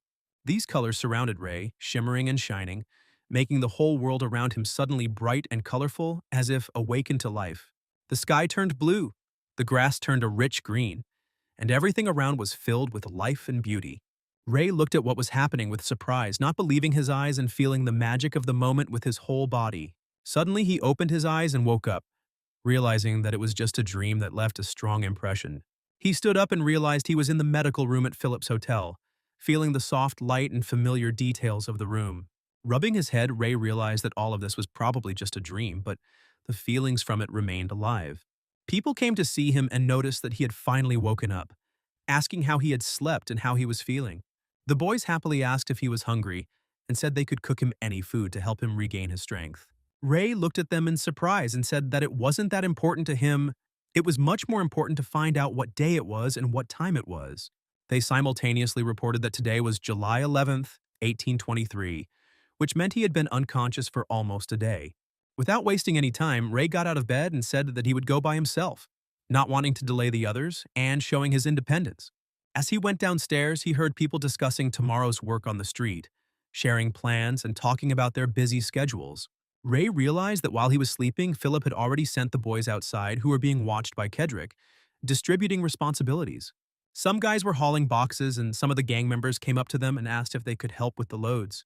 One of them said that they could be hired to work because they were strong guys and could handle the physical workload. While the surprised boys watched what was happening, the guy explained that he was not bragging, but simply stating a fact about their strength. One of them agreed to help move the boxes to the warehouse, realizing that it would make the work easier for everyone else. Others also picked up the boxes and said that they would help since they had nothing else to do anyway, and this activity would come in handy. The boy noted that they were worried that they would have to endure all this for a long time themselves, and Ray noticed that mana was shining on the chest of one of them. It was pale blue in color, which meant that he felt guilty for his past actions or inactions. Ray began to slowly descend the stairs, and everyone around greeted the hunter with admiration and respect. They asked how he was feeling, noting that he looked extremely cool during the fight and that they won only because of him. Everyone shouted their words of encouragement and promised to help if anything was needed, asking questions about his fighting skills and experience. Ray didn't know how to react to all this activity. Maybe he just wanted to yell and drive everyone away. But suddenly he heard something strange, turned around, and everyone recognized this voice, causing instant attention and tension. As Kedrick tried to escape, Ray yelled at him to stop and ordered everyone around him to stop him, controlling the situation. Kedrick ran regardless of the road and immediately took out a medical knife, creating a real threat to everyone. He stopped in front of Ray and angrily shouted his name, showing anger and determination to attack. Everyone also noticed Kedrick's hand, which held a scalpel, symbolizing danger and readiness for violence. Someone said that they could calmly disarm him, but Ray told everyone to calm down and take a step back, avoiding chaos. Kedrick was blinded by rage and rushed towards Ray, wanting to cause him mortal harm without thinking about the consequences. The guy was approaching at great speed. The scalpel moved menacingly towards his face, causing fear in all witnesses. But suddenly Kedrick stopped, could not move, and his whole body trembled from an unknown force or influence of Ray. He continued to scream, call Ray names, and threaten to kill him, not understanding the reason for his sudden paralysis. Ray asked why he stopped, trying to figure out what was keeping him from attacking despite his anger. He grabbed Kedrick's hands and pulled them towards his neck, demonstrating control and confidence in the situation. Although Kedrick wanted to stab him with a scalpel, he suddenly stopped, not understanding why he could not carry out his intention to the end. Kedrick continued to look angrily at Ray and did not know what to say, being in a state of internal conflict.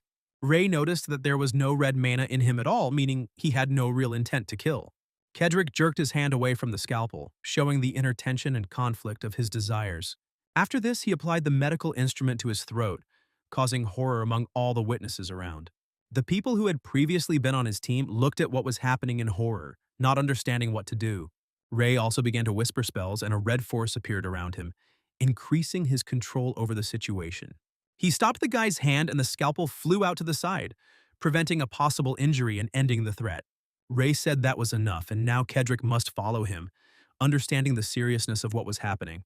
After all, Ray had an important conversation with him that needed to be discussed in order to resolve all conflicts and issues.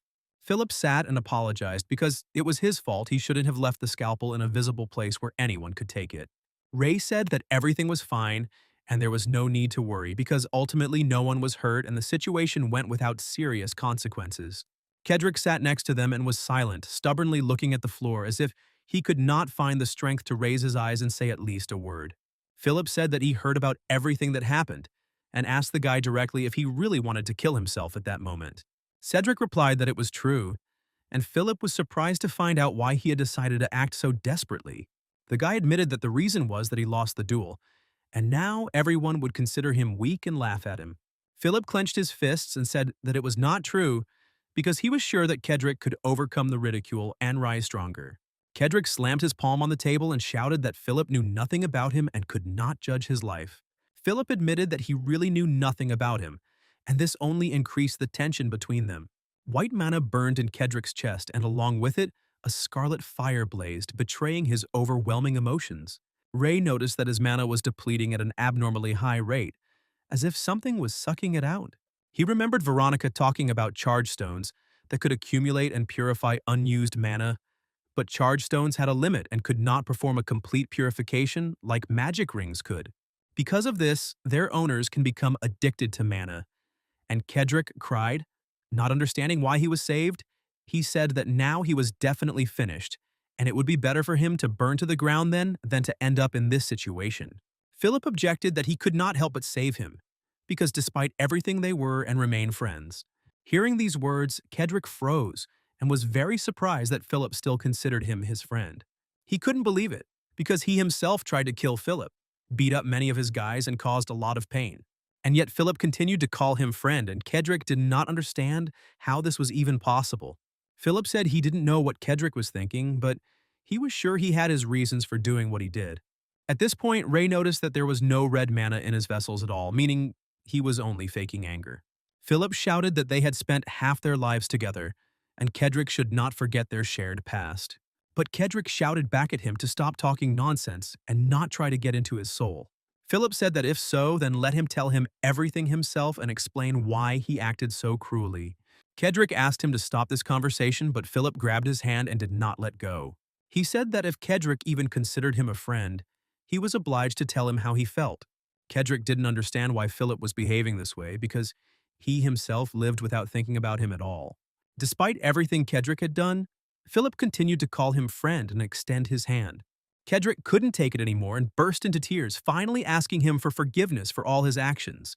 He pressed himself against his friend's chest and repeated through tears how sorry he was for everything he had done. Ray was surprised to see that this cruel guy turned out to be an ordinary crybaby. Through tears, Kedrick admitted that he was ashamed of everything he had done to Philip and his men. He hated his weakness and was angry every time he saw that the guys were no different from his past. He said he worked in different gangs on the streets, but they always forced him to obey and took his money. Kedrick hated this and decided to become stronger, so that he would never have to depend on others again. He imagined many times how he would fight back against his enemies and trained daily to the limit of his strength. One day, a stranger approached him and asked him to talk, and Kedrick agreed. He thought this was his chance, but he soon realized how wrong he was. Then he should have returned to the hotel, but his pride did not allow him to do so. So he began to act alone, convincing himself that he would never give up. Then he met a mysterious man who immediately noticed his inner rage. The man said that Kedrick was like a spark sitting in a powder keg and asked what made him angry. Kedrick replied that what angered him most was himself and his own weakness. He admitted that he hated himself so much that it became unbearable for him. The man smiled evilly and said that he did not believe his words, holding out the ring. He explained that Kedrick suffered from a disease that prevented him from using muscle power, and the ring would heal him. The words turned out to be true, and Kedrick was suddenly able to lift huge barrels with ease. The man warned that the ring should not be removed, otherwise the disease would return. He also said that Kedrick must gather a gang of 66 strong and healthy people. If Kedrick succeeds, he promised to reward him even more generously and powerfully. Kedrick happily agreed, because he had long dreamed of becoming a real leader of the gang. But Ray said he needed to understand something first and accept the truth. He explained that Kedrick had become stronger not because he had been cured of his illness. Ray took off the ring and said that its power was based only on the magic of the artifact. Kedrick didn't believe it and began to beg for the ring to be returned because it belonged to him. Then Ray explained that there is mana that allows one to strengthen the body and cast spells. To prove his words, he created fire in his palm and showed Kedrick magic. He couldn't believe his eyes, fell onto the sofa and said that it was all about magic. He realized that he never got stronger no matter how much he trained. But Ray interrupted him and told him that there was no need to go back to his previous state. These words surprised Kedrick, and he did not understand what exactly Ray meant. Then Ray repeated himself and said that he didn't have to go back to the way he was. He just has to repeat what Ray is about to say and it will change his life. If he does so, he will gain a much more advantageous position than before. Kedrick looked at him with surprise and hope, feeling a faint ray of light. Kedrick stood in front of the door, bowing and thanking Ray for his help and the trust he had placed in him. After that, he closed the door behind himself, trying to do it as respectfully and calmly as possible.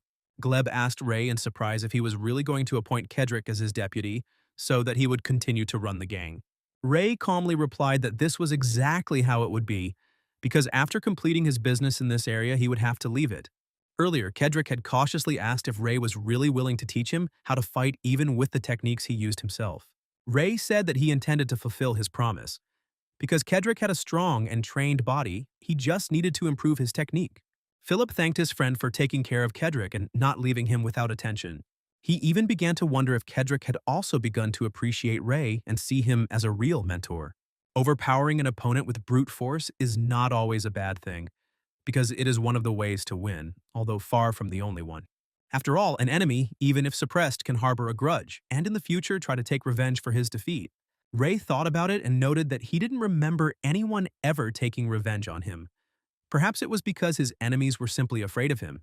He still believed that brute force was the best way to resolve conflicts, because fear deprives people of the desire to plot. Philip objected that it was impossible to win the loyalty of other children and maintain their trust by force alone. And Ray asked him what he thought should be done, and received in response important and wise advice. Philip said that it was not only the stick that was needed, but also the carrot, as in the case of how he made Kedrick learn to fight. Ray didn't quite understand this, but he decided that he shouldn't ignore the advice because Philip knew how to manage people. After this, Ray went down to his gang and said that until they find a new base, they will live in a hotel. He added that if he learns of any conflict with the locals, he will punish the offenders personally. From that moment on, Kedrick became his deputy, and most of the decrees would now be passed through him. Ray said that Kedrick's words should be perceived as if they came from him himself. Everyone immediately realized that the agreement had come into force, and now Kedrick's close associates would probably help him with his training. Ray remembered the words that loyalty requires not only fear but also a carrot, and decided to act wiser. So he announced that he would give the kids their betting money back, since what he got from the other gangs was enough for him. Everyone was amazed by his decision, because it seemed incredible and many thought that he was like an angel from heaven. Nearby, Philip whispered to him that they still had to deal with Jeffer and Lotson. They both sat in the cell, bound and with their mouths tightly shut, unable to say a word. Ray said he would get straight to the point and ask them if they knew where Veronica's bookstore was. Jeffer shook his head to show that he didn't know, but Ray could tell the lie in his gestures. At the same moment, he received a strong blow to the face, and the bandage from his mouth fell to the floor. Ray noted that it seemed like Jeffer still didn't realize the seriousness of the situation. Jeffer couldn't understand what they wanted from him and thought that Ray was demanding money again, but the next moment his face met a second powerful blow, knocking down the rest of his confidence. Ray waved his hand and said that this was not what he wanted to ask him about. He walked over to Lotson and removed the bandage from his mouth, allowing him to speak. The man immediately asked if he was talking about the bookstore on 8th Street. He explained that they had been hired to disrupt the store owner's business and force them to move out. Ray asked who had hired them and was told it was the owner of Fred's on 3rd Street. Ray nodded calmly, saying that now everything was clear to him and he understood the situation. After that, he suddenly grabbed the man by the hair and forcefully slammed him to the ground. Then he hit him again and again until blood spurted everywhere. Philip watched this and realized that the real Ray had appeared before him, cruel and cold. Moreover, by publicly punishing Jeffer and Lotson, he showed the children that he had taken revenge for their suffering. Everyone shouted loudly that they deserved such a massacre because so many of their comrades had suffered because of them. Even Kedrick's gang watched the execution and understood that the punishment was fair. If Ray had planned all this in advance, then all that was left was to applaud his cold calculation. Afterwards, he said that he had a new task for his gang. They were supposed to do to Fred's what they were going to do to Veronica's bookstore. And he warned that if anyone dared to harm his people, then Ray would personally find and kill them. Jeffer looked at him in horror, and Lotson was already toothless from the blows. As the night approached, each of the guys in the gang carried the beaten men out into the street. The people from Ray's gang were happy and said that there would be a lot of food today. Discussing the faces of the defeated, they laughed, saying that the bandits got what they deserved and deserved such cruel treatment. One of the guys approached the table with a chicken in his hands and asked if anyone had seen the hunter. He said that he wanted to bring him another portion of food, but he did not accept it. Ray at this time was sitting on the balcony in a chair and recalling Philip's words about friendship. He thought that perhaps a friend is someone who helps just like that, without expecting anything in return. But in his understanding, a friend is someone who is always ready to support in difficult times. Previously, he believed that a friend is only someone you know and understand well. But now he realized that a true friend is a person who sincerely cares about you. He realized that those children were perhaps the only ones he was genuinely concerned about, and he also considered Niels his friend, despite the age difference of almost 20 years. Ray wondered if there were any people he knew now who could be called true friends. He went through the faces of everyone he knew in his memory and decided that perhaps there were no more like them. He realized that he was different from most people and that he did not have the emotions that people were used to. Only Niels and the children treated him sincerely, and he seriously doubted that he would meet such people again. Philip approached him with a cup and asked if he really preferred silence to noisy company. He said that he brought him cocoa because he noticed that Ray ate a lot of sweets. Ray accepted the cup, thinking that he was simply replenishing his energy with sweets, and Philip decided that he liked sweets. The guy asked if he could sit next to him, and Ray nodded, sipping his hot drink. He was delighted with the taste and was truly amazed by its richness. Philip noticed his friend's joyful reaction and was glad that he had made him happy. Ray held the cup tightly with both hands and felt that the liquid in it was very warm. The warmth of the drink helped him forget, at least for a moment, about the emptiness in his soul. Philip said he would go to the north side because there were many abandoned factories there that could be examined. Ray, at this time, having put on a new cloak, headed in the opposite direction and calmly walked among the people, merging with the crowd. Some boys were sneaking behind him and, upon noticing his gaze, immediately began to hide behind the corners of buildings. He soon reached Veronica's bookstore, where he had been heading since the very beginning of his walk. As soon as he opened the doors, a girl immediately ran up to him, clearly happy to see him. She was glad that he had finally come, because she and her grandfather had been waiting for him for several days and were very worried. When the guy took off his hood, she immediately noticed that he had been in a fight and was covered in bruises. Ray just calmly replied that it didn't matter much to him and nothing terrible had happened. Veronica said that you can't say that because when they hurt him, it's really scary. Ray suddenly saw a clot of mana in her chest like a small, gentle sun and thought it was very beautiful. He hadn't felt this way before, but now he began to notice such things because he had learned to care about others.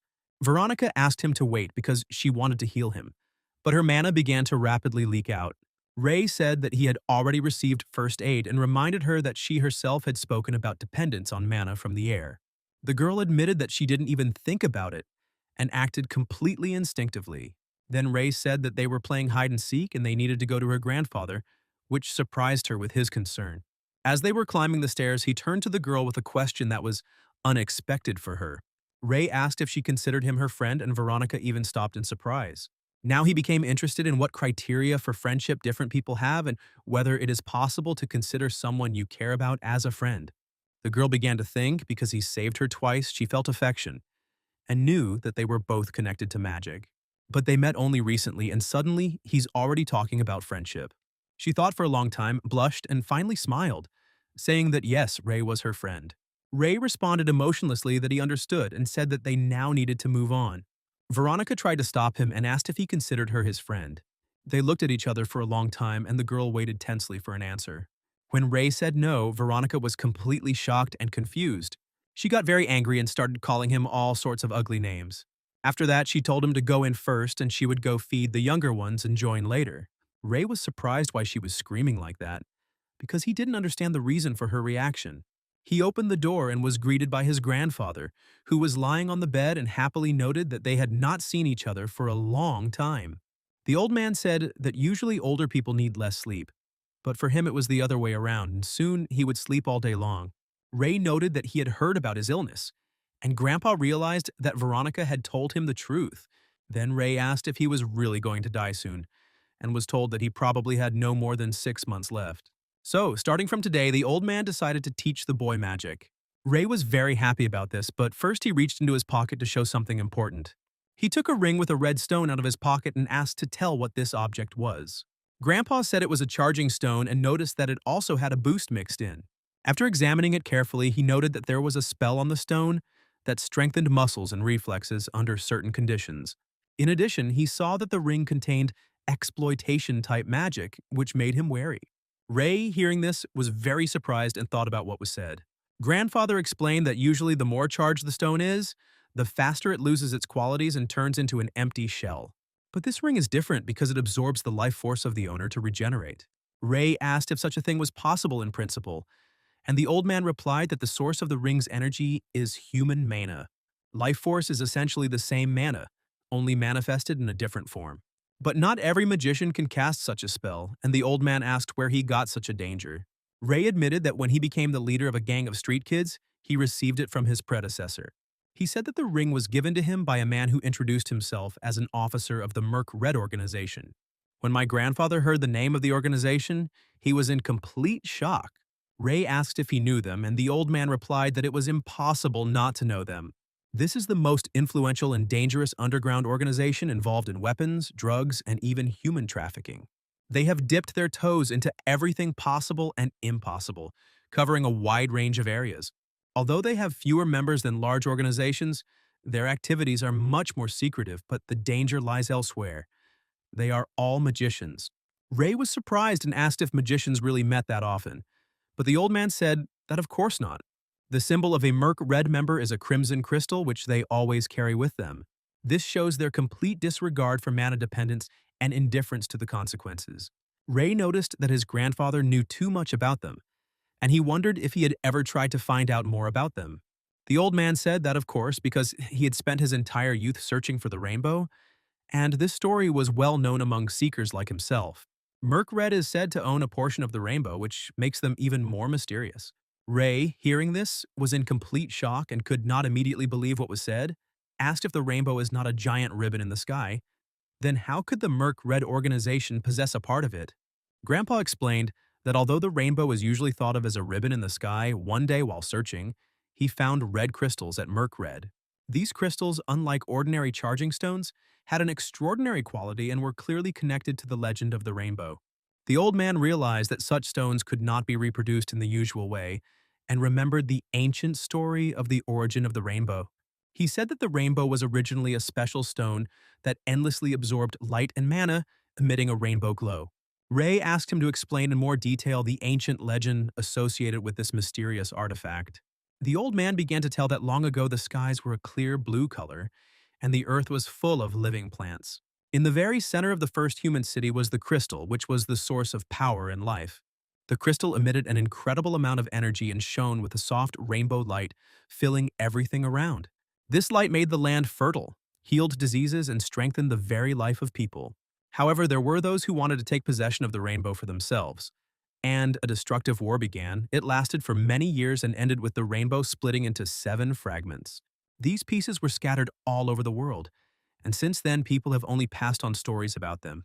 Ray asked if this meant that Merc Red actually had one of the 7 rainbow fragments. Grandfather confirmed his guess and said that the red crystals were tiny particles of that very rainbow. In the past, he and his associates wanted to explore them, but due to the danger of the organization, he was unable to continue. Ray immediately remembered the man in the hat from the basement and thought about his words.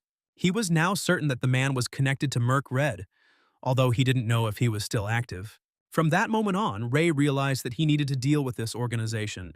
Perhaps it is there that he can find more clues about the rainbow and its true nature.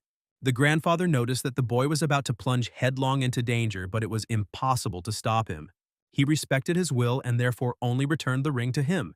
Giving him his last instructions, the old man said that he had already told him everything he knew about Merc Red. After that, he asked Ray if he wanted to know anything else important. Ray became interested in the enhancement and exploitation spells on the ring and asked if they could be removed. Their conversation was soon interrupted by Veronica, who entered the room and opened the door. Grandfather said that since they now had a new student with them, they should start from the very basics. He asked Veronica if she would mind if he started with explanations right now. When she agreed, the man said that magic first begins with the formation of a circle. He explained that mana can be drawn from charged stones or air, but this often leads to addiction. So the circle is a prerequisite for any mage to properly work with energy. When atmospheric mana passes through the circle, it is purified and becomes safe. At this point, depending on the characteristics of the magician, various elements can form in the circle, which is why each person has their own limitations in using spells. Ray remembered that all the rings of the mages he had met were filled with mana of different colors. The old man said that forming a circle was not that difficult and asked Veronica to show an example. The girl explained that first you need to concentrate mana in your hands and hold it. If possible, it is better to use the type of energy that the person is already familiar with. After this, you need to direct it straight to the heart and swirl the movement around it. It is important to keep increasing the speed and not stop for a second. Veronica tried but was only able to maintain concentration for a few seconds and gasped in fear. She said that the circle wouldn't work in this form and that the mana had to be held until the end.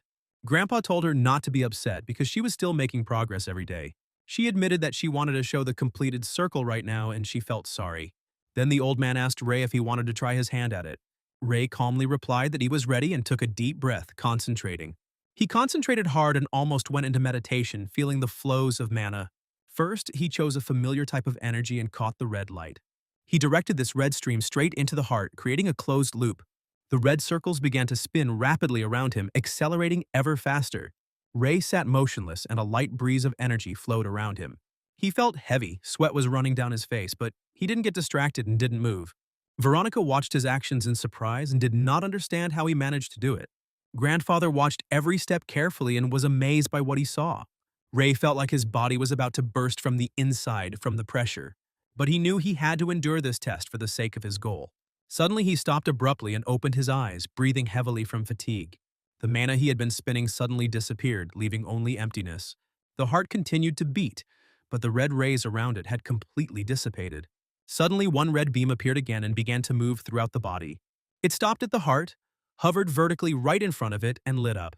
And then it wrapped around the heart, shone brightly and became fixed in it. Ray felt something unusual and was shocked by what was happening to his body. Ray was breathing heavily, but he couldn't hide his joy at having managed to create the circle on his first try.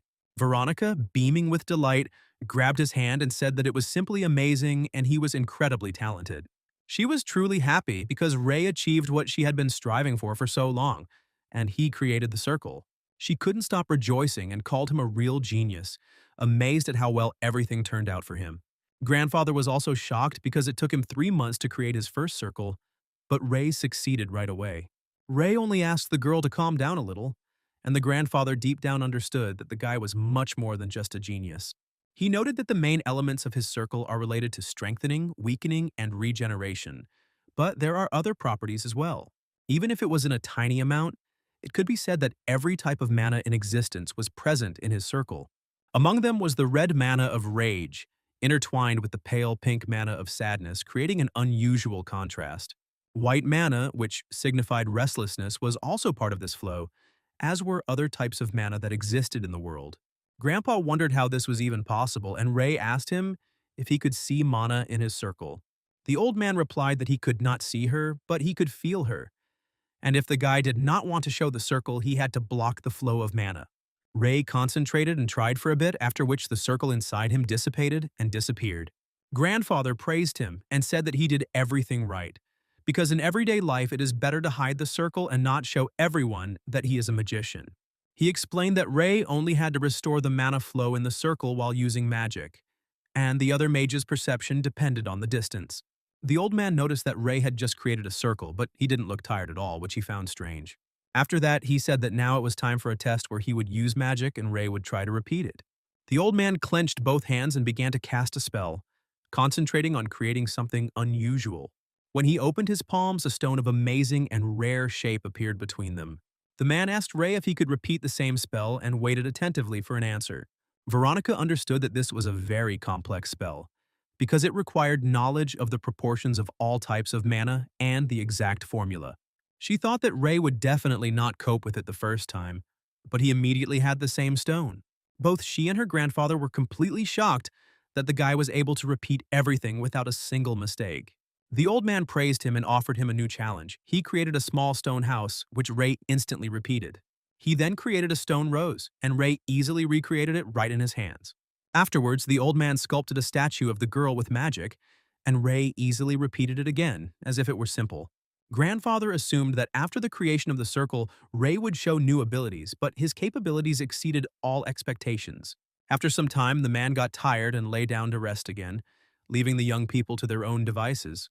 Veronica and Ray went out together, and the girl said that he was incredible, and how did he even do all this? Ray decided that it was not worth telling her the secret that he could see mana, and replied that he simply tried and succeeded. She asked if he didn't want to tell her the whole truth, but even so, she admitted that he was very cool. Veronica decided that he was perhaps the most talented magician she had ever met. The girl began to go down, and Ray suddenly turned to her with a new question. He asked her if she was jealous of him after everything that had happened, and waited for her reaction. Veronica, embarrassed, said that maybe she was a little jealous and was surprised that he asked this straight to her face. Ray asked if she hated him for it, if his success irritated her, and if she was angry with him. He thought the girl might feel that she should have created the circle first, as other people he knew had done. Veronica was surprised by his question, and she concentrated to think carefully about the answer. Then she said that she envied him, but not in a bad way, but rather in a kind way. She herself began to wonder if it was because she considered Ray her friend.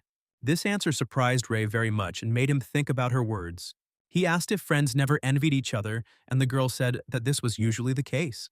Veronica thought that she wished he would admit sooner that they really were friends, because that was what she thought of him.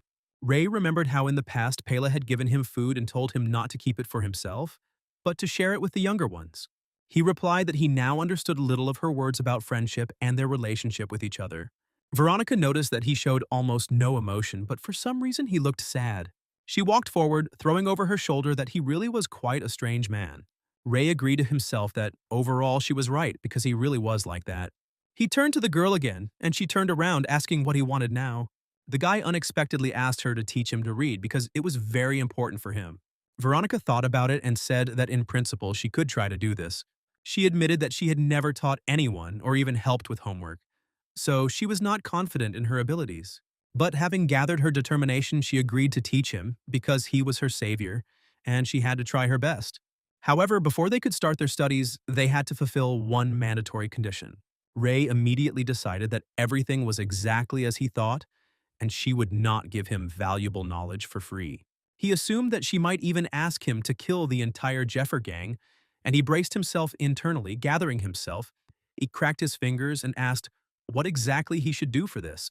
Veronica just pointed to the side and said that he needed to wash himself thoroughly first, because there was a bathroom on the second floor. These words surprised Ray very much, and the girl added that she would prepare clean clothes for him and he should go there right away. When Veronica heard Ray come out of the bathroom, she asked if he had finished his business. Ray emerged from the shower in a white robe, drying his wet hair with a towel, and asked where he could leave it later. Seeing him, Veronica became embarrassed, blushed, and looked down. Thinking that he was indeed a very handsome guy, Ray asked why she was looking at him so intently. Veronica screamed that nothing had happened, threw clothes in his face, and told him to get dressed quickly. After Ray got dressed and sat down at the table, Veronica asked why he needed to learn to read. Ray calmly replied that the books he encountered along the way were to blame. If he wants to continue his journey up the Elton River, he will need more knowledge than he has now. From Niels, he learned to read individual words, but he was not able to learn more. Veronica happily said that she understood everything and suggested that they come and study at any time, since the store was closed. Ray noted that the bookstore could be open now and not delayed. After all, those guys who used to throw stones at her won't bother her anymore. Veronica remembered that she hadn't seen them for several days and wondered if he had killed them. Ray replied that he wouldn't kill them just because they threw stones, which calmed her down a lot. She breathed a sigh of relief and happily said that then, after the lesson, it would be possible to open the store. The girl placed a huge and heavy stack of study books in front of the guy. She explained that these books helped her when she was learning the language herself, and the other pile was her notes. Ray asked how long she'd been doing this, and the girl replied that it had been about a month. Ray said that he would give it his all, and the girl assured him that she would try to teach him everything. Veronica placed a board in front of him, wrote on it, and explained why the subject and predicate should be connected.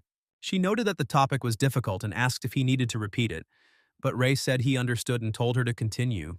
Veronica gave him a sheet of worksheets and suggested that he try to solve several problems. Ray wrote something for only a few seconds before putting his pencil down on the table. He handed the girl a piece of paper and said that he was ready, which surprised her greatly because not even a minute had passed. She quickly checked the work and was genuinely impressed with the result. Ray made only one mistake, and it really shocked the girl. She realized that at this rate, they would cope with the training much faster. Veronica suggested finishing for today because she needed to prepare new materials. She remembered that she wanted to ask him for one more thing. The girl asked if he could watch her attempt to create a circle. Ray replied that he was not sure of the benefit of this, since he was as inexperienced in teaching as she was. Veronica said it didn't matter, she just wanted him to watch and voice his thoughts. Ray agreed, and thought that this could be considered payback for her teaching him. Veronica smiled sincerely and thanked him for his consent. After that, she began to carefully put the books and notes back in their places. The girl took out the old boxes and was surprised at how many books had accumulated during the time the store was closed.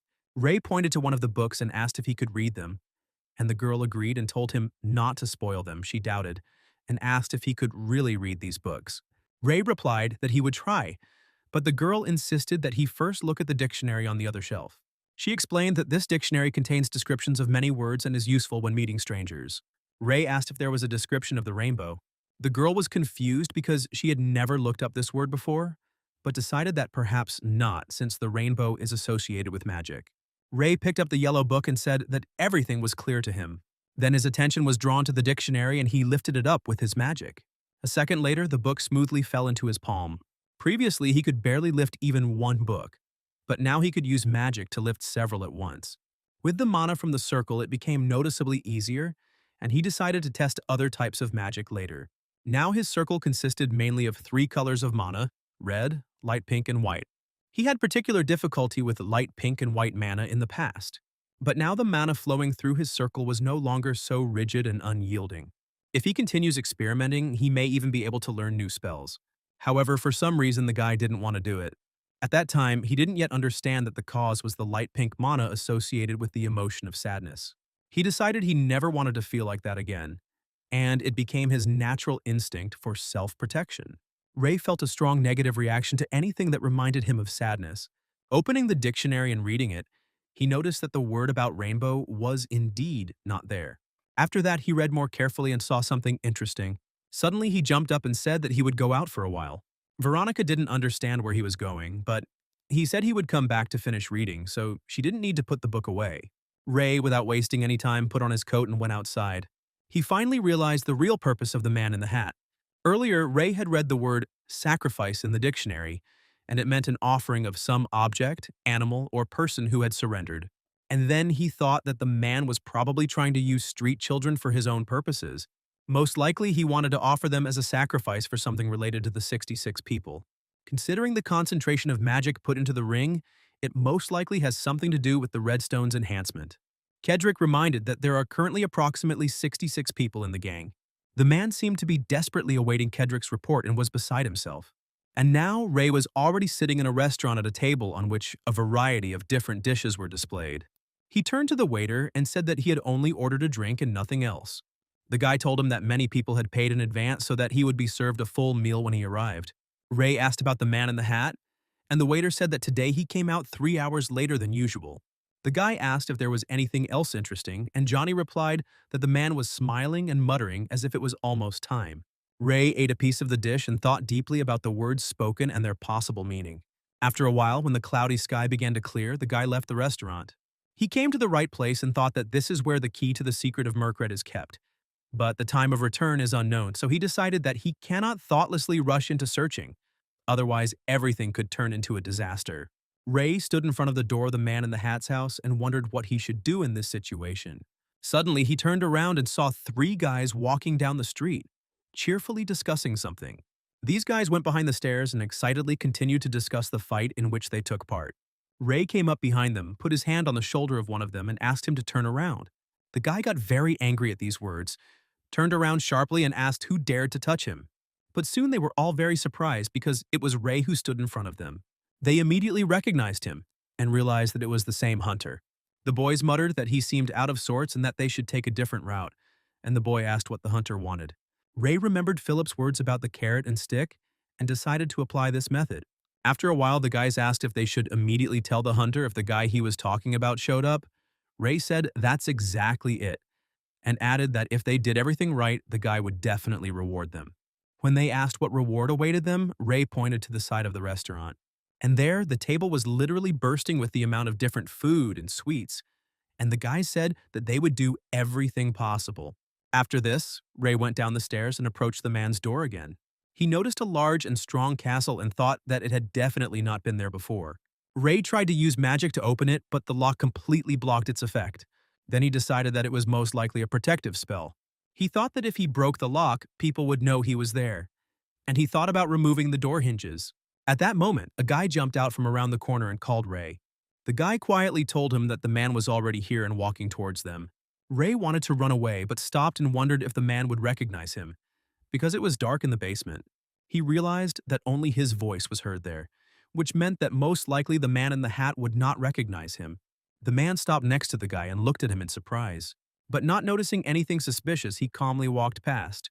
Ray was glad that everything happened as he expected, because he was not recognized, but at the same time he realized something really important for himself. The next day near the old factory, Ray stood next to Kedrick. Kedrick was very nervous, restless, and biting his nails from excitement. He asked Ray if everything would be okay, but he replied that there was no need to worry, and that he just needed to follow the instructions. Suddenly, Kedrick heard a strange sound and turned around in fear. A man in a hat was walking towards them through clouds of dust. Ray and Kedrick bowed, and one of them shouted that it had been a long time since they had seen each other, calling the man a teacher. The man said that was enough greetings and told Kedrick to show his face. Kedrick started to talk about the report and the number of participants the teacher was expecting, but he stopped him. At first, the man became interested in finding out who exactly was the guy who was next to Kedrick.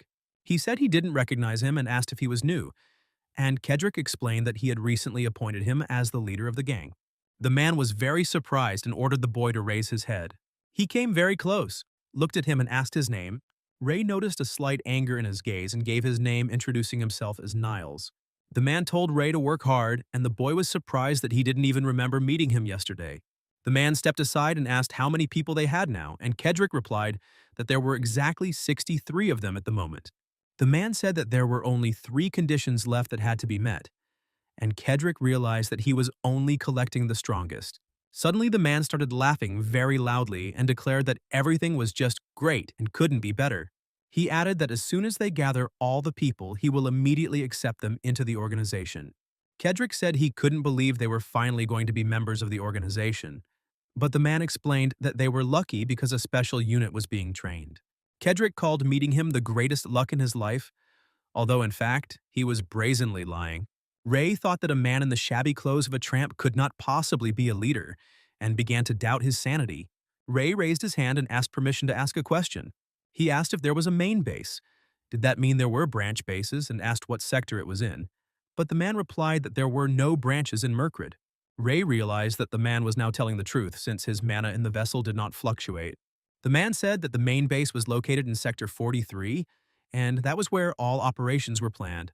However, this turned out to be a lie, and Ray noticed how his mana was trembling. The guy asked what kind of person this boss they were talking about was. The man, hearing this word, suddenly froze and thought very deeply. He began to repeat this word to himself many times and visibly trembled. The evil and dangerous face of the boss appeared before his eyes. He whispered that the boss was incredible and the best person in the world. The man admitted that someone like him doesn't even dare to look at him, because he is truly great. Ray noticed that the man was mixed with admiration and hidden fear. The man asked Kedrick when the boss would arrive, and he replied that in 2 days. Then the man said that he would come here himself in 3 days since he needed to carefully study the candidates. Ray suddenly became alert and was very surprised by what he saw next. As the man walked away, a red beam appeared from his hand, leaving a mark on the floor. Ray realized that although there wasn't much mana, the man was deliberately leaving traces of it. Using the space of an abandoned factory as a huge canvas, the man began to paint a magical sign. Suddenly he stopped and decided that everything was now completely ready. From the inside pocket of his coat, the man took out several red crystals. Kedrick looked at them in surprise and asked what it was. The man just smiled and replied that it was something very good and important. The crystals gathered in a circle in the air and blazing red magic emanated from them. Kedrick said that it all looked very dangerous and asked if everything was really okay. Ray assured him that everything was fine, and the crystals began to fly apart. 4 crystals lay on the sides and took the right places in the pentagram, and the man threw the last stone straight into the center of the magic circle. He told Kedrick not to be afraid because it was the same stone that was in the ring he gave him. The man explained that the stone suppressed illness and increased energy, and Kedrick bowed and thanked him for his care. The man added that Kedrick should be grateful and not touch the stone under any circumstances. Then he put his hand on Kedrick's shoulder and the boy trembled with fear. The man strictly said that the ring must be protected as if it were one's own life and never lost. Kedrick, holding his hands behind his back, carefully touched the ring and promised that he remembered it. The man left, warning that he would return in 3 days. When the door closed, Kedrick fell to the ground, relieved that he was finally gone. He asked his friend what they should do now and what this man was up to. Ray replied that they still had to figure all that out. He told Kedrick to go back to the hotel as he still had things to do. Ray climbed the stairs to the second floor. He couldn't quite figure out what exactly was going on here, but he knew magic was involved. Taking out a notebook, he began to make sketches in it. And I thought that it doesn't matter, because the one who should know about this already knows everything. Ray copied the magic sign in great detail and with extreme care, not missing a single tiny element. And soon he was already sitting in his grandfather's room, thinking about what he had seen. The man asked if the drawing could be related to the man he called the performer Mark Red. Ray was surprised because he hadn't had time to say anything yet, and he didn't understand how his grandfather knew this, but he confirmed that everything was correct. The man put the notebook on the bed and said that the guy had gotten involved in an extremely dangerous business, because it was a magic circle. Ray was surprised, and the man explained that such a technique significantly increases the power and range of spells. Magic circles are extremely difficult to use, and not every magician is capable of using something like this. Moreover, the circle that Ray drew turned out to be unusual and stood out for its precision. It was a truly flawless magic circle, perfect in every detail. But there was something that surprised the man even more about this drawing. What was most striking was the fact that Ray was able to perfectly redraw a high-level magic circle without having any proper education. Magic circles are created to gather a large amount of mana in a limited space. Tracing the movement of mana inside the circle and redrawing it is like sorting through invisible and very thin, long threads. Such an operation is possible only thanks to tactile sensations and the ability to distinguish each thread among many others. No matter how talented a magician is, without knowledge of magical circles, such a thing by definition should not be within his power. Grandfather noted that Ray's circle shape was so perfect, as if he had seen it in front of him with his own eyes. Ray asked what specific function this magic circle serves. The man replied that it was exploitative magic, a very dangerous type of magic. It was the same one that was used on the ring that Ray had brought him earlier. Ray recalled that the man had said that this magic strengthened spells and increased their range. The man confirmed his words and added that if the circle was activated, the consequences would be catastrophic. Inside the circle, a person simply disappears, swallowed up by a magical hurricane. All living creatures within the radius die, and their life force is converted into magical energy. Ray realized that he was now completely sure of his suspicions. He remembered the sacrifices of 66 children and linked them to this magic circle. This man clearly planned to use Kedrick's gang as sacrifices for his ritual. Grandfather said that it was unlikely that a human could use such concentrated mana. Life force converted into mana was incredibly toxic, and its careless use could cause severe poisoning. It is impossible to cleanse such energy like any other through a ring, and therefore its use is extremely dangerous. It is usually used only as fuel for creating artifacts or as an amplifier for magical tools. Ray asked if it was possible to strengthen the charging stone, but the man explained that such items had strict limits, and strengthening them was pointless. However, if we are talking about the ring that Ray showed, then everything is completely different with him. Grandfather asked what Ray was planning to do now in light of the danger that had arisen. Ray was silent for a moment, deep in thought about what was happening. 3 days later, he went to that same factory, arriving there on the appointed day at exactly 2 o'clock in the afternoon. The man also showed up and asked what Ray was doing there and where Kedrick was. The guy explained that Kedrick was inside the shelter giving orders, so he went out to meet the man. The man laughed at his words and said that it was time for them to go inside. He suggested that they had managed to gather the required number of people and praised them for their excellent work. Ray just remained silent, lowering his head, and said that it was all the man's own merit. In anticipation of what was to come, he took off his hat and opened the doors, stepping inside. Light from the street penetrated the room, and he immediately noticed that there was no one inside. As he was about to say something, a sharp knife was already flying towards his back. The man reacted in time, turned around, and managed to stop the attack. He knocked the gun away and asked the guy what he was doing. Then Ray created a flame and aimed it straight at the man's face, taking advantage of the moment while he was surprised. But the man quickly came to his senses, dodged the blow, and jumped back. He screamed and demanded that Ray explain whether he understood who he had dared to attack. However, at that moment, the door closed and the entire room was plunged into darkness. The man became wary and asked Ray who he really was. Ray put on his hood and stated that he came here on orders from the boss to eliminate him. The man laughed hysterically and contemptuously called him a murderer. The man shouted that he now understood everything because this guy turned out to be the executioner, and Ray himself realized that a powerful magic circle was involved here. The magic was supposed to activate at exactly 3 o'clock in the afternoon, and there was very little time left. Ray looked at his watch and noticed that it was now 14 hours and 14 minutes. Walter said that it was actually better than sacrificing a bunch of worthless boys. He stated that Ray would be much more useful, after which he activated his flame and released his power outward. He rushed forward and rushed towards the guy, wanting to take his life forever. Meanwhile, Philip was nearby and watched what was happening through binoculars, worrying about his friend. Sitting nearby was Kedrick, who asked if anything could be seen, but Philip replied that it was almost impossible to see anything from here, since all the doors and windows were tightly closed as Ray had requested. Kedrick began to shout out some words loudly, but Philip quickly covered his mouth with his hand.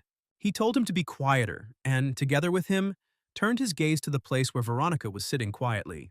Kedrick asked in bewilderment if she was also a mage, and Philip confirmed that she was, since it was she who Ray had brought with him. One of the guys present approached the girl and asked if her name was really Veronica. She, slightly squinting, asked if this was the same Philip, and next to him was Kedrick, to which Philip confirmed and asked if she was worried about Ray. Veronica replied that it was not at all and added that Philip's question was very stupid and inappropriate. At this time, Ray and Walter were fighting fiercely with knives, and neither of them wanted to give in to the other. Veronica confidently said that Ray was the most talented magician she had ever met in her life. She added that his talent is not limited to magic, as he is strong in other aspects as well. That's why the girl said that guys shouldn't worry too much. Walter, in a rage, shouted offensive words, calling the boy a rat, and again rushed forward with the intention of delivering a fatal blow. Veronica firmly said that she believed in Ray's victory despite the danger. Philip noticed that as she spoke these words, her hands were shaking much more than they should have. He realized that the girl was worried, but deep down she sincerely believed in her comrade. Philip said that Veronica was right and the only thing left for them to do was to trust Ray to the end. Ray himself continued to fight, but after a few seconds he noticed that the blade of his knife had broken in two. Walter laughed and said that now the executioner had better surrender, since resistance had become pointless. The man went on the attack again, but Ray caught the tip of his blade with his hand. Using magic, he was able to instantly attach the fragment and repair his weapon. At this moment, Walter's sword was torn from his hands and flew off to the side with a crash. He saw the element of stability and horror and realized that this guy was able to control several elements at once. Ray flew up and struck, but to no avail as his knife broke again. Walter's neck turned out to be made of steel, although it did receive a noticeable scratch. Ray realized that this was a metal transformation, and normal attacks would not cause significant damage to a second circle mage. He decided that it would be best to use a magic circle, and Walter suspected that the guy was just stalling for time until the spell was activated. Opening his cloak, the man revealed a glowing pentagram with many complex signs on his chest. He mockingly asked Ray if he really thought he would be allowed to complete his plans. At that very moment, a huge fiery snake burst out of his chest and rushed towards the enemy. The snake opened its mouth wide, showing sharp teeth, but Ray managed to jump aside. Walter screamed that all efforts were pointless, because the fire snake would not disappear until it destroyed its target. Ray pushed off the floor with incredible speed, jumped onto the wall, and from there threw himself straight at the snake. He tried to wound her, but realized that it was impossible to win that way, since the attack did not bring results. Walter stood motionless in place, in complete control of the flames he had created. Ray ran straight towards Walter and the snake followed him, writhing. The man mockingly asked if the boy really thought he could change its direction and hit him with it, since such a pathetic trick wouldn't work on him. But Ray knew perfectly well that he was facing a second circle mage, and that a first circle mage alone would not be able to deal with him. That's why he asked Veronica for help in advance, foreseeing the outcome. Landing on the ground, he drew a glowing blue magic circle beneath himself with one sharp movement. A huge wave of water burst out of the circle and fell straight onto the fiery snake. It was Veronica who taught him how to draw this magic circle, and now her knowledge was saving him. A powerful stream of water completely washed away the created flame and enveloped the snake's body. Walter was furious because such power could not be achieved by a first circle mage, and this scared him. Immediately, Ray appeared right in front of him and released several powerful waves of water in his direction. Ray's body couldn't withstand the strain, and a thin stream of blood flowed from his nose, which he quickly wiped away with his hand.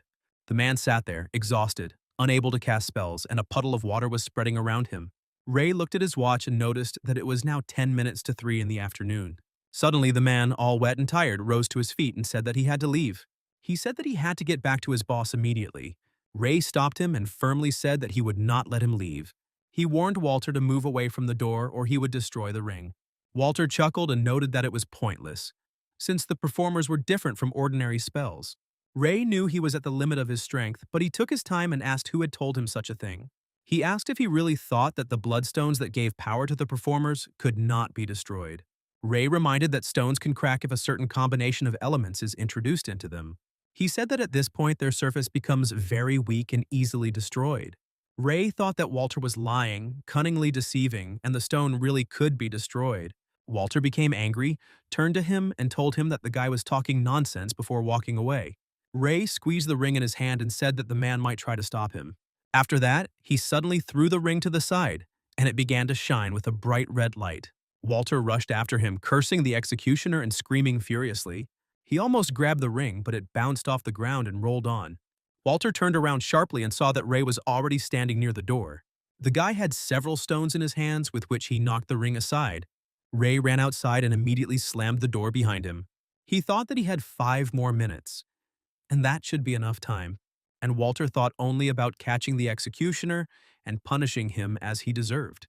Suddenly, a pentagram lit up right under his feet, flashing with magical light. He didn't understand how this was possible because there should have been some time left before activation. Ray stood outside the door and thought about the fact that Walter didn't know something. Veronica told him that 5 minutes was the maximum, and activation could only be sped up by 5 minutes. It turned out that the magic circle was damaged and began to work incorrectly. A huge hurricane appeared, which lifted and swept Walter away from his place. Ray returned inside the building and saw only clothes and a ring with a red diamond. He picked up the decoration and noticed that it was emitting an ominous red magic. Kedrick said it was too late, but Philip countered that Ray had definitely won and they had to wait. Veronica suddenly felt Manu and noted that she was becoming more and more. Kedrick didn't understand what this meant, but Philip told him to follow the girl. They ran after Veronica and started asking her what was going on. When the boys saw Ray, they were extremely surprised by his appearance. He walked towards them, completely engulfed in flames, which, however, did not harm him. Veronica immediately realized that his mana was poisoned and the boy was in mortal danger. The boys looked at the girl in surprise and their anxiety was instantly transmitted to them. Kedrick grabbed a rusty sheet of metal and a pipe, which greatly surprised Philip. Kedrick said that if the girl insisted that the leader was in danger, then they had to act. He rushed towards Ray, intending to hit him and stop him. But Ray didn't move. He just put his hand out and shot fire, and Kedrick covered himself with metal. The blow knocked everything he had been using to defend himself out of his hands, and he fell to the floor, shaking with pain. Philip screamed, begging Ray to wake up and stop. He shielded Kedrick with his body and shouted that it was he, Philip. But Ray didn't react in any way, already holding a flaming fire sphere in his hand. When the fire almost reached the boys, Veronica appeared nearby and put up a magic shield. She screamed that there were only 2 ways to get Ray back to normal. Either force him to completely expend all his flame, or manage to extinguish it. Philip lifted Kedrick up and told him to call the fire brigade, asking the girl if she could hold out for 5 minutes. Ray created more and more flames and fiercely directed them towards the girl. Veronica stood and used a barrier shield to hold back the onslaught. But when she saw this flame, she realized that she would not be able to contain it for long. All she could think about was that she would be okay as long as Ray was safe. Immediately after the battle with Walter, Ray picked up the ring, feeling its unusual weight and power. He noticed that the mana inside the ring had increased greatly and seemed to be boiling, demanding an outlet. Although it was not comparable to the level of a magic circle, it was still incredibly strong and dangerous. And suddenly, in the midst of the fire, Ray saw a strange and unexpected vision, as if coming from the depths of his memory. Walter's memories appeared before him, where he was a little boy and begged him not to hit him. He cried loudly and insisted that he had not stolen anything, but his words were drowned out by fear. Tears flowed endlessly down his face and his eyes were full of horror and helplessness. Ray was extremely surprised when he realized that he was watching the man's actual memory. The fire suddenly changed course and new images immediately appeared, of Walter older and lying bloody on the floor. He rose with difficulty and told the bandits that one day he would become stronger than them. And then he swore to himself that he would take revenge on absolutely all those who had offended him. Walter's voice insistently tried to convince the boy to let him completely absorb his body. Ray knew he had to burn everything to the ground. But tragic memories came before his eyes. In his head, a voice continuously whispered the word, "kill," repeating it many times. Walter's shadow appeared behind Ray and told the guy to destroy everyone without exception. The man's smile grew wider and darker, and the whispers of murder continued. And when Ray was about to kill Veronica with his flame, he saw her face and was shocked. Suddenly he noticed a blinding white sun and thought it was incredibly beautiful. He stretched out his hands towards it, and this small, shining sun appeared right in his palms. Suddenly Ray woke up, realized what had happened, and felt tears rolling down his eyes. A worried Veronica stood in front of him, observing his condition. 3 days later, they were all at Philip's hotel trying to recover. Veronica was lying on the bed and asked Ray to bring her a glass of water. The guy looked out from behind the screen, handed her a glass, and the girl thanked him. She had been sick for 2 days already because she had used the heavenly mana, and he had been taking care of her. Then the girl asked him to bring the second volume of the book Light and Rose, as well as 2 pillows and take away the mug. Ray did everything she said without hesitation because his principle was to return what he received. When the guy sat down next to her, Veronica asked if that meant he had mana intoxication, and he answered evasively. She noted that he was using concentrated mana too recklessly, but Ray said that wasn't the case. He pulled out a ring with a glowing red glow from his pocket and explained that it was the mana battery he had taken from the man. Veronica felt the negativity coming from her and remembered her grandfather's words that mana was extracted from highly toxic people, and she was afraid that Ray was going to use it. The guy replied that no, because if it weren't for Veronica, he probably would have burned himself alive. The girl said that it would be right to never use such dangerous things. Ray thanked her for her help and sincere concern. Veronica became embarrassed, blushed, and asked why he was suddenly thanking her because it was strange to hear. Suddenly, their conversation was interrupted when someone abruptly pulled back the screen. Philip was standing nearby and asked the guy if he had a minute to talk. They went into his office where Philip placed a heavy box with the man's things found in the basement on the table. Ray pulled out a photograph and saw Walter among the children in the orphanage. However, he found it difficult to distinguish people's faces, as they all emitted the same energy, and he decided to look at the photo later. Philip pulled out an old book and noticed that it looked like the man's personal notebook, which could be important. Inside were various tasks marked completed, and Ray thought that Murkrid had ordered it. Turning the page, he noticed one particularly interesting entry. It read, Sector 31, Greenstone Investigation, Kellygold Auction House, failed, no results. There were also other records of investigations of stones of different colors, and everywhere the result was 0. The book mentioned a hypothesis about a rainbow divided into 7 fragments, and orders for the nation to search for stones of certain colors. Ray decided that Murkrid seemed to be looking for these rainbow fragments, although it was possible that they were completely different stones, and it was worth checking. Philip noticed that Ray was thinking about something and asked if he was going to leave the sector. He put the bag on the table and said that it was all for Ray, and he added a little of his own because it was thanks to the guy that they dealt with Kedrick. Philip promised that as long as Ray remained in the sector, he would send a courier to him and help him in any way he could. He added that if this is not enough for the guy, then he should not be shy and is obliged to say so directly. Philip also asked him to inform him of the day of departure in advance because he wanted to see him off personally. The thought that they might never see each other again made Philip sad. Ray extended his hand to him and suddenly asked if he wanted to leave the sector with him. These words surprised Philip so much that he screamed, not believing what he heard. Philip asked if Ray was serious about what he was saying, and Ray confirmed that he was. Philip was amazed because he had never left Sector 49, and leaving meant leaving all his work behind. Ray noted that the guy had actually been saving money, and if he decided to leave, it would be an opportunity to use it. Is there really no other way to leave this place than to risk everything? Philip remembered their previous conversation and was surprised that Ray remembered everything so accurately. Remembering that night, Philip again mentally returned to his childhood and remembered his mother and warm evenings. What he said that night was casual, but it left a deep mark on his soul. He was silent for a long time, holding back the lump in his throat and experiencing internal emotions. Finally, Philip agreed and said that he would go with Ray, deciding to follow his friend. He asked for some time to hand over his responsibilities for running the hotel and wrap up his affairs. Philip clarified that 2 weeks would be enough for all preparatory activities. Time flew by, days followed one another, and Philip gradually transferred responsibilities to his employees. He said goodbye to friends, distributed responsibilities, and ensured that the hotel's management continued smoothly. Ray sat in his car reading books and patiently waiting for his friend to arrive. He visited his grandfather, learning magic from him and studying the intricacies of its control. At the same time, Ray learned to read from Veronica, who showed amazing patience and teaching skills. The girl said that she had nothing more to teach him, because she really was a genius in her field. Ray noted that it was thanks to Veronica that he became such a good student and attentive in his studies.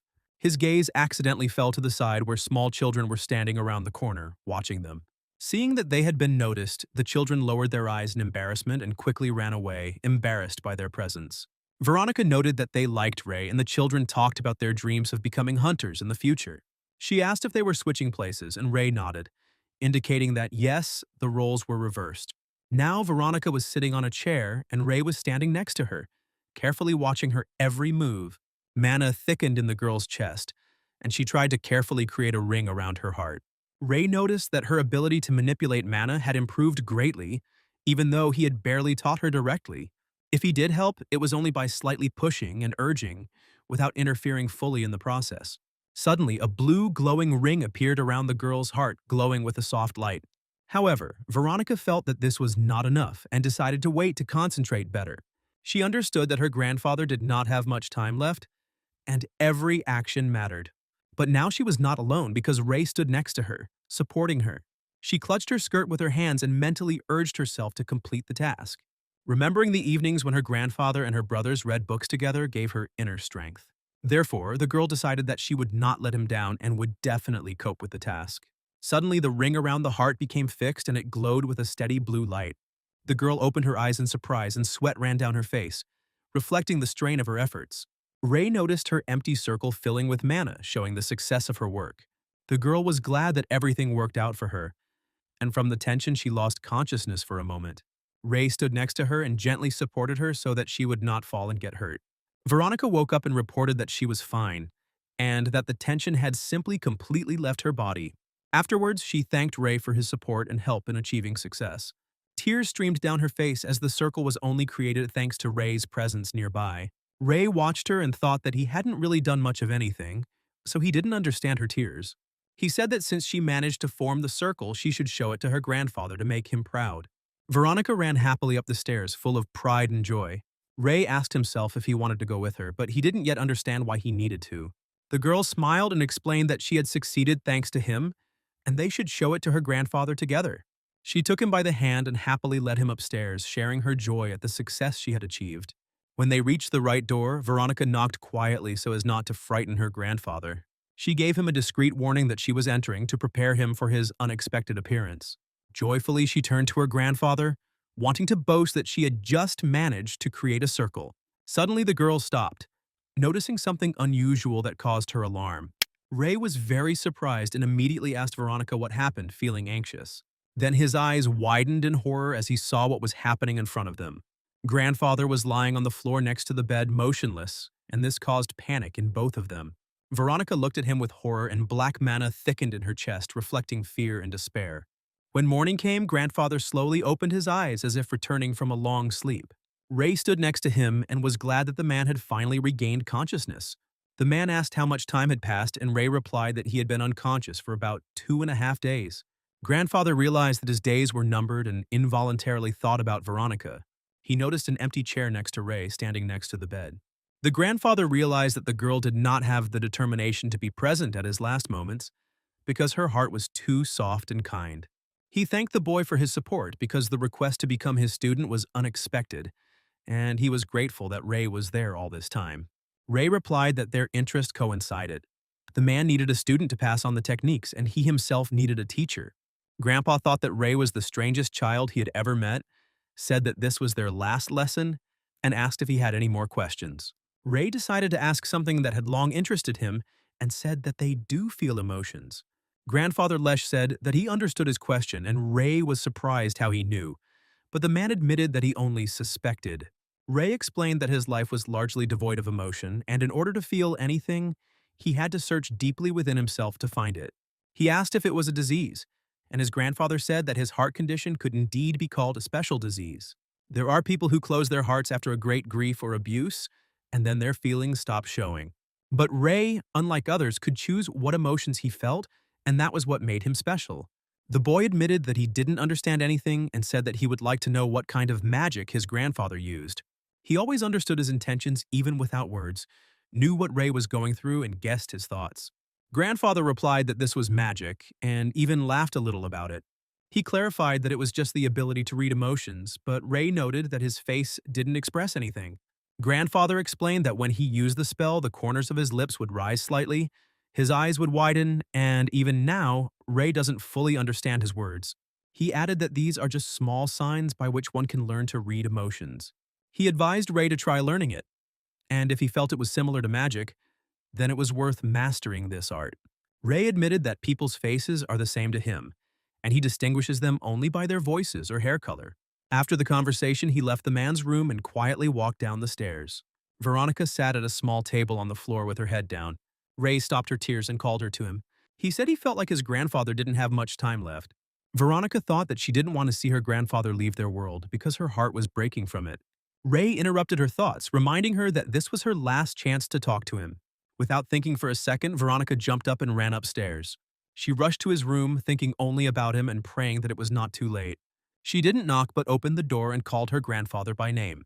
Her two younger brothers were sitting next to the bed, crying and holding his hand tightly. Grandfather lay pale but in good health, and he greeted Veronica. He said that she was his child and was glad that she came to him at that moment. Veronica cried and smiled at the same time, saying that she had managed to create the ring. Grandfather extended a trembling hand to her and said that he had always believed in her strength. Veronica took his cold and damp hand in hers and smiled through her tears. She remembered how he had held her hand and comforted her back then, too. He said that now she would no longer suffer from colds, go hungry, and wait alone for someone who would never return. She felt again the happiness she had experienced when her grandfather took her with him. Grandfather said that they shouldn't worry because he taught them a lot. Veronica assured him that no matter what happened, they would definitely cope. He closed his eyes and said that now he didn't have to worry. After all, he knew how strong they had become. He, too, was happy to have met and raised them. A few days later, the funeral took place in a dark cemetery in the pouring rain. Veronica spared no expense in preparation, and Graham was buried in the central cemetery of Sector 49. In the evening, she hugged her sleeping brothers and quietly closed the door behind them. She thanked Ray for his help because she alone would not have been able to bear all the worries. Veronica didn't shed a tear, but her mana source was so tense it felt like it was about to explode. Ray watched her and couldn't understand what this strange emotion was. He remembered his grandfather's surprise at his inability to distinguish facial expressions and decided to try another method. Instead of looking at the face as a whole, he focused on individual features. Veronica's face was flushed, her eyes full of fear, and tears were running down her cheeks. Ray looked at her in surprise, and suddenly a tear rolled from his own eye. He didn't understand what it meant because he didn't want to feel sad. The girl fell to the floor, her nails clinging to the wood, and her hands were shaking violently. Tears fell on the floor and she repeated one single word, "Grandfather." Ray couldn't resist, walked up to her and hugged her tightly. He thought that maybe this feeling was actually very good. He gently stroked the girl's red hair. Now he realized that he was capable of sincerely supporting someone of his own free will. Kedrick saw Philip off and with tears in his eyes said that he would miss him and begged him to definitely come back. And he promised that he would return one day, and after that he calmly sat in the car next to Ray. Philip noticed that Veronica didn't seem to have arrived and asked if Ray had told her the exact time of the meeting. Ray replied that he had already told Veronica everything. She was aware and knew that they were leaving today at exactly 10 in the morning. Earlier, when Veronica heard this, she was very surprised that they were all going to leave together. Ray then thought that Veronica could help him with the theoretical part of magic circles, which is what he lacks so much. He was interested in the white sun that she had because it was thanks to it that she was able to pull him out of danger. Veronica was in shock because everything happened so suddenly, and she needs to take care of her younger children. Ray said that Philip would take care of them because he had already spoken to them, but they replied that the decision was up to Veronica, and the girl did not understand who would take care of the store if she left. Ray explained that she didn't have to worry because the store could be closed temporarily, and Kedrick, his loyal subordinate, would guard it every day and nothing would happen to him. Ray asked Veronica directly if she really didn't want to leave this city. Veronica asked him in surprise if it was really that obvious to everyone. After that, she asked to give her a little time because she needed to think everything over carefully. Philip noticed that the time had come and 10 o'clock had already struck. Ray pulled the lever and said that it was time for them to go without delay. Kedrick stood next to them, watching them, and couldn't hold back his tears because they were really leaving. Suddenly, Veronica appeared, running towards them and shouting loudly for them to wait for her. She had a huge, heavy briefcase on her back and she begged him to take her with him. Philip noticed that Veronica had probably been hiding behind a rock the whole time and said that they needed to slow down. Veronica screamed at them not to stop, but to just keep driving and leave the door open. Philip was surprised that she was going to get into the car while it was moving, and Ray ordered him to hold on to the steering wheel. The girl ran to the car with all her might, and at that moment the door swung open while she was moving. Ray got out of the car and told Veronica to grab his hand. Veronica, all sweaty and tired but happy, still smiled. After that, she grabbed his hand tightly. Ray pulled her up with one powerful movement and threw her into the car.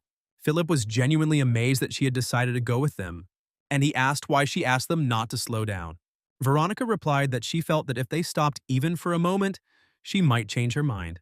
Philip and Ray looked at her in surprise but said nothing. Philip called her boring, and Veronica countered that it took all her courage to take such a step. They drove non-stop until the evening and then stopped because Ray checked the car and realized there was a problem with it while Veronica and Philip were throwing up. They had been driving for 7 hours without a single break, and now it seemed to them that they were about to spit out their own stomachs. Ray said that they should set up camp here for the night, and in the morning they could continue on their way. After a few minutes, they had collected some firewood and soon a small fire was blazing. At dinner, Ray said that his main goal was to find the legendary rainbow. Veronica remembered that she had already heard about this, and Philip asked what kind of rainbow it was. Ray put down the empty plate and said that he would now explain everything in detail. Now Philip realized that the rainbow was a stone that generated infinite mana, which was currently split into 7 pieces scattered throughout the world. And by collecting the rainbow, one could make a wish. After fighting the man, Ray was able to find the Merkrid, who were also looking for the rainbow, and Veronica said that there were rumors that their boss had one of the shards. Philip realized what it meant that Ray was now going to study the activities of the Merkrid. Ray warned that if they continued on their journey with him, their lives would be in danger, but he promised to protect them and help them achieve their goals. He added that if they are afraid, they can still go back. Veronica said that she had already learned enough, and Philip noted that he had encountered death several times. Ray wanted Philip to be in charge of finances and to negotiate when necessary, and Veronica to be a guide in the field of magic. Ray saw in Philip's vessel the yellow color, which symbolized courage, and the radiance of its power was unmatched. Philip said that he also wants to share his goal, namely, to find his mother. When he was a child, she went to another sector to earn money and told him that he should wait for her. Before leaving, she kissed him on the forehead and told him that she loved him very much. She promised to come back, and that was why he wanted to collect the money too, because they were the ones who divided it. Veronica said it was incredibly sad and burst into tears, and Philip began to calm her down because it wasn't even a tragic story. Veronica said her goal is to complete her grandfather's research. He wrote an article about black rain, which discolors the ground and skin and causes severe illness. These diseases are very dangerous and incurable with modern methods, and her grandfather fell ill with eternal sleep syndrome. And she wants to complete his research so that no one else dies from black rain. Philip said that he would help her in any way he could, even though it was not his area of expertise. But he was sure that he would find other ways, and Veronica promised to help him. Ray stopped them and said that they should help each other, because each of them has their own important goal. Veronica and Philip exchanged glances and looked at Ray. They shook their fists and said that from now on they would rely only on each other. Ray didn't understand what this gesture meant and looked at them in surprise. He thought that this was a meaningless action because simply touching fists did not give the body strength like magic. They waited for him to make the same gesture because Philip's fists were already starting to warm up. Ray exhaled, reached forward, and bumped his fist with their hands. He said that now they had to rely on each other. Veronica and Philip happily agreed with him, and soon they were sitting together in the back seat, thinking about how Ray had warned them of mortal danger. Right in front of them, a herd of stone deer with glowing red eyes appeared. Ray was behind the wheel and skillfully evaded pursuit, and the guys could not believe that danger had overtaken them so quickly. Together, they rode through the endless desert, and Veronica asked the boys how many days had passed since the beginning of their journey. Philip replied that he didn't know exactly, but it seemed to him that about 7 days had passed, and Ray clarified that in fact, 9 had already passed. They were almost there, since the journey from Sector 50 to 49th had taken them 10 whole days. Philip noticed something unusual in the window because a large cloud of dust was rising right on the street. A huge and noisy herd of stone deer was running towards their car. Philip did not immediately understand what kind of creatures they were, but Veronica confidently said that they were mountain deer. Their skin, or rather their strong shell, was all cracked like stone, and the girl remembered that she had read about them in books, so they were definitely mountain deer. Veronica said that they are usually peaceful in nature, but it is too early for them to migrate. Ray assumed that something unusual had happened and that they were most likely running away from danger. Even if they had decided to turn around, the animals would have caught up with them anyway, and it would have been impossible to break through them forward. Ray ordered Veronica to create a shield around the car in the form of a sphere 3 meters in diameter and adjust the structure so that the shield would move with them. Veronica, straining herself, began to cast a spell to project a 3-meter-high magical sphere of protection that would follow the car. Philip noticed that the animals had already begun to approach rapidly. A lot of deer were screaming loudly, and they were already very close to the car. Ray swung the car around and they drove straight through the thick line of herd. He told Veronica to focus all her mana on maintaining the shield. He added that the defense should not break, but Veronica screamed that she was already working at the limit of her strength. Ray realized that she couldn't go on like this for long because her mana would run out too quickly. He turned to Philip, reminding him that he had once spoken about wanting to learn to drive, and now is his real chance to try. Philip protested that this was clearly not the best idea, but Ray had already cleared the wheel for him anyway. He himself climbed out and was now standing right on the roof of the car. Ray looked closely at the deer and noticed one unusual blue one among them, and then he saw that in the place from which the animals had fled, there were many dead bodies and a lot of blood. Philip asked how much longer they had to go, but Ray ordered them to press the gas pedal to the metal and not slow down because they were almost there. Suddenly, the barrier received a strong blow from one of the deer and began to crack. Ray and Philip were very surprised by what happened. They turned to Veronica and saw that her nose was bleeding. Ray realized that the protective barrier was running out. He knew that he himself would not be able to create a barrier as wide as Veronica's, since her rings were filled with white mana. But he had one option, and that was when the deer finally broke through the defense. One huge deer crashed right into the spot where Ray had just been. Veronica looked out of the car in fear and loudly called out to her friend. A huge cloud of dust rose up from that spot, and she realized that he was no longer there. But soon the dust cleared and the girl saw a familiar figure. Ray sat on the roof of the car, completely unharmed. Now all he could do was use the car's metal transformation. The hull was reinforced and climbing out could result in serious injury, so Veronica had to stay in the car. Ray said it was almost over and Philip needed to put the pedal to the metal. The car burst into a bright red glow and sped past the deer without sustaining any damage. When they finally got to the right place, Philip asked if everything was okay, and Veronica said that it seemed like it was, but then she fell to the floor and started shaking. Ray also replied that he was fine and walked over to the corpses of the stone deer. Philip was very surprised and wondered if all this had happened because of them.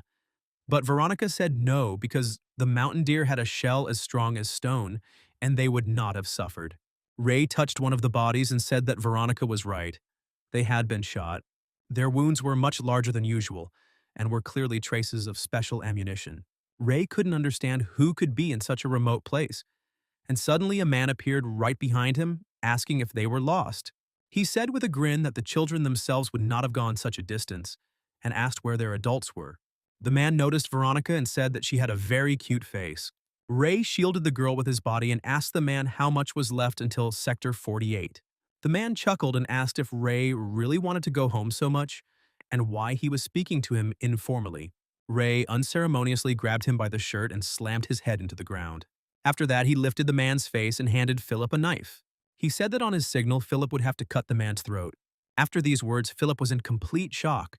Philip stands in a complete stupor and does not dare to accept the knife that Ray hands him. After a few seconds, overcoming himself, he finally takes the weapon into his hands. In his entire life, he had never held a knife to someone's neck and he couldn't imagine such a thing. But he decides that he must do it now, despite the fear.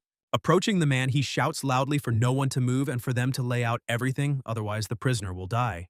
The stranger is shocked and realizes that these children are not ordinary, but apparently bandits accustomed to robbing travelers. Suddenly, a tall man came out of the crowd and told the guy to let him go and not make things worse because they wanted to help. Ray coldly tells Philip to cut the man's throat but not to kill him. Philip obeys the order and makes an incision, causing the prisoner to cry out in pain. Ray warns the others that they shouldn't even try to lie to his face. The gang captain is shocked that there are children in front of them and admits that they had bad intentions. But he adds that he has a huge gang behind him, ready to act. And these children are now at a disadvantage, because if he says a word, their bodies will turn into a sieve. Ray casts a spell, and several fire spheres appear around him, flickering menacingly in the air. He invites the man to try giving the order if he has enough courage and strength. The captain turns around in amazement and realizes that a magician is standing in front of him. After this, the whole gang bows down in horror, apologizing and admitting their mistake, begging for leniency. Ray, leaning on the hood of his car, says he doesn't want to make things any more difficult if they just meet a few of his demands. The guy asks what exactly they are doing in these places, and the man replies that they are looking for something. He says they are deer or deer-like creatures with a blue gemstone on their forehead. Ray demands that he tell her more about this search without hiding any details. The man reflects and admits that he does not understand what magicians are thinking when they look for something like this. He says that their client was once famous in the 40th sector for his well drilling business, and his name was John Greed. In his youth, this man once got lost in the wasteland with no hope of rescue. But suddenly a mysterious deer appeared next to him, with water dripping from its body. It was the blue mountain deer that he now asked to find. It is said that the deer appeared out of thin air and either gave water or its body itself turned into water, which seemed incredible. Ray asks the man where he can meet their client and talk to him. The captain decides that he cannot let the old man know anything extra and replies that it will be difficult to meet him. He says that the client lives in Sector 42, but a knife flies past his face. Ray reminds him that he warned him not to lie, and the words sound threatening. The man is horrified because he has been a mercenary for decades and does not understand how the guy immediately understood the lie. He is amazed that this magician seems to see right through him and knows the truth. The man gives in and says that the client lives in the 48th sector in the Galat Hotel. Ray asks if it is because of them that the mountain deer have started migrating early. The man replies that no, because the deer gather in groups of dozens of individuals and the distances between them are enormous. He explains that it is impossible to gather several thousand animals by human efforts, which means that this is a natural migration. They arrived in the 48th sector 5 days ago and already then noticed that the migration began too early. Apparently, their horns and meat are valuable on the market, but they did not have time to prepare more transport for the extraction. Ray is satisfied with this answer and says that he has one last demand. The man is glad that it is almost over and asks what else they want from him. Ray reminds them that the deer turned and ran straight at them, and it was their fault. He says that this left them in a life-threatening situation. Although they managed to break through the crowd, the car could have been damaged and now needs repairs. Ray turns to Philip and asks him to name a figure that would be fair. After some time, Philip decides and says that they have agreed on 250,000 shillings. They put the money in the trunk, and although it all belongs to Ray, he decides to split it equally. Philip is surprised by this decision because he did nothing himself, but Ray explains his logic. He says that you can't divide the income according to merit every time. It's better to avoid disputes in advance. Even if it's not about money, he will always try to resolve issues as fairly as possible. Philip nods and says that he completely understands this decision. Suddenly, a small blue deer appears from under Veronica's clothes. A deathly silence falls between the three boys from surprise. Philip asks in amazement who it is, and the animal growls threateningly. Veronica turns away in embarrassment, not knowing what to say to this. She admits that she saw a baby that had strayed from the herd and felt sorry for him. He stood next to the dead deer, tears glistening on his face. The girl decided that leaving him alone was too dangerous and cruel. Philip asks if this is really why she took him with her. Veronica exclaims that if Fran is left alone he will die and asks to take him until the pack is found. Philip is surprised that she has already come up with a name for him and is sure that it is a boy. Veronica replies that he himself became attached to her and is definitely a boy, but Philip doubts the idea of taking him. Ray is silent for a long time and looks attentively at his new companion. He says that while he was standing in the car, he saw a deer that looked like his parent. And it's clearly related to the story they heard from the mercenaries, so they have to take him. Veronica and Fran are genuinely happy about Ray's decision. The next day, the guys arrived at the right sector and discussed how this place was completely different from their previous home. Philip asked where Fran was, and Veronica replied that he was asleep, neatly covered with a blanket so that no one would disturb him. She checked all the doors of the car so they could be sure that it was safe inside, and no one would break in. Suddenly, two local hooligans approached them and said that they urgently needed to chat with the newcomers on their territory. One of them asked who allowed them to enter someone else's territory, and he asked if they had paid the mandatory toll. A few minutes later, Ray, who was white, picked them up with bruises and asked them the name of the quiet leader of their gang, to which the man replied, Leonard. Ray told me to tell the leader to come to the Galot Hotel on 22nd Street because he had a special assignment for him. The boys said they understood everything and ran away in fear, and this was already the sixth time they tried to scare the boys. Veronica wished that these hooligans would stop showing up, but Ray explained that this was practically impossible. If you leave strangers alone, others may think that the whole gang can be taken lightly, which will create problems. Philip thought for a moment and said that there was one way that would help them reduce the risk of conflict with the gang. A person's attire determines how they are perceived by others, so clean and neat clothes will reduce the opportunity for nagging, especially in luxury hotels. At the same time, you can buy a suit or an evening dress because you never know when you will have to appear in such places. Veronica was twirling around in her new look with interest and asking if the new clothes suited her, while Ray was wondering if the outfit change would really work. Philip asked the man to leave their old clothes in the next hotel room so that there would be no problems with the things. Ray asked if the guy had managed to get a discount, but he replied that it was a commercial secret and he could not divulge the details. As a result, the three of them confidently walked down the street in new clothes, feeling more confident and calm. Ray watches the passers-by carefully and notices that one of them is emitting a purple cloud of energy, unusual and remarkable. They discuss whether other people might have the same impression and feel admiration and respect for themselves. I wonder if just changing clothes can really have such a big impact on how people treat you. Ray asks Philip if there are other ways to influence people's reactions besides appearance and clothing.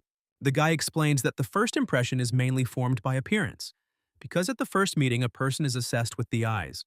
However, the most important thing is the energy and aura of a person, because of which even cheap clothes can look elegant, while expensive ones do not help.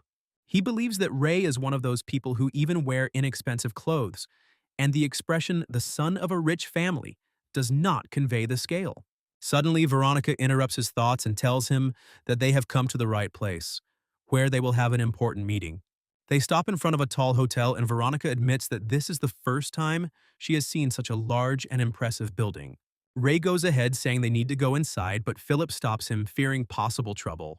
He explains that it is better to speak carefully first, so as not to be caught by security and not to arouse suspicion. Ray insists that they will pass unnoticed and reassures Philip not to worry. All three of them calmly walk past the security guard in a suit. He stands there, not taking off his dark glasses, and watches them. He looks at the guys strangely, and Philip and Veronica smile shyly at him in response, demonstrating friendliness. The man smiles back at their smiles, which gives the young guests a confidence.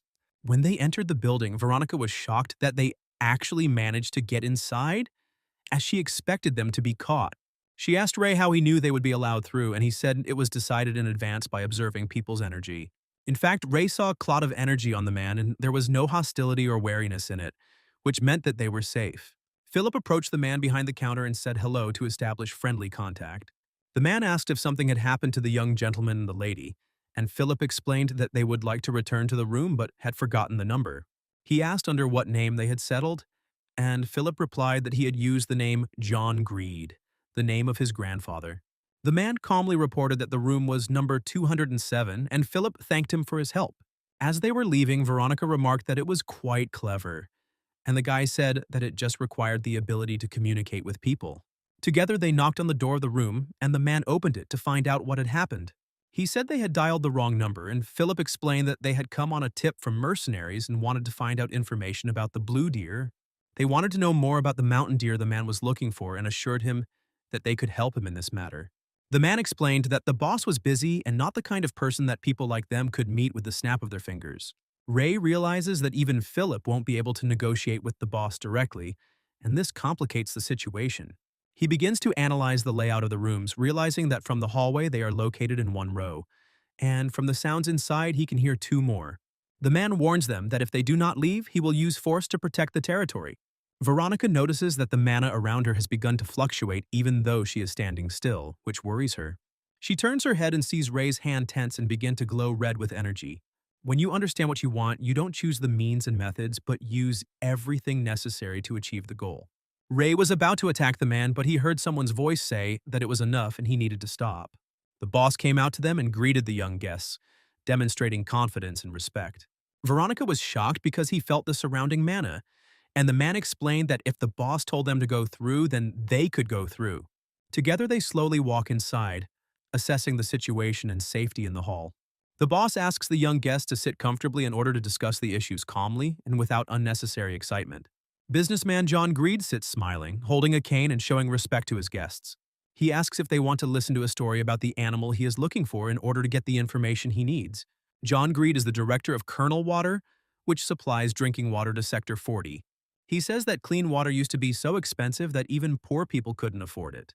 Ray wonders if the Elton River was also polluted back then, and the man confirms that yes, that is exactly what happened. The water was murky, and there was waste and garbage floating in it, almost indistinguishable from what can be seen today. Although the situation has improved now, John still comes from a nomadic background and remembers the hardships of the past.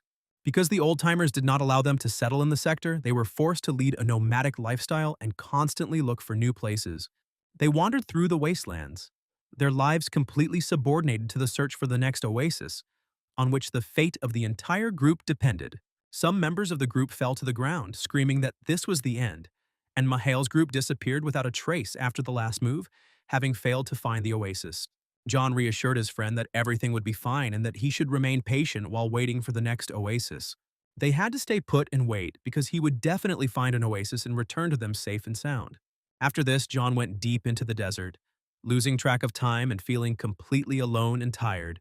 After a while, he lay on the ground, clutching the sand beneath him and thinking that he might die here without finding salvation. Suddenly, a drop of water fell from the sky onto his hand, which surprised him and restored his hope for a miracle. Above him in the sky towered a beautiful blue deer, majestic and incredibly bright. In the center of the animal's forehead, crystals shone, reflecting the light and creating a magical impression.